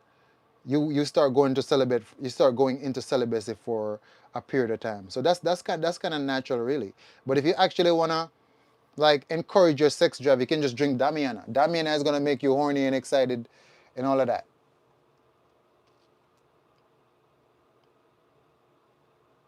Hold on. Let me remove this other troll out of the comment section. Okay, I feel like I've given you enough time, right? And you're still down here playing around. Like, I can tell that you want attention. I don't have any attention to give you, really, you know. So you're only going to be starving by staying within the space, basically. So let me get rid of this other troll really quick. Okay. All right, it's gone.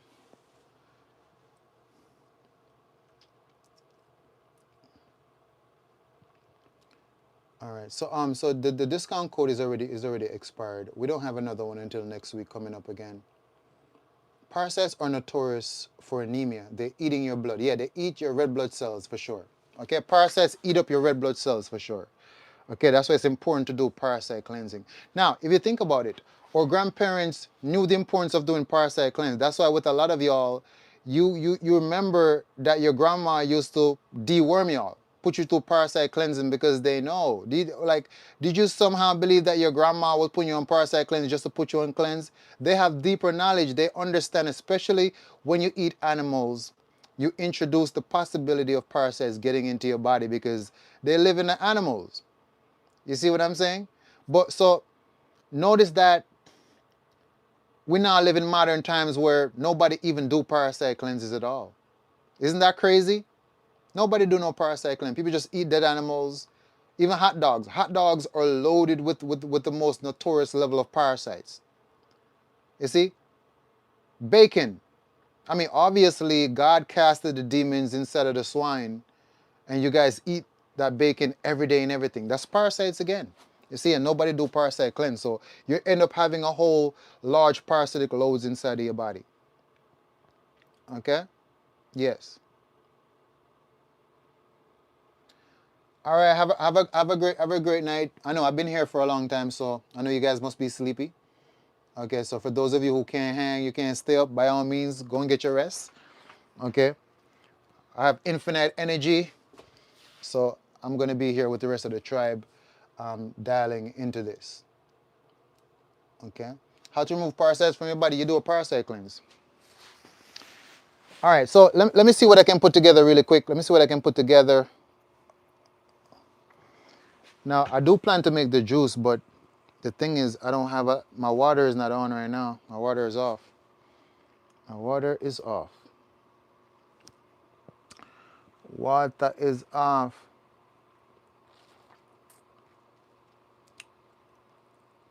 All right, so here's what. Okay, so here's what. We're gonna saute the kale. We're gonna saute the kale and the mushroom. How about that? Let's make a meal.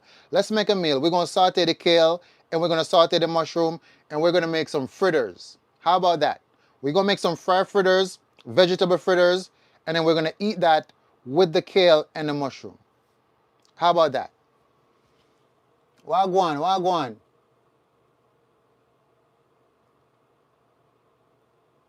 Yeah? All right, all right, all right. So let us get into it then. Let's get into it. My only problem is I don't have any more water.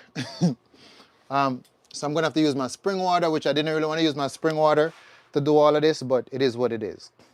Okay, it is what it is. So I'm gonna be peeking at the screen every now and then. For anybody on YouTube, I'm over here talking like I forgot that I was live on YouTube. So for anybody on the YouTube spaces, you might be asking questions and you see me not looking at the screen or interacting with you. It's not because I don't want to. What happened is that the comment section on YouTube, it doesn't stay up. It vanishes. It doesn't allow me to see. I would have to come over there and touch the screen and then I'll see and then it vanishes again. It's kind of annoying. So I'm gonna have to figure out another way to come live on YouTube. I don't know if I go live on like the MacBook Pro or something. I'm not entirely sure yet. I have to figure out another way. So that's why. That is why. All right, so here's what.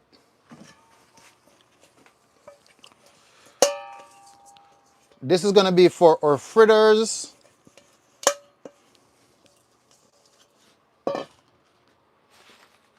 So I should have a container with some peppers and some stuff already cut up. Just gotta find it. I might even peel this. So we're gonna make something to eat. Nice little meal, okay?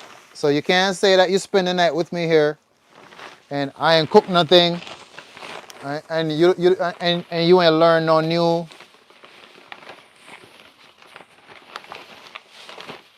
new formula. So I got you. I got you. Got you. All right, so I have here some stuff already cut up. I have obviously I have the same stuff. Hold up. So look, it's just these that I have cut up in here already. Okay, so we have the peppers, the onions that's already cut up in here. So these are cut up more smaller, which is going to be perfect for the fritters.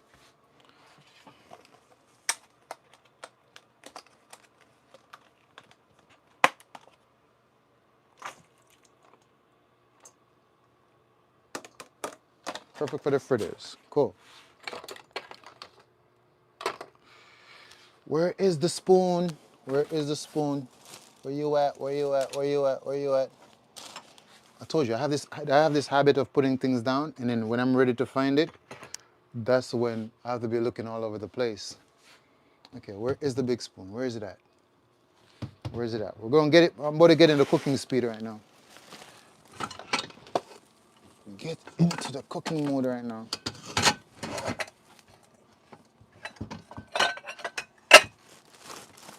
All right.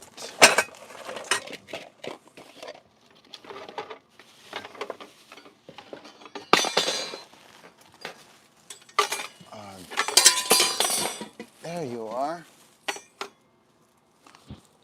There you are. Okay.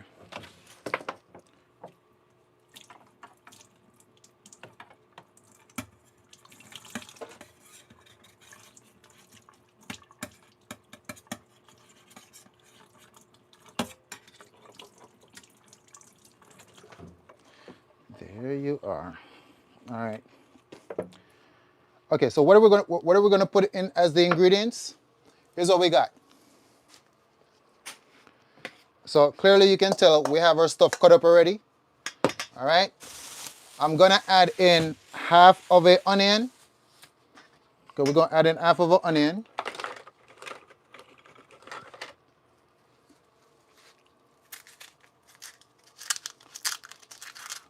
We're gonna make some of the best fritters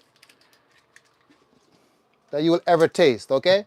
So again, for people who wants to learn the formula, this is simply just red pepper, yellow pepper, orange bell peppers. These are these. You can pick up these at the supermarket. Pick up one red, one yellow, pick up one orange, right? And then I have onions in here. I have a little piece of red onion. It's not that important, right? So what I'm gonna add half of a onion. You know what? I'm gonna add the biggest piece of the onion, by the way. I'm gonna add that in.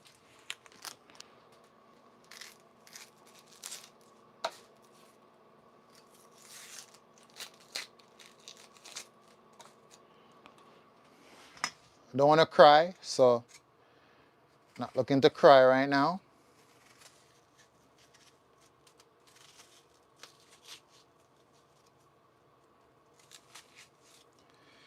Now here's the thing. The improvements that you make in your lifestyle and your diet goes down to your children. So if you choose to eat properly now and you start to make healthy foods in your household, it means that your children also become healthy and they learn how to do it. So I understand some people are not that interested into health because, it's like they don't love themselves that much, but you can do it for your children. You don't love yourself that much, you can still do it for your children. But don't pass down the very same destructive diet of civilization to your children like what our parents did to us. Okay? And it's the very same food that keeps people in this lower state of consciousness. You wonder why people can't think for themselves? You wonder why people can't express independent thought? The food also plays a part in it. You wonder why people have low self-esteem and go into depression? Food causes depression as well. Food controls your gene expression. This is one thing that people don't know. Depending on what you eat, you can either shut down a gene or you can express a gene. Food controls gene expression. If you do any kind of study into the DNA, you will see that food affects your genes.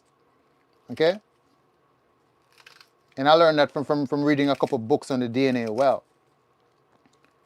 Some of these books I have in PDF, I can put them in the Discord. I might even put them on the Discord. You'd be surprised. I'm telling you that the people who manufacture the food have an in-depth level of knowledge of how things affect other things. Small amount of ingredients of something can affect something big. It's always something small that affects something bigger. But you guys don't know, right? You just eat whatever they tell you to eat and you think that shit is sweet out here. You don't realize that You're a victim. But you choose to be a victim every day, literally. Because some of y'all, you're here with me right now, and you're still going to get up tomorrow morning and eat eggs and bacon and drink your coffee. Even though we're up on here for hours delving into the wisdom and the knowledge behind why you shouldn't eat certain things and what you should eat. But you're going to get up tomorrow and you're going to conform back to your programming. You're going to be like, oh yeah, but I got the eggs in the fridge, man. I got the meat in the refrigerator. Let me just eat it. You know? And then you fall right back into the pattern. And then next week comes, the other week comes, you're still eating the same thing. And a lot of us, we just don't love ourselves that much to change. We just don't love ourselves that much to change. Okay, this is a fact. All right, so we have that together. I do feel like I could add a little piece more of the pepper in there. I'm gonna put some scallions in there too. I could add a couple more pieces of the peppers. I wanted to have more. You know what I really wanted? Scotch bonnet pepper, but it's cool. I don't have the Scotch bonnet pepper, so we're gonna add cayenne pepper in it to keep up with the heat. Okay?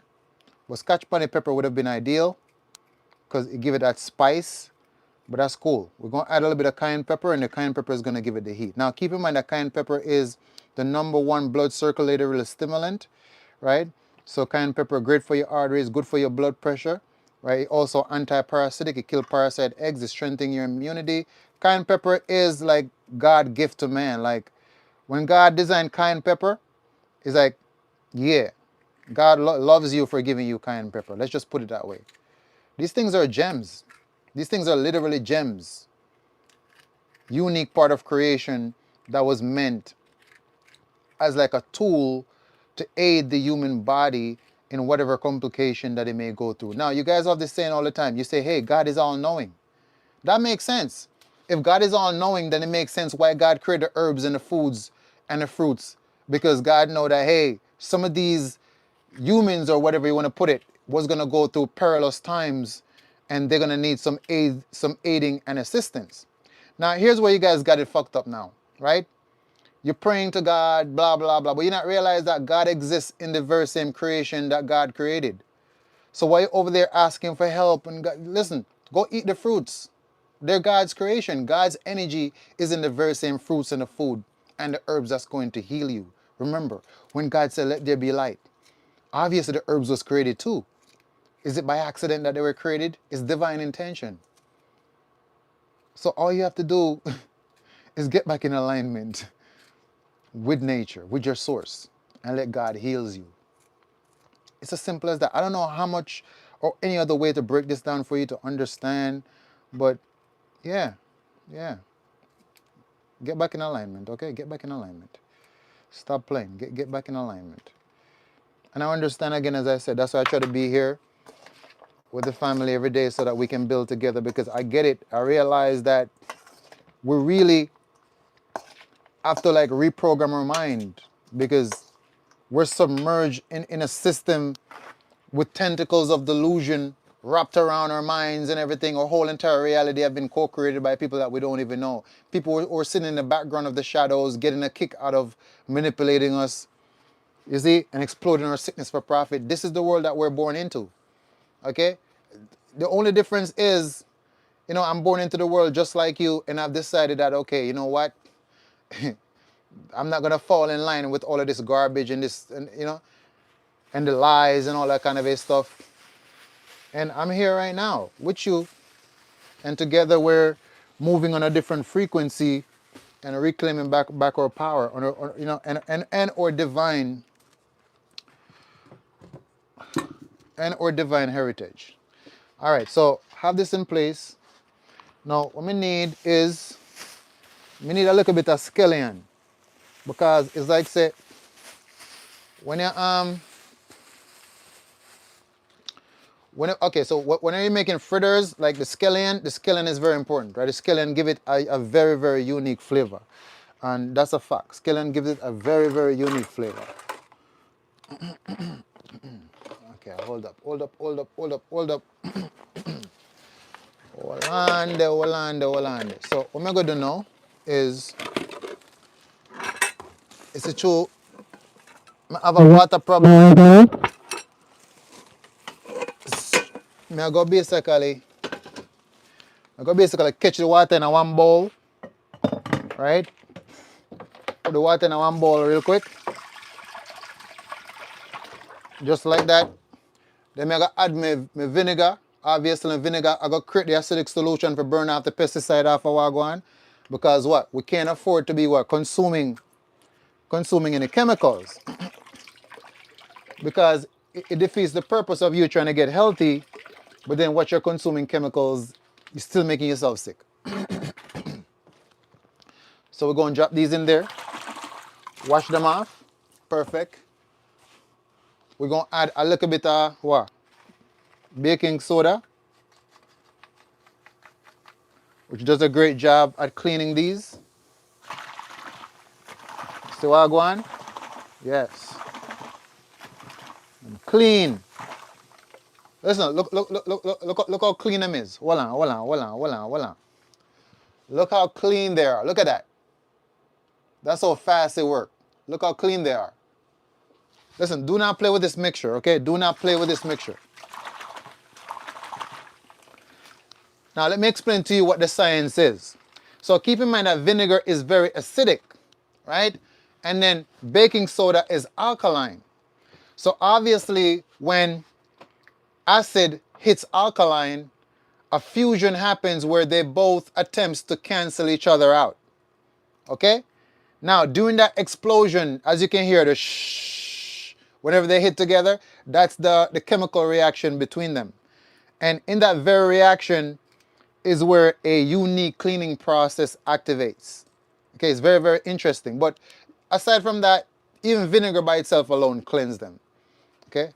So it's not as if you need the vinegar and the baking soda really, but I find that putting them together is something divine. Okay, something divine. Alright, so I'm gonna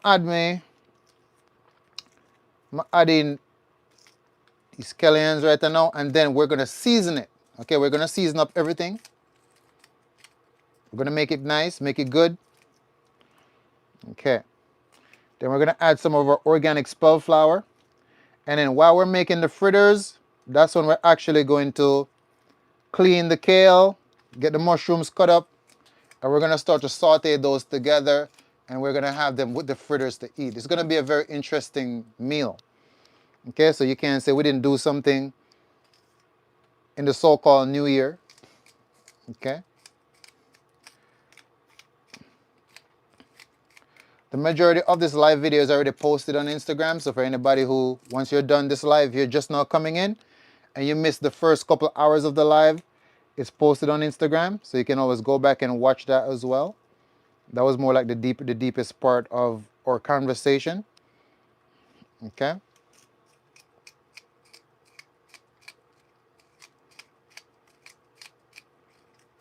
That was the deepest part of our conversations.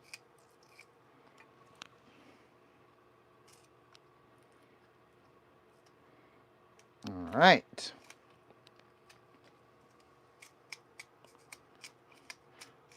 All right, so here's what. What seasoning should I put on this? Go ahead. Hey, Bella. Bella, I've been looking for you. I was looking for you earlier, and I called you, and I didn't see you coming, so I'm like, I guess she's sleeping. Because I wanted the Discord link during that time. But yeah, I guess I'm pulling another all-nighter, I guess.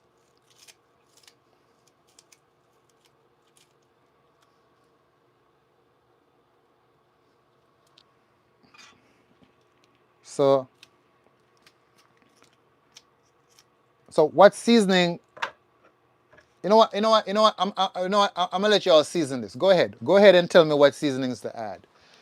Okay, go ahead. Tell me what seasoning to add. Let's see. But then again, I don't have every kind of seasonings. I only have a couple of seasonings. But go ahead. Yeah, I figured you were sleeping, Bella. I figured you were sleeping. All right. So what's the next seasoning that we're gonna put into the pot? Okay, thyme. Okay, somebody say thyme. Okay, let me get in here. Let me get in here and get us some thyme. All right, so here we go with the thyme.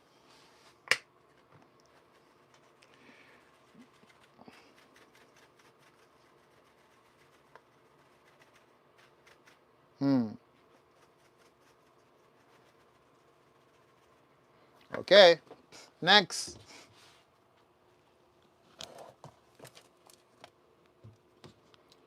Cayenne pepper.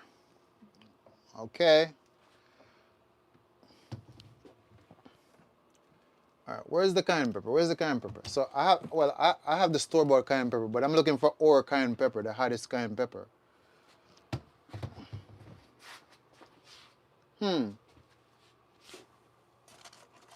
Oh, here we go. Here we go. Here we go.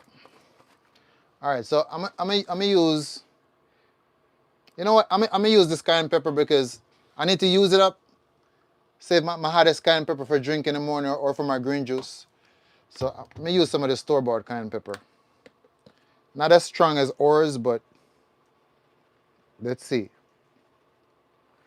Okay. All right, next. Garlic. Actually, yeah, garlic. Wait a minute. Okay, so I have garlic powder. I do have garlic powder. Hold up. Hold up. I have garlic. Yeah, I got garlic powder here. And I have garlic pepper too. Hold up, hold up, hold up, hold up, hold up. A little bit of that. All right, so garlic. Pink Himalayan salt. No, I have sea salt. So garlic powder is in there. So pink Himalayan salt is digged up out of the ground. So you want to know something interesting? I would have really loved to have some dill right now, and I do have dill. I have dill, but I have dill in the kitchen upstairs. I don't have any dill in my herbal shop cabinet right now. And I'm not about to go up there, so I have dill somewhere else down here too, but I just don't know where it's at. Okay, so we're gonna skip the dill. Come with something else, because I don't have that. Oregano. Okay, somebody say oregano. All right. Oregano, here it is. Oh, this is smelling good already.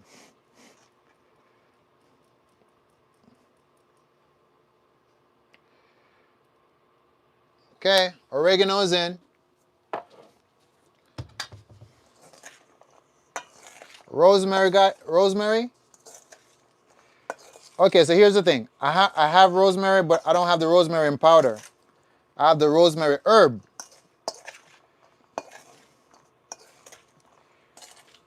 But you know what? You know what? You know what?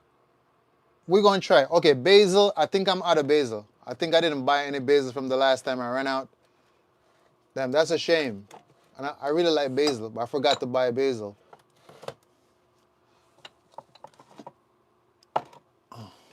Yeah, I don't have rosemary powder, and I don't think I'm gonna like the rosemary in the actual whole form. Damn, I ain't got no basil up in here. Not even a little bit of basil. Bumbleclad. And normally me have like more than one container of basil, you know, but come like say me really not none at all. Not even a little bit. There's something that's supposed to reach me, you know. I'm going to go to the supermarket today. Remember me just come from the supermarket too. I'm going to go in there. I'm in there for a long time. I'm in there for a long time and I walk up and down and I look. I think to myself and I say, all right, what else me forget? Never remember about basil. So I not no basil. I not no basil, mama.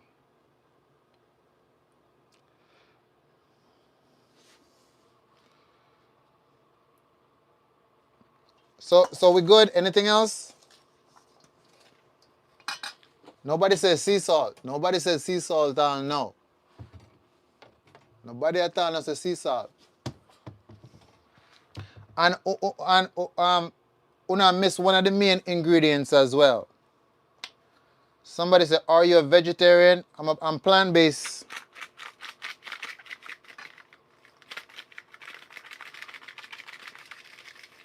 Plant-based, darling.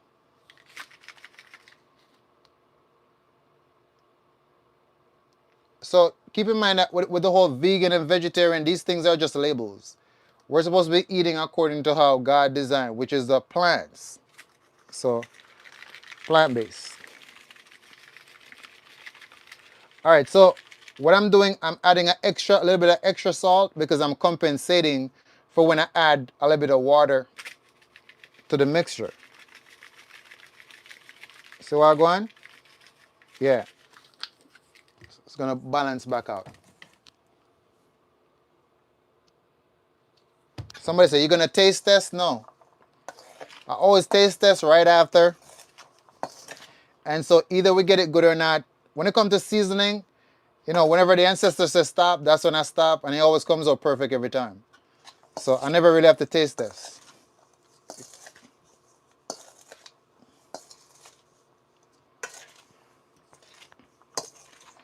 What's your opinion on cannabis oil? Medicine. These are all medicine. So that's it.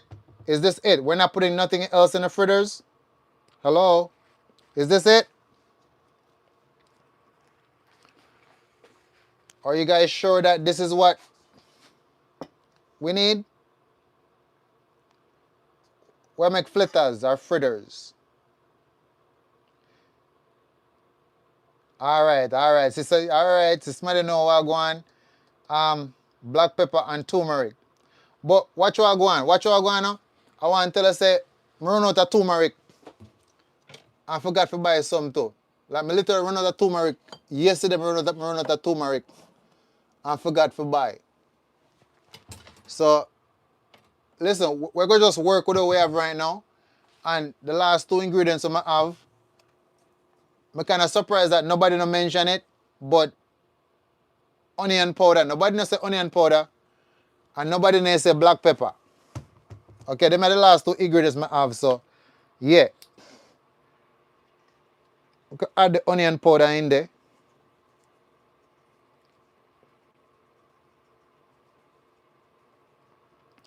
All right, and now we're gonna add the black pepper. All-purpose. I don't have the all-purpose. But I kind of rather the natural season them anyway than the all-purpose them basically. Okay, so the black pepper is in. Boom, we're ready for go. So here we're going to do now. Now,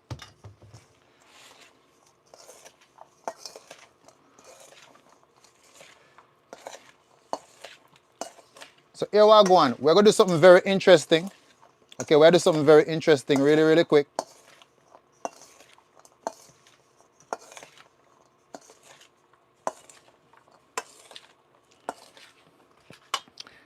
I'll test one of the coconut them. I'll test one of the coconut them real quick. See how them taste, see if them good. And the green juice, I feel like I'm going to just make the green juice tomorrow. So we're going to focus upon the cooking. I could see if the coconut is a good quality coconut now.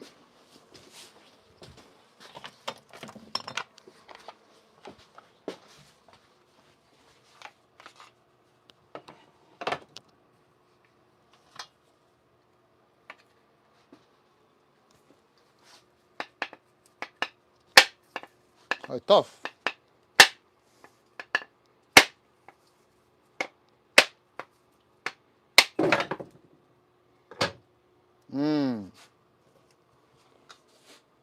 See that? Good quality coconut.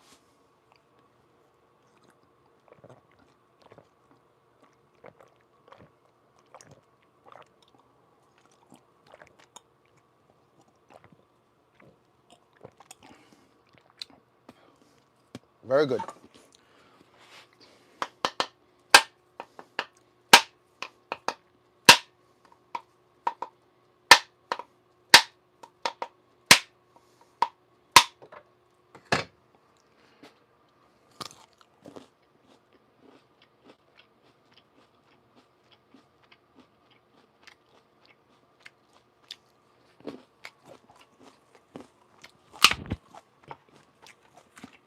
Okay. Good quality.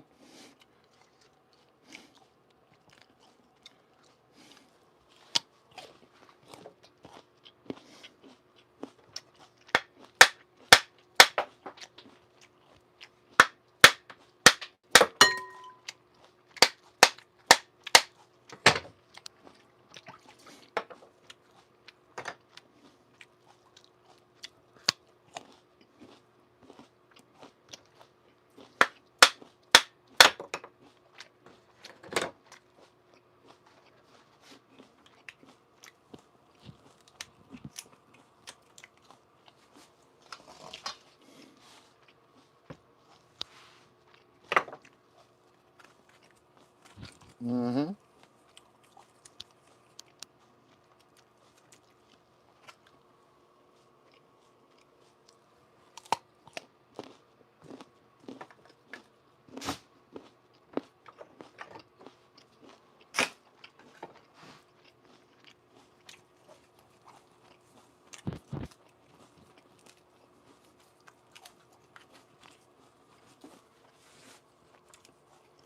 When I can come out.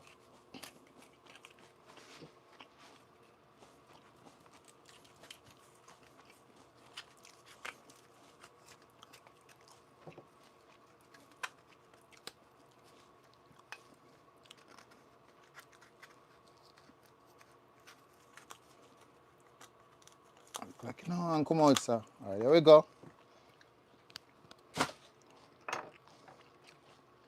All right, so we have a small little coconut here real quick. So here we are going to do. So that one is going to be different, you know. Here we are going to do now. So, what I going to do, I got a coconut. Drop a coconut them in this. A matter of fact, hold on. We could cut it up a little bit more smaller. We could cut it up a little bit more smaller. All right. So we're going to wash it off. And then now the water we use for wash it off, I throw that in the other container with the baking soda and the vinegar. And that can be water for wash off with kill. All right. So coconut then look right now. All right.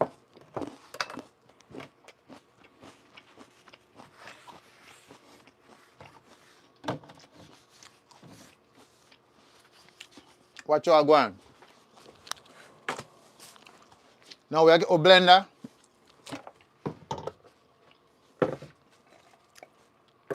Add the coconut to the blender.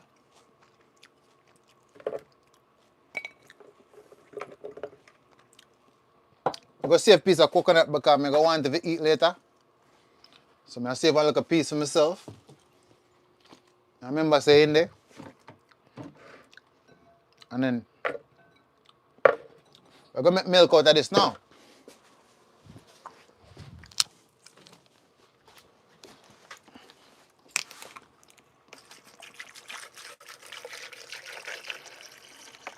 Now we want the milk to be kind of strong. So we're going to work with that. See what I'm going? Yeah. See what I'm going. All right.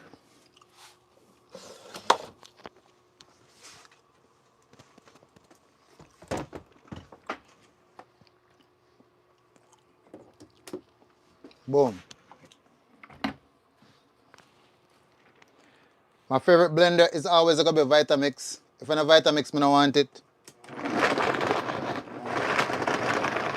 So here's what. When you start off, you want to start off first on very low to allow the bigger pieces of the coconuts to be chopped up. And as they get smaller, then you can increase the speed of the blender. You see what I'm going? All right, you see what I'm going? All right, mama.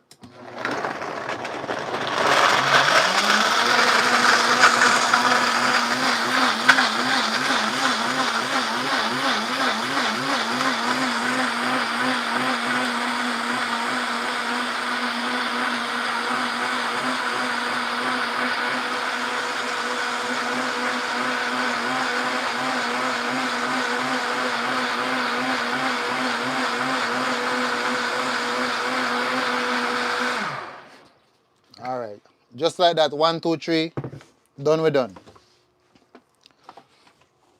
Put that back which part it belong.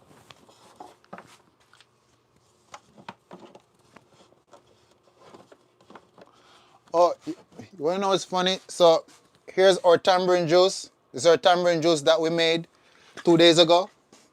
Look, so you see all I have to do with the tamarind juice now, right? We shell out the tamarinds, we pour water, hot water on it, we left it. So,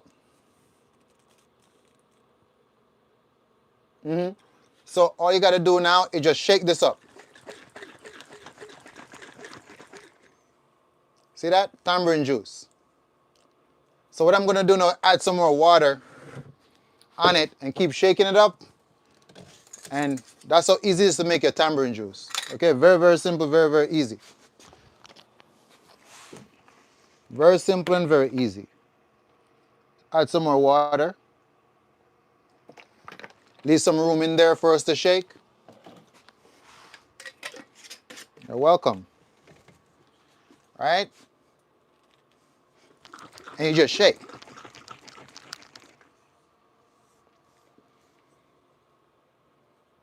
So you can shake it a couple more times well. Let it settle, shake it up, shake it up, shake it up. And technically the more you shake is the more the consistency of the tamarind becomes a part of the water. And then you can just strain it off. You can put date syrup with it if you want. If you want to sweeten it, add your key limes.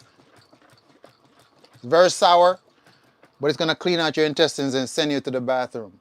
Okay, this is tamarind juice. Very simple, very easy. All right, very simple, very easy. Yeah, for sure. Also, for everybody who's here on IG, definitely subscribe to my YouTube channel. So I'm trying to, since I'm being shadow banned on these platforms, eventually we'll just move over to YouTube or something. So just gotta keep moving, okay? We live in a society where, again, they do profit off sick people. So therefore you can see any information coming across where we can actually reclaim back our health and our vitality. They are going to ban it, censor it, prevent it. We live in a very sinister, evil system, or run by evil controllers in that sense. Now, we're born into the system, okay? So, yeah. It is what it is. All right, so here's our coconut milk. You know what? You want to know what's so interesting? It looks as if it could have used a little bit more water. But I want it to be thick. Hold up. It could use a little bit more water.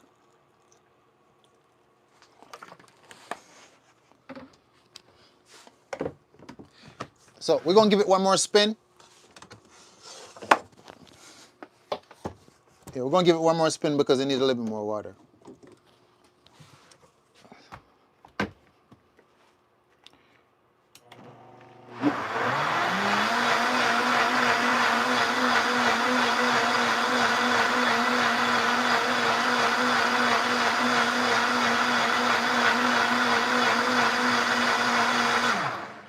All right, there we go.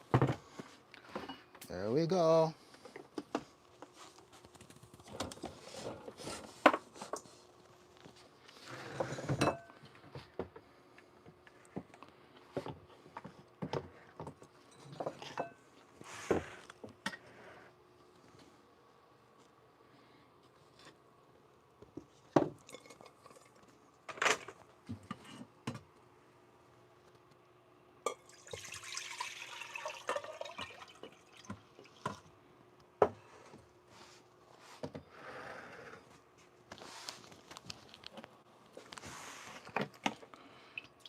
So now we're gonna milk our coconut, and we're gonna use the milk in the batter to make the fritters. So the fritters are gonna taste way better than if we just use basic plain water. That's the thing. You can also just put plain water to make your fritters, but if you use the coconut milk, it gives it a rich flavor that is unlike anything else.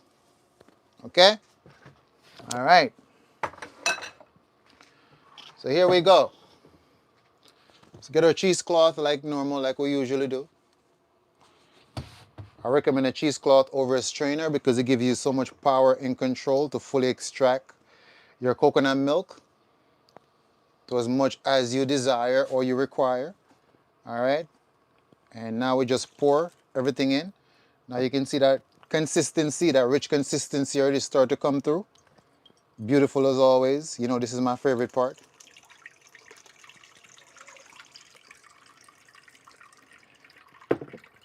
And like I always say, right? Like I always say, my little spoon. Like I always say, what excuse do you have to be drinking cow's milk when God have given you coconuts, almonds, walnuts, Brazil nut, sesame seed, hemp seed. Literally, look at that. Look at that. So what excuse do you have? You see, you've joined the whole bandwagon of raping cows. You know? 'Cause I know some of y'all gonna be like, yo, I didn't do it to the cow. But you have to understand that you're a mastermind. You're the one who pay for the milk. So generally, if you pay for the milk, you're hiring the farmer to basically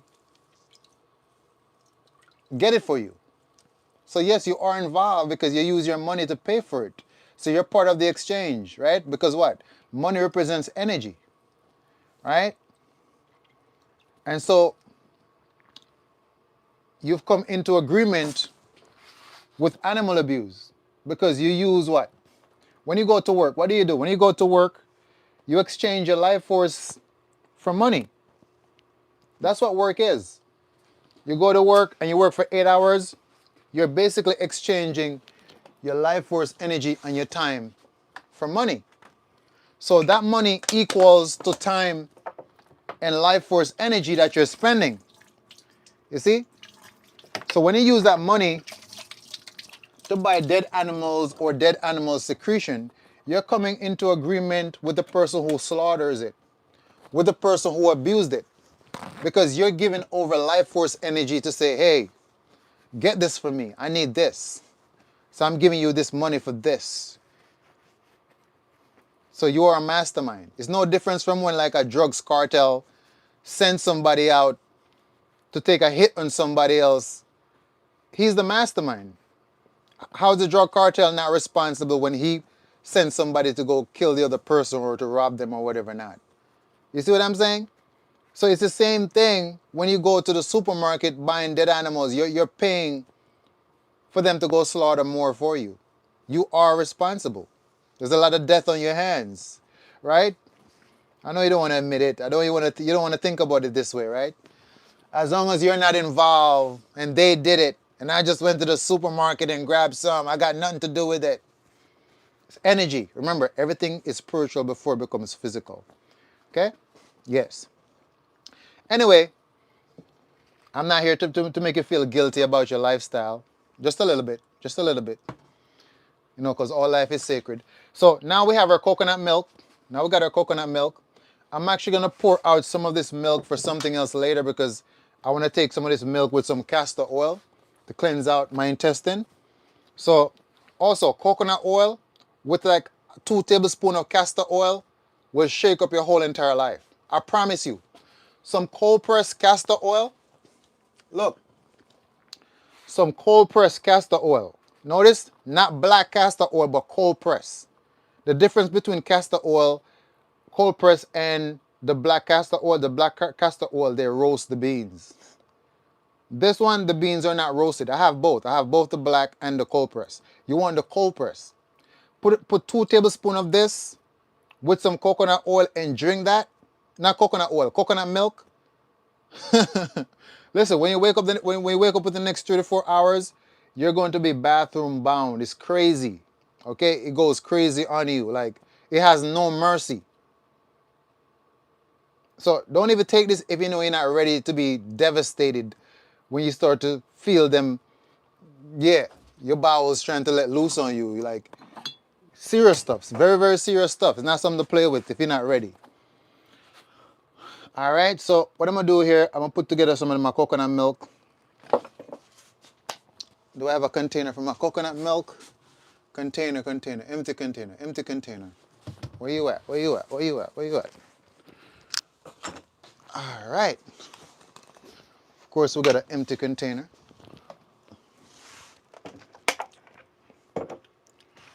So, if you're constipated, I mean, nobody should be constipated. It's so easy to get your bowel movements moving. Nobody should be constipated. Yellow dragon fruits, that's gonna unbound you. Bathroom bound. The tamarind juice that I just showed you, bathroom bound. The pear juice contains sorbitol. Sorbitol contract the peristalsis of your intestines, bathroom bound, right? Prune juice, bathroom bound. Castor oil, cold pressed castor oil, bathroom bound. Like, if you're constipated because you want to be constipated, okay? But you don't have to be. You don't have to be. All right. I'm going to save me this milk for myself. Okay? But I do want you to see the quality. You see the quality? You see the quality and the consistency? Okay? So you don't have an excuse to be drinking cow's milk. Talking about your lactose intolerant. You're just not a baby cow. It was never made for you. God made that milk for the baby cows, not you. So when you drink it, violating the cosmic arrangement, and you start to get sick or have a bad reaction, and you're talking about you lactose intolerant, you're just delusional. You was never lactose intolerant because the milk was never made for you in the first place. It was made for baby cows. Just like how the milk instead of a woman's breast is for her baby, same thing. The milk inside of a cow's breast is for the cow's baby. It's not yours. But see, you've been conditioned by the system again to think that you need to drink that. And when it makes some of you sick, they give you a label. Oh, you're just lactose intolerant. What type of dumbass shit is that? You're just not a baby cow. I mean, can you guys see how brainwashing works? And there's grown-ass adults walking around identifying as lactose intolerant. Shows that they really can't think for themselves at all. So if people are this easily to be brainwashed, can you see why they're brainwashed within every other levels of things? Now can you see? Okay. Now you can see what I'm talking about. Anyway, let's start putting together our stuff together. So what I'm going to do here, all right? I already have a pot here that have some oil in it already from something I was frying. So I'm going to just put the heat on medium. Boom. Now you can see what I'll be talking about, right? Yes. Crazy, crazy society we live in. Listen. We need to get this shit right before we are here having kids.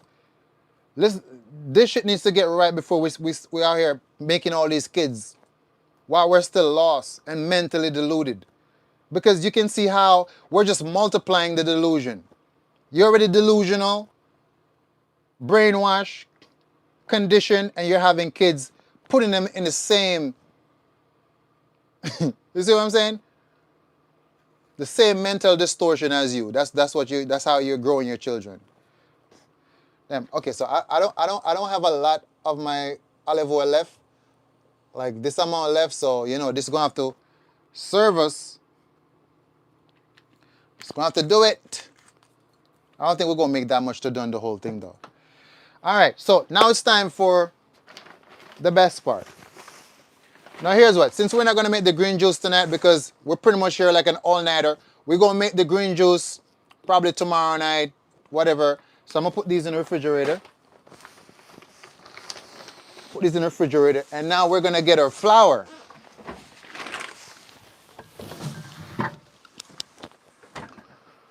Now we're gonna get our flour.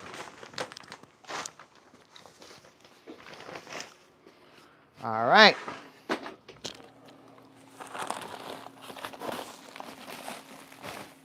All right, so here's what we got. We got some spelt flour. Now, people within the YouTube spaces, I know some of y'all, you're not familiar with spelt flour. So this is what I want you to understand. Okay, this is what I want you to understand.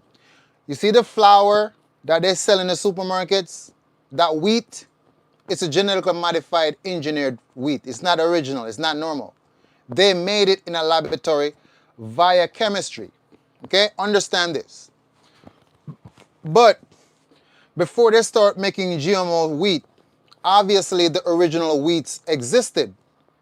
Just like how wild rice. Okay, I've shown y'all. I've shown you all wild rice. Okay, this is the rice that God made. This is the natural rice. Okay, this is natural. I know on YouTube you guys can't really see it that clearly, but it's dark brown to black. This is the natural rice. But notice how they feed you white rice. They made that. This is what God gave you, and they, through chemistry, they make their own version of rice, and that's the standard that everybody eats. Now, do you understand why everybody have diabetes by eating that white rice? That's high glycemic level.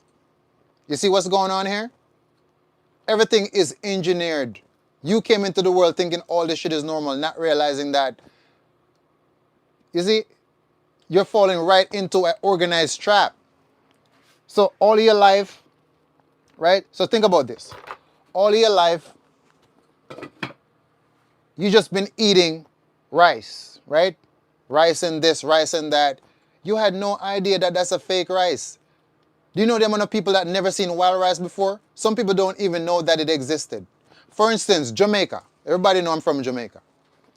When I go to Jamaica and I'm doing health seminars, okay? Because when I'm in Jamaica, I'll be going to the churches, doing health seminar, anywhere.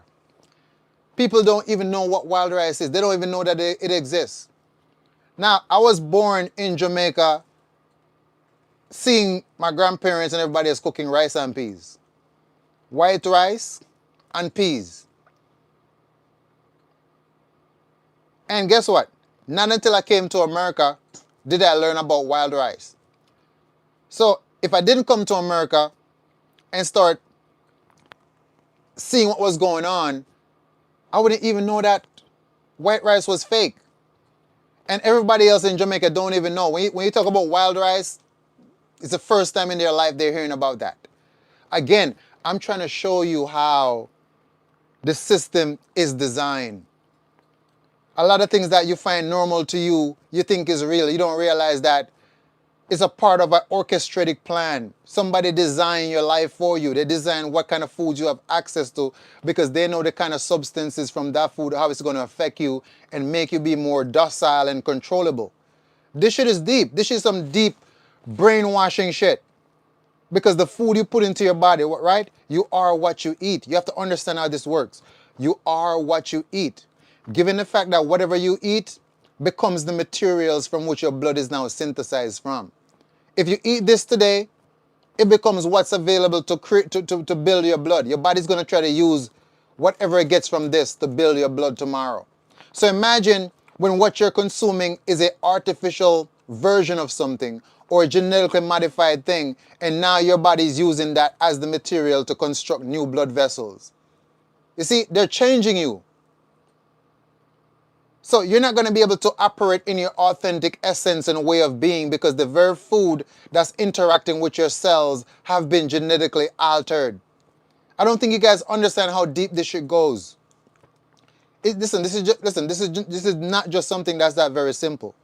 I want you to see the thought and the plan that goes into this. So just like how most of y'all don't know what wild rice is, you see? Hold on. It's the same thing how a lot of y'all don't know what real wheat is, like spelt flour. Okay? You have spelt, you have teff, you have rye, you have kamutz. These are the natural grains that you find in nature. You see? Just like how you find wild rice natural in nature. Now, the reason why they manufactured white rice is because Wild rice or natural foods, they take a while to grow. Just like how you notice that most natural things comes in season. They bear or they provide fruit for a certain amount of time, and then with the season they don't anymore. You gotta wait until that time comes around before you can get it again. Because of that, they had to create their own genetically modified version so that they can have it all the time to keep shipping it out. Remember, everything is about money. We live in a capitalism system which everything is about money. So anything that they cannot capitalize from, they try to get rid of it, basically, and create a version of it that can be capitalized. This is the basis of how the system functions. See? So yes, the flour that they used to make your buns and your burgers at McDonald's, Burger King, wherever these fake food establishments that you've been eating from all these years. That's the flour that they use. The flour they use to fry your chicken wings and your chicken legs, that's the fake flour they use. The flour they use to make your Domino pizza, your Papa John pizza, to make your Panera bread, the flour they use to make your waffles, all fake flour. That's why you're sick. Literally.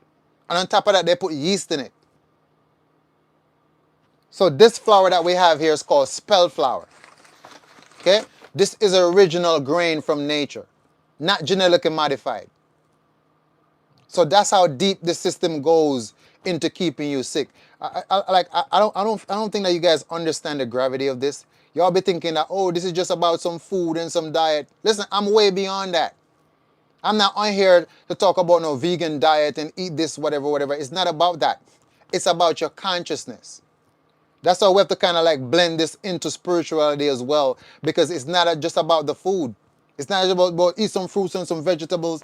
You have to understand the reason why you're going back to eating clean again, and the reason why you need to cleanse out your temple so that your organs can start to vibrate back to their natural frequency. Every organ within your body has their own magnetic field. Did you even know that? Your intestines have its own magnetic field.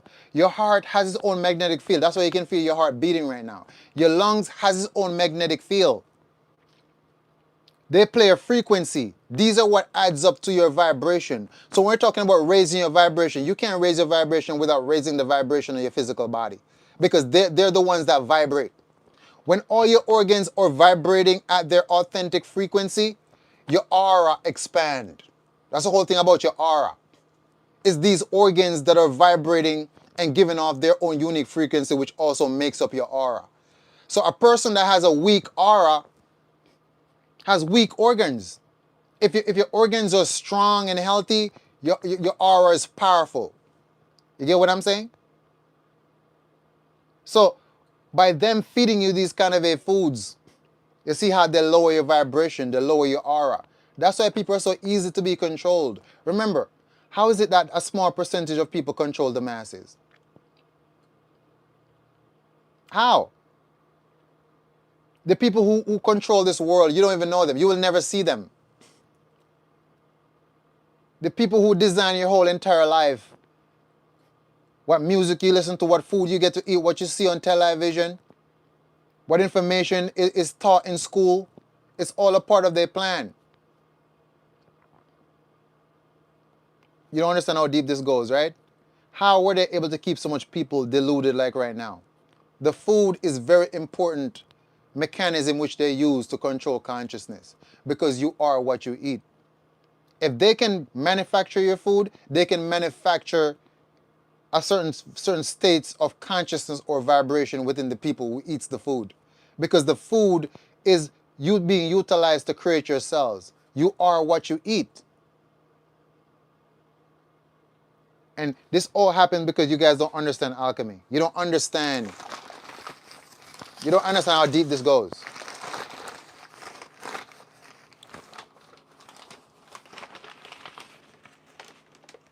Anyway, this is the spelt flour. Okay, this is the spelt flour. And what's so crazy to me is how everybody's sick from eating the food and you're still eating it. What is wrong with you? I mean, clearly you see, look at your grandma. Look at your parents. Look at your uncle who have diabetes right now. cancer, high blood pressure. And you're eating you're going to get up tomorrow and eat the very same food that put them in that condition. Can't you see that something is wrong with you?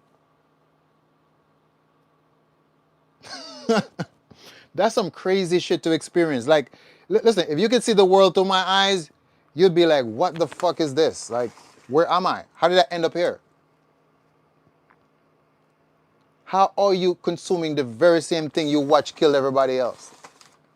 The hospital is loaded right now. Loaded with people. How did they get there? How did they end up there? Okay? Now think about all the people who are also on drugs. How much people you know that's taking prescription drugs? How did they end up in this predicament? Hello? How did they end up in this predicament? The very same food that you're going to get up in the morning and eat. Waffles for breakfast, right? Eggs and bread, right?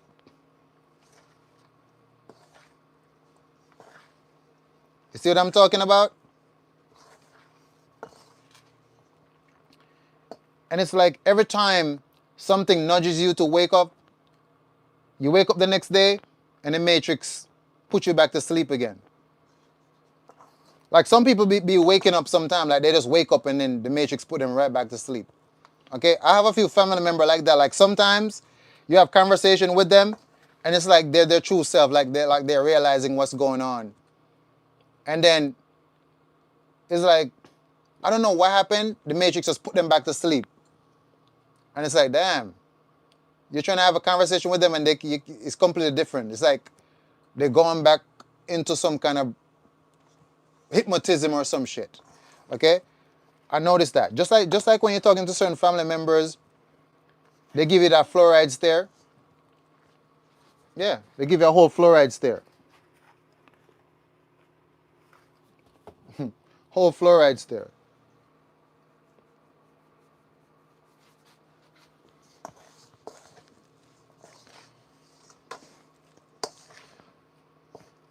Fluoride in your toothpaste, fluoride in your mouthwash, fluoride in your drinking water. But you're drinking it. You're still brushing your teeth with the same toothpaste.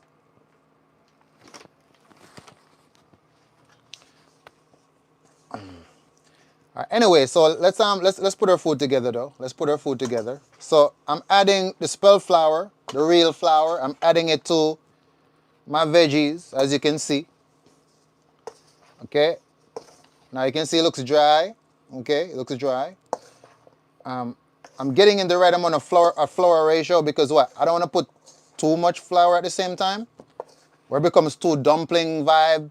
I want it to be in the middle of like dumpling, but rich in the vegetables. Okay, so we're watching the consistency. Okay, so now we're going to add our coconut milk. That's the reason why I want to use milk, because what? We can use water, but water gives it this little bland vibe.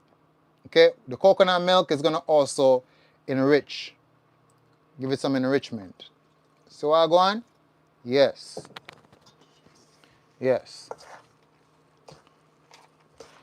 All right, so we're going to do now, we're going to go on, mix it around. But kind of feel some if I add a little bit more flour to it still, I'm not going to lie. It looks like say I want a little bit more flour. So I guess we're making a healthier version of breakfast now, I guess. Even though I don't recommend for you to eat this kind of stuff early in the morning. I want you to be eating fruits. Okay? So don't be here thinking that, oh, I'm going to make this every morning to eat. Okay, you're going to eat fruits in the morning. You can eat this after that if you want to.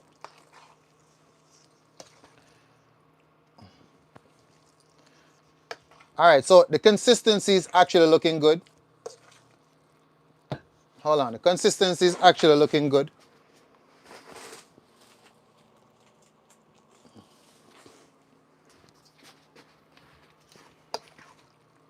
So you see the consistency? This is actually pretty good. Okay. However, I kind of want it to have a little bit more flour in it. So We're going to add a little bit more flour and probably a little bit more coconut milk. So a little bit. You have to kind of catch the ratio how you want it. Now, keep in mind, say some people are going to like it different than some people. Like some people might want, like say, less flour. But it's like say, if you don't have enough flour in it, you can also, we not really hold on to the vegetables then basically. So you want enough flour where all the vegetables them in place. So when you fry it, everything stay together. Then if it's not enough flour, you're gonna find say the tomato and the onion them just like a break up if you don't have enough flour in it. Okay, so remember that. The consistency of it right to where everything hold together, basically. Everything have to hold together. So I kind of feel like say this fish from me there right now. Yeah. So I can pick it up and drop it. Look, look. Ah, you see what I'm going? All right. All right. You see what I'm going? That way I look for. That kind of consistency we I look for. All right. So here we're going. We're going to try, we're going to try one. We're going to do one right now. Let me turn up the heat. So I want the oil to be hot. When the oil is hot and I dropped it there, it's not going to stick. If the oil is not hot enough, it's going to stick to the pot. All right? Yeah.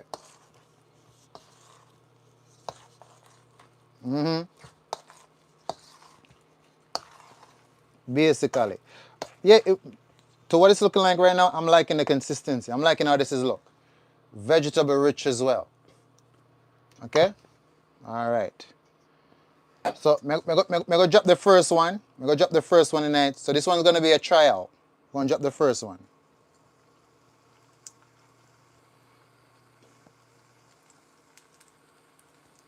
You know what? Let me drop a second one right side of it.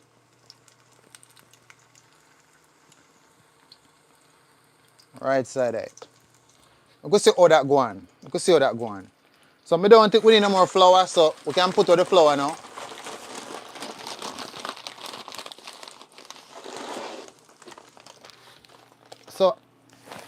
So, I want to tell you, say, I don't have the more avocado oil, you know. Olive oil I have. And to be honest with you, the olive oil that I have is more like a cold press, so it has a low smoke point.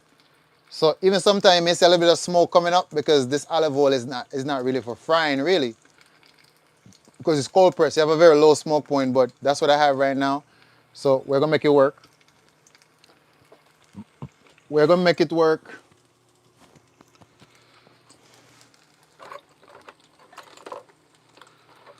We're gonna make it work.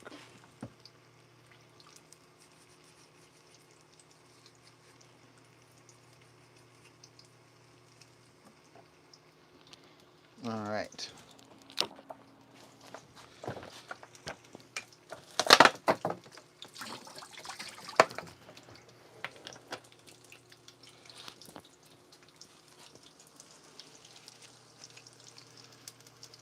What oil are you using? So I'm using cold press olive oil, which is not really for cooking because it's cold press. So this is from Greece. You already know that. That's my favorite olive oil from Greece. That's what I'm using, cold press.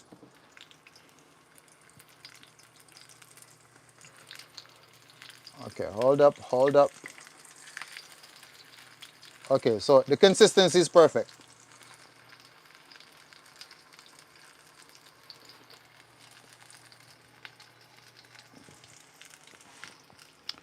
Consistency is perfect.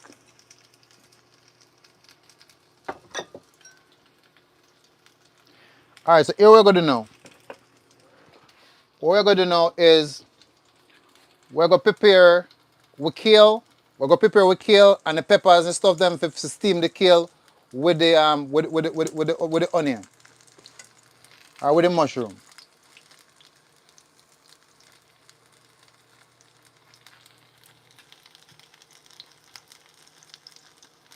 While them they go and do a thing.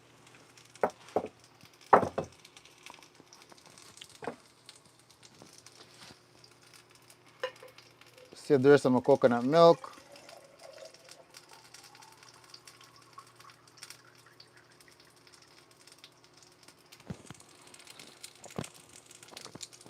So good.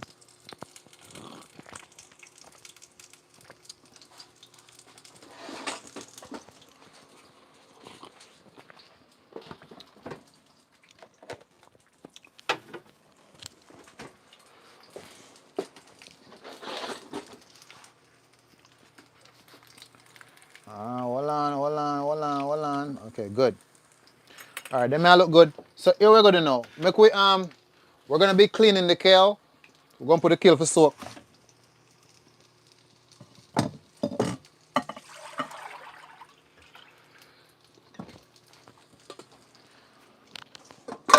Kale for soak, you know. So here we have the dinosaur kale.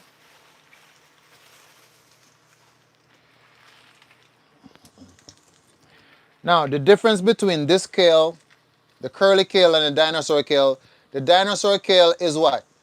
It's the original kale. It's the mother kale. So you have a higher percentage of what? Iron, magnesium, phosphorus, right? Bro, have you ever used coconut oil for frying? Yeah, I definitely have. Definitely use coconut oil for frying.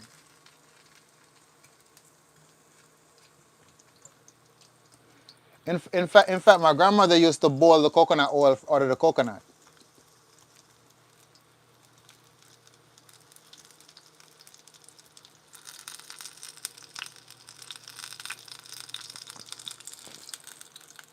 Okay, so um, as you can see, it's coming along beautifully, but I just have to test it though. I gotta test it to see if the inside is already cooked properly. So, but it's looking good so far. All right, so obviously we have two kind of kale.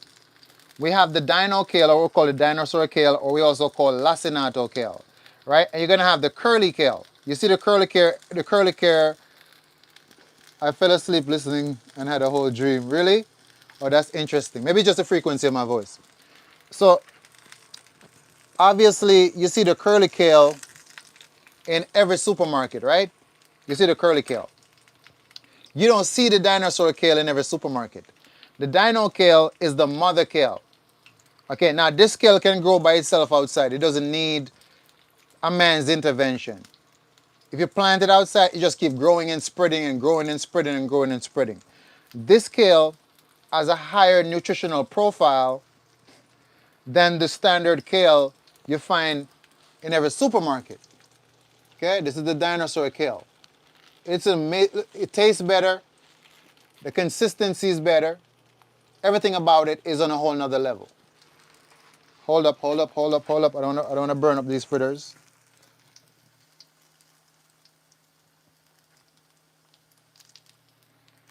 Okay, so you say you hear negative things about frying with coconut oil. That's because coconut oil also, if it's virgin coconut oil, then it also have a low smoke point, right?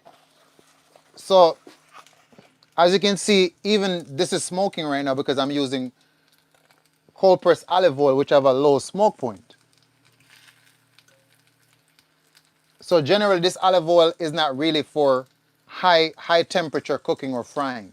This is the kind of olive oil that you put in your dressing, and your salad dressing, and putting your hair and your skin or whatever not. I'm the one who's just using it to fry because I don't have my other oil right now. So you can get away with it, but you are gonna have some smoking because you have a very low smoke point. Okay, so this one's looking good. Let me add the next one in there. Let's add the next one in there.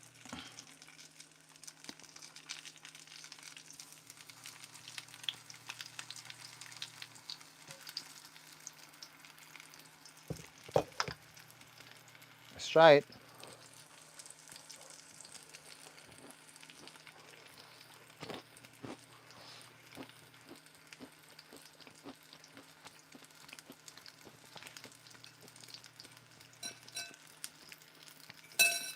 All right, let's see, let's see. Let's see if it's good. Okay. All right, YouTube, you see what's going on here? Perfect. So do you see how it's the right amount of flour and the right amount of veggies? That's what we're looking for. Okay, we don't want it to be too much flour, not enough veggies, or not enough flour to where it's breaking apart. So the consistency has to be right. Okay, the consistency has to be right.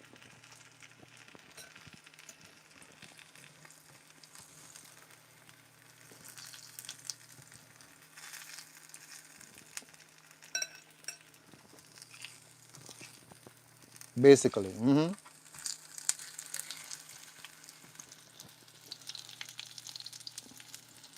right. All right, so we're going to lose the microphone again because I got to plug in this.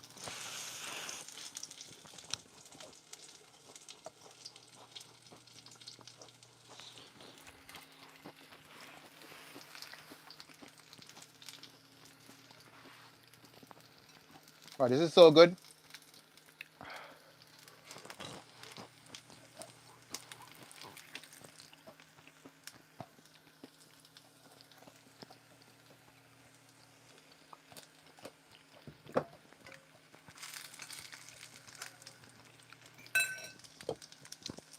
This is damn near perfect, to be honest.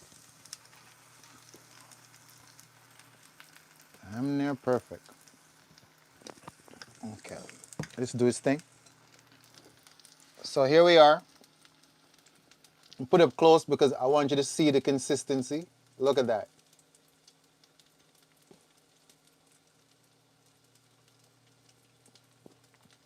Okay? Perfect consistency.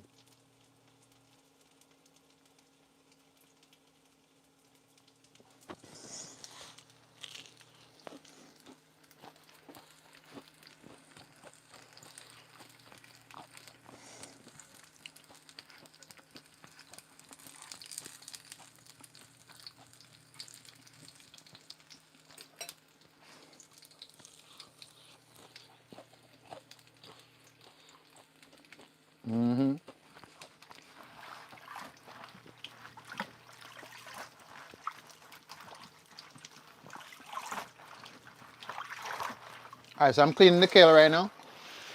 This is good.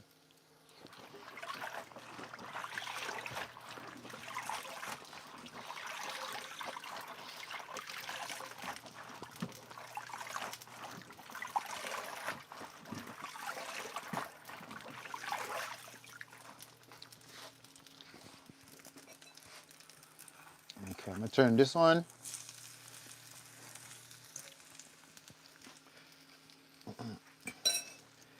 Honestly, I wasn't even expecting it to come out so good. Was not even expecting it. And the seasoning is literally perfect.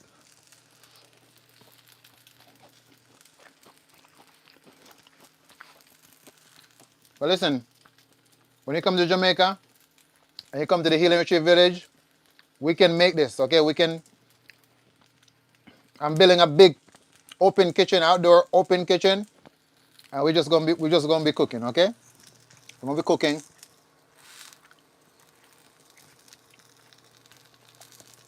After you fast for 7 days though, the only thing you're gonna come to Jamaica and start eating food.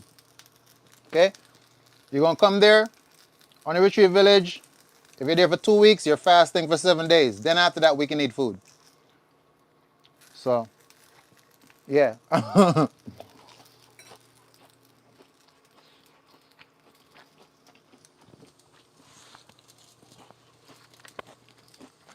This is good.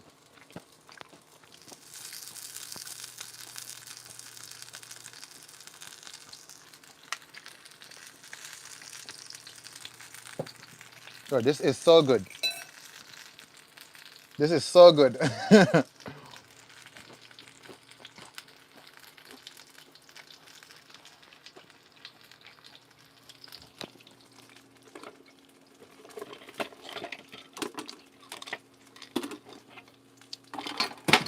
Alright, so here's what. Let us complete the meal. Let us complete the meal. Let's saute the kale and the mushroom. Meanwhile, we're waiting for the rest of these to cook.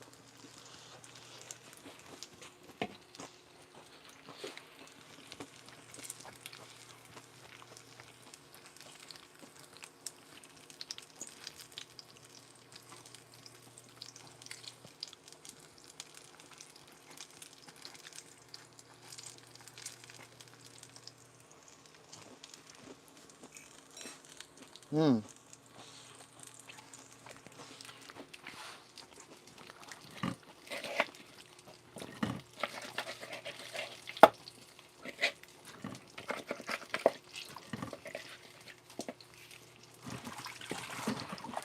All right.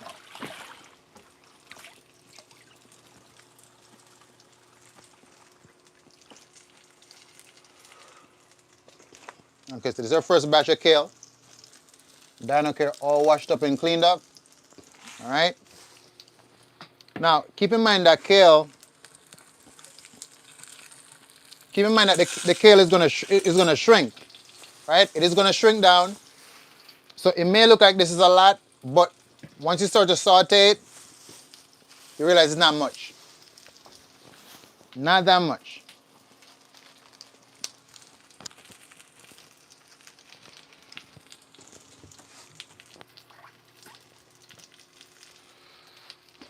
So let's get it together.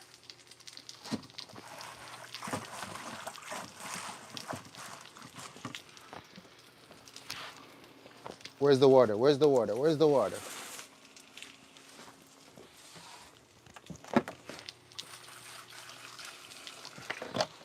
All up, all up. I don't want to burn it. Don't want to burn it. Come here. Don't you burn on me, love. Okay, got it just in time. Got it just in time.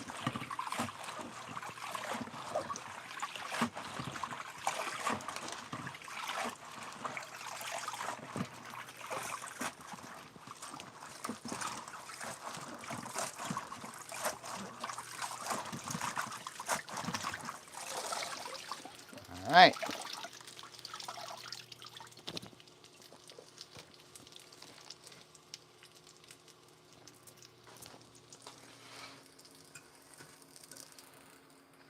Okay.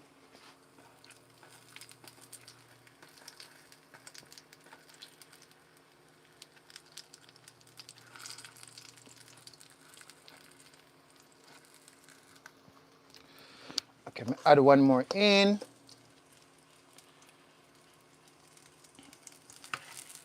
Add one more in there.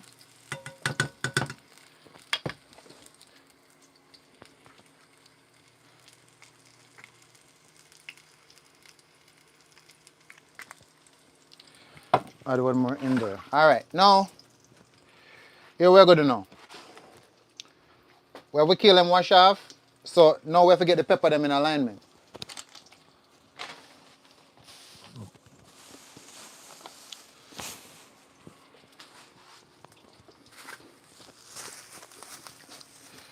No, so we're going to use red, orange. Yo, I know some that ring out the kill for you. Literally, they ring it out. I don't lie, I tell. You don't tell one lie at all.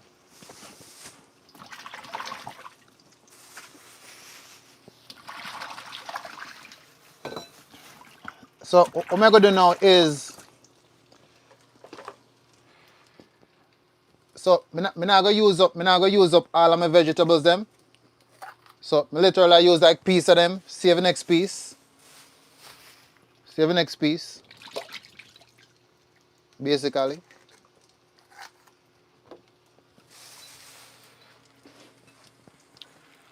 I'm not gonna lie still, I kind of have that much oil. So I have to kind of, I can make woolly for them, eh? But then again, early in the morning, so I don't need no woolly pie neither, so it's alright. I need no woolly pie neither. Alright, so them are good. Vegetables and sort out. Have a last piece of scallion here.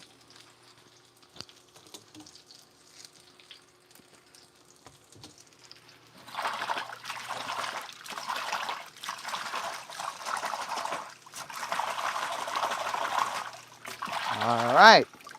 Perfect. Perfect, perfect, perfect, perfect.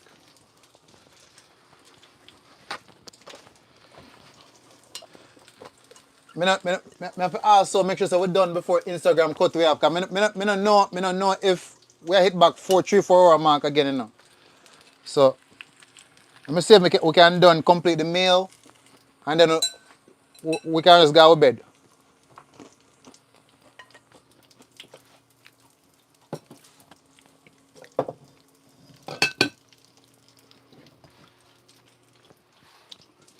Alright, so we're cut up with pepper them now.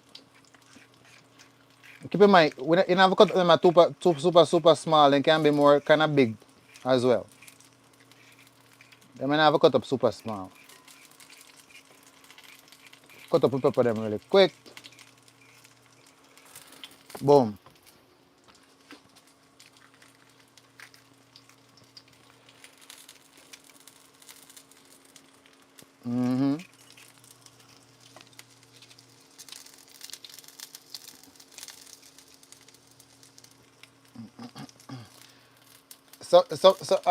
Somebody comment, they say, bro, super healthy. I wonder if he can do 25 push-ups. I mean, is 25 push-ups even a challenge? If you had said something like 50, I could have understand, but 25?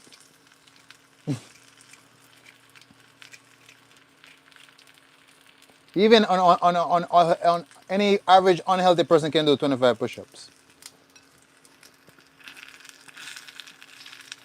25?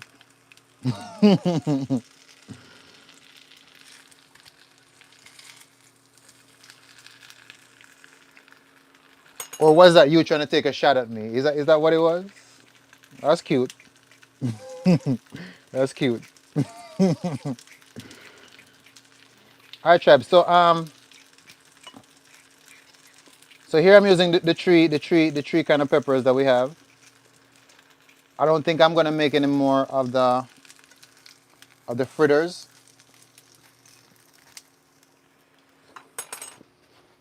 And we have the last piece of onion. Okay, we have a last piece of onion here.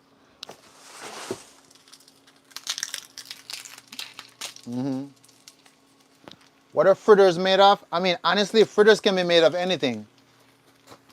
So it all depends on the kind of fritters that you're making. I'm making a more like vegetable fritters, right? However, though, um, in Jamaica, they make what we call saltfish fritters, where it's just literally just the flour and saltfish. So that's kind of like what I grew up on.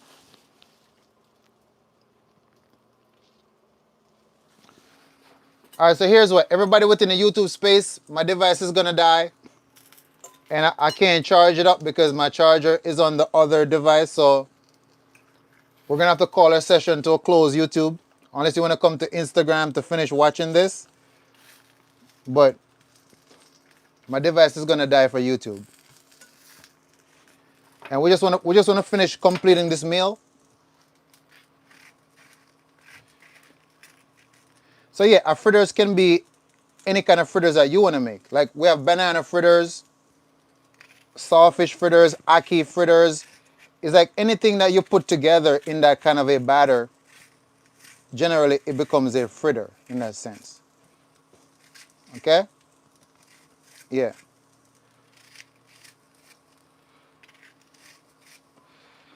All right.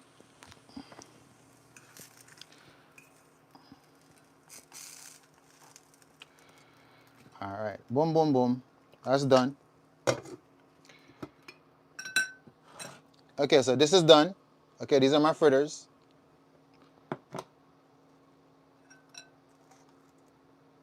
As you can see. Okay? That's what it looks like. All right, YouTube, so you can join me on Instagram Live until we finish cooking the mushroom and the kale, but pretty much my device is dying.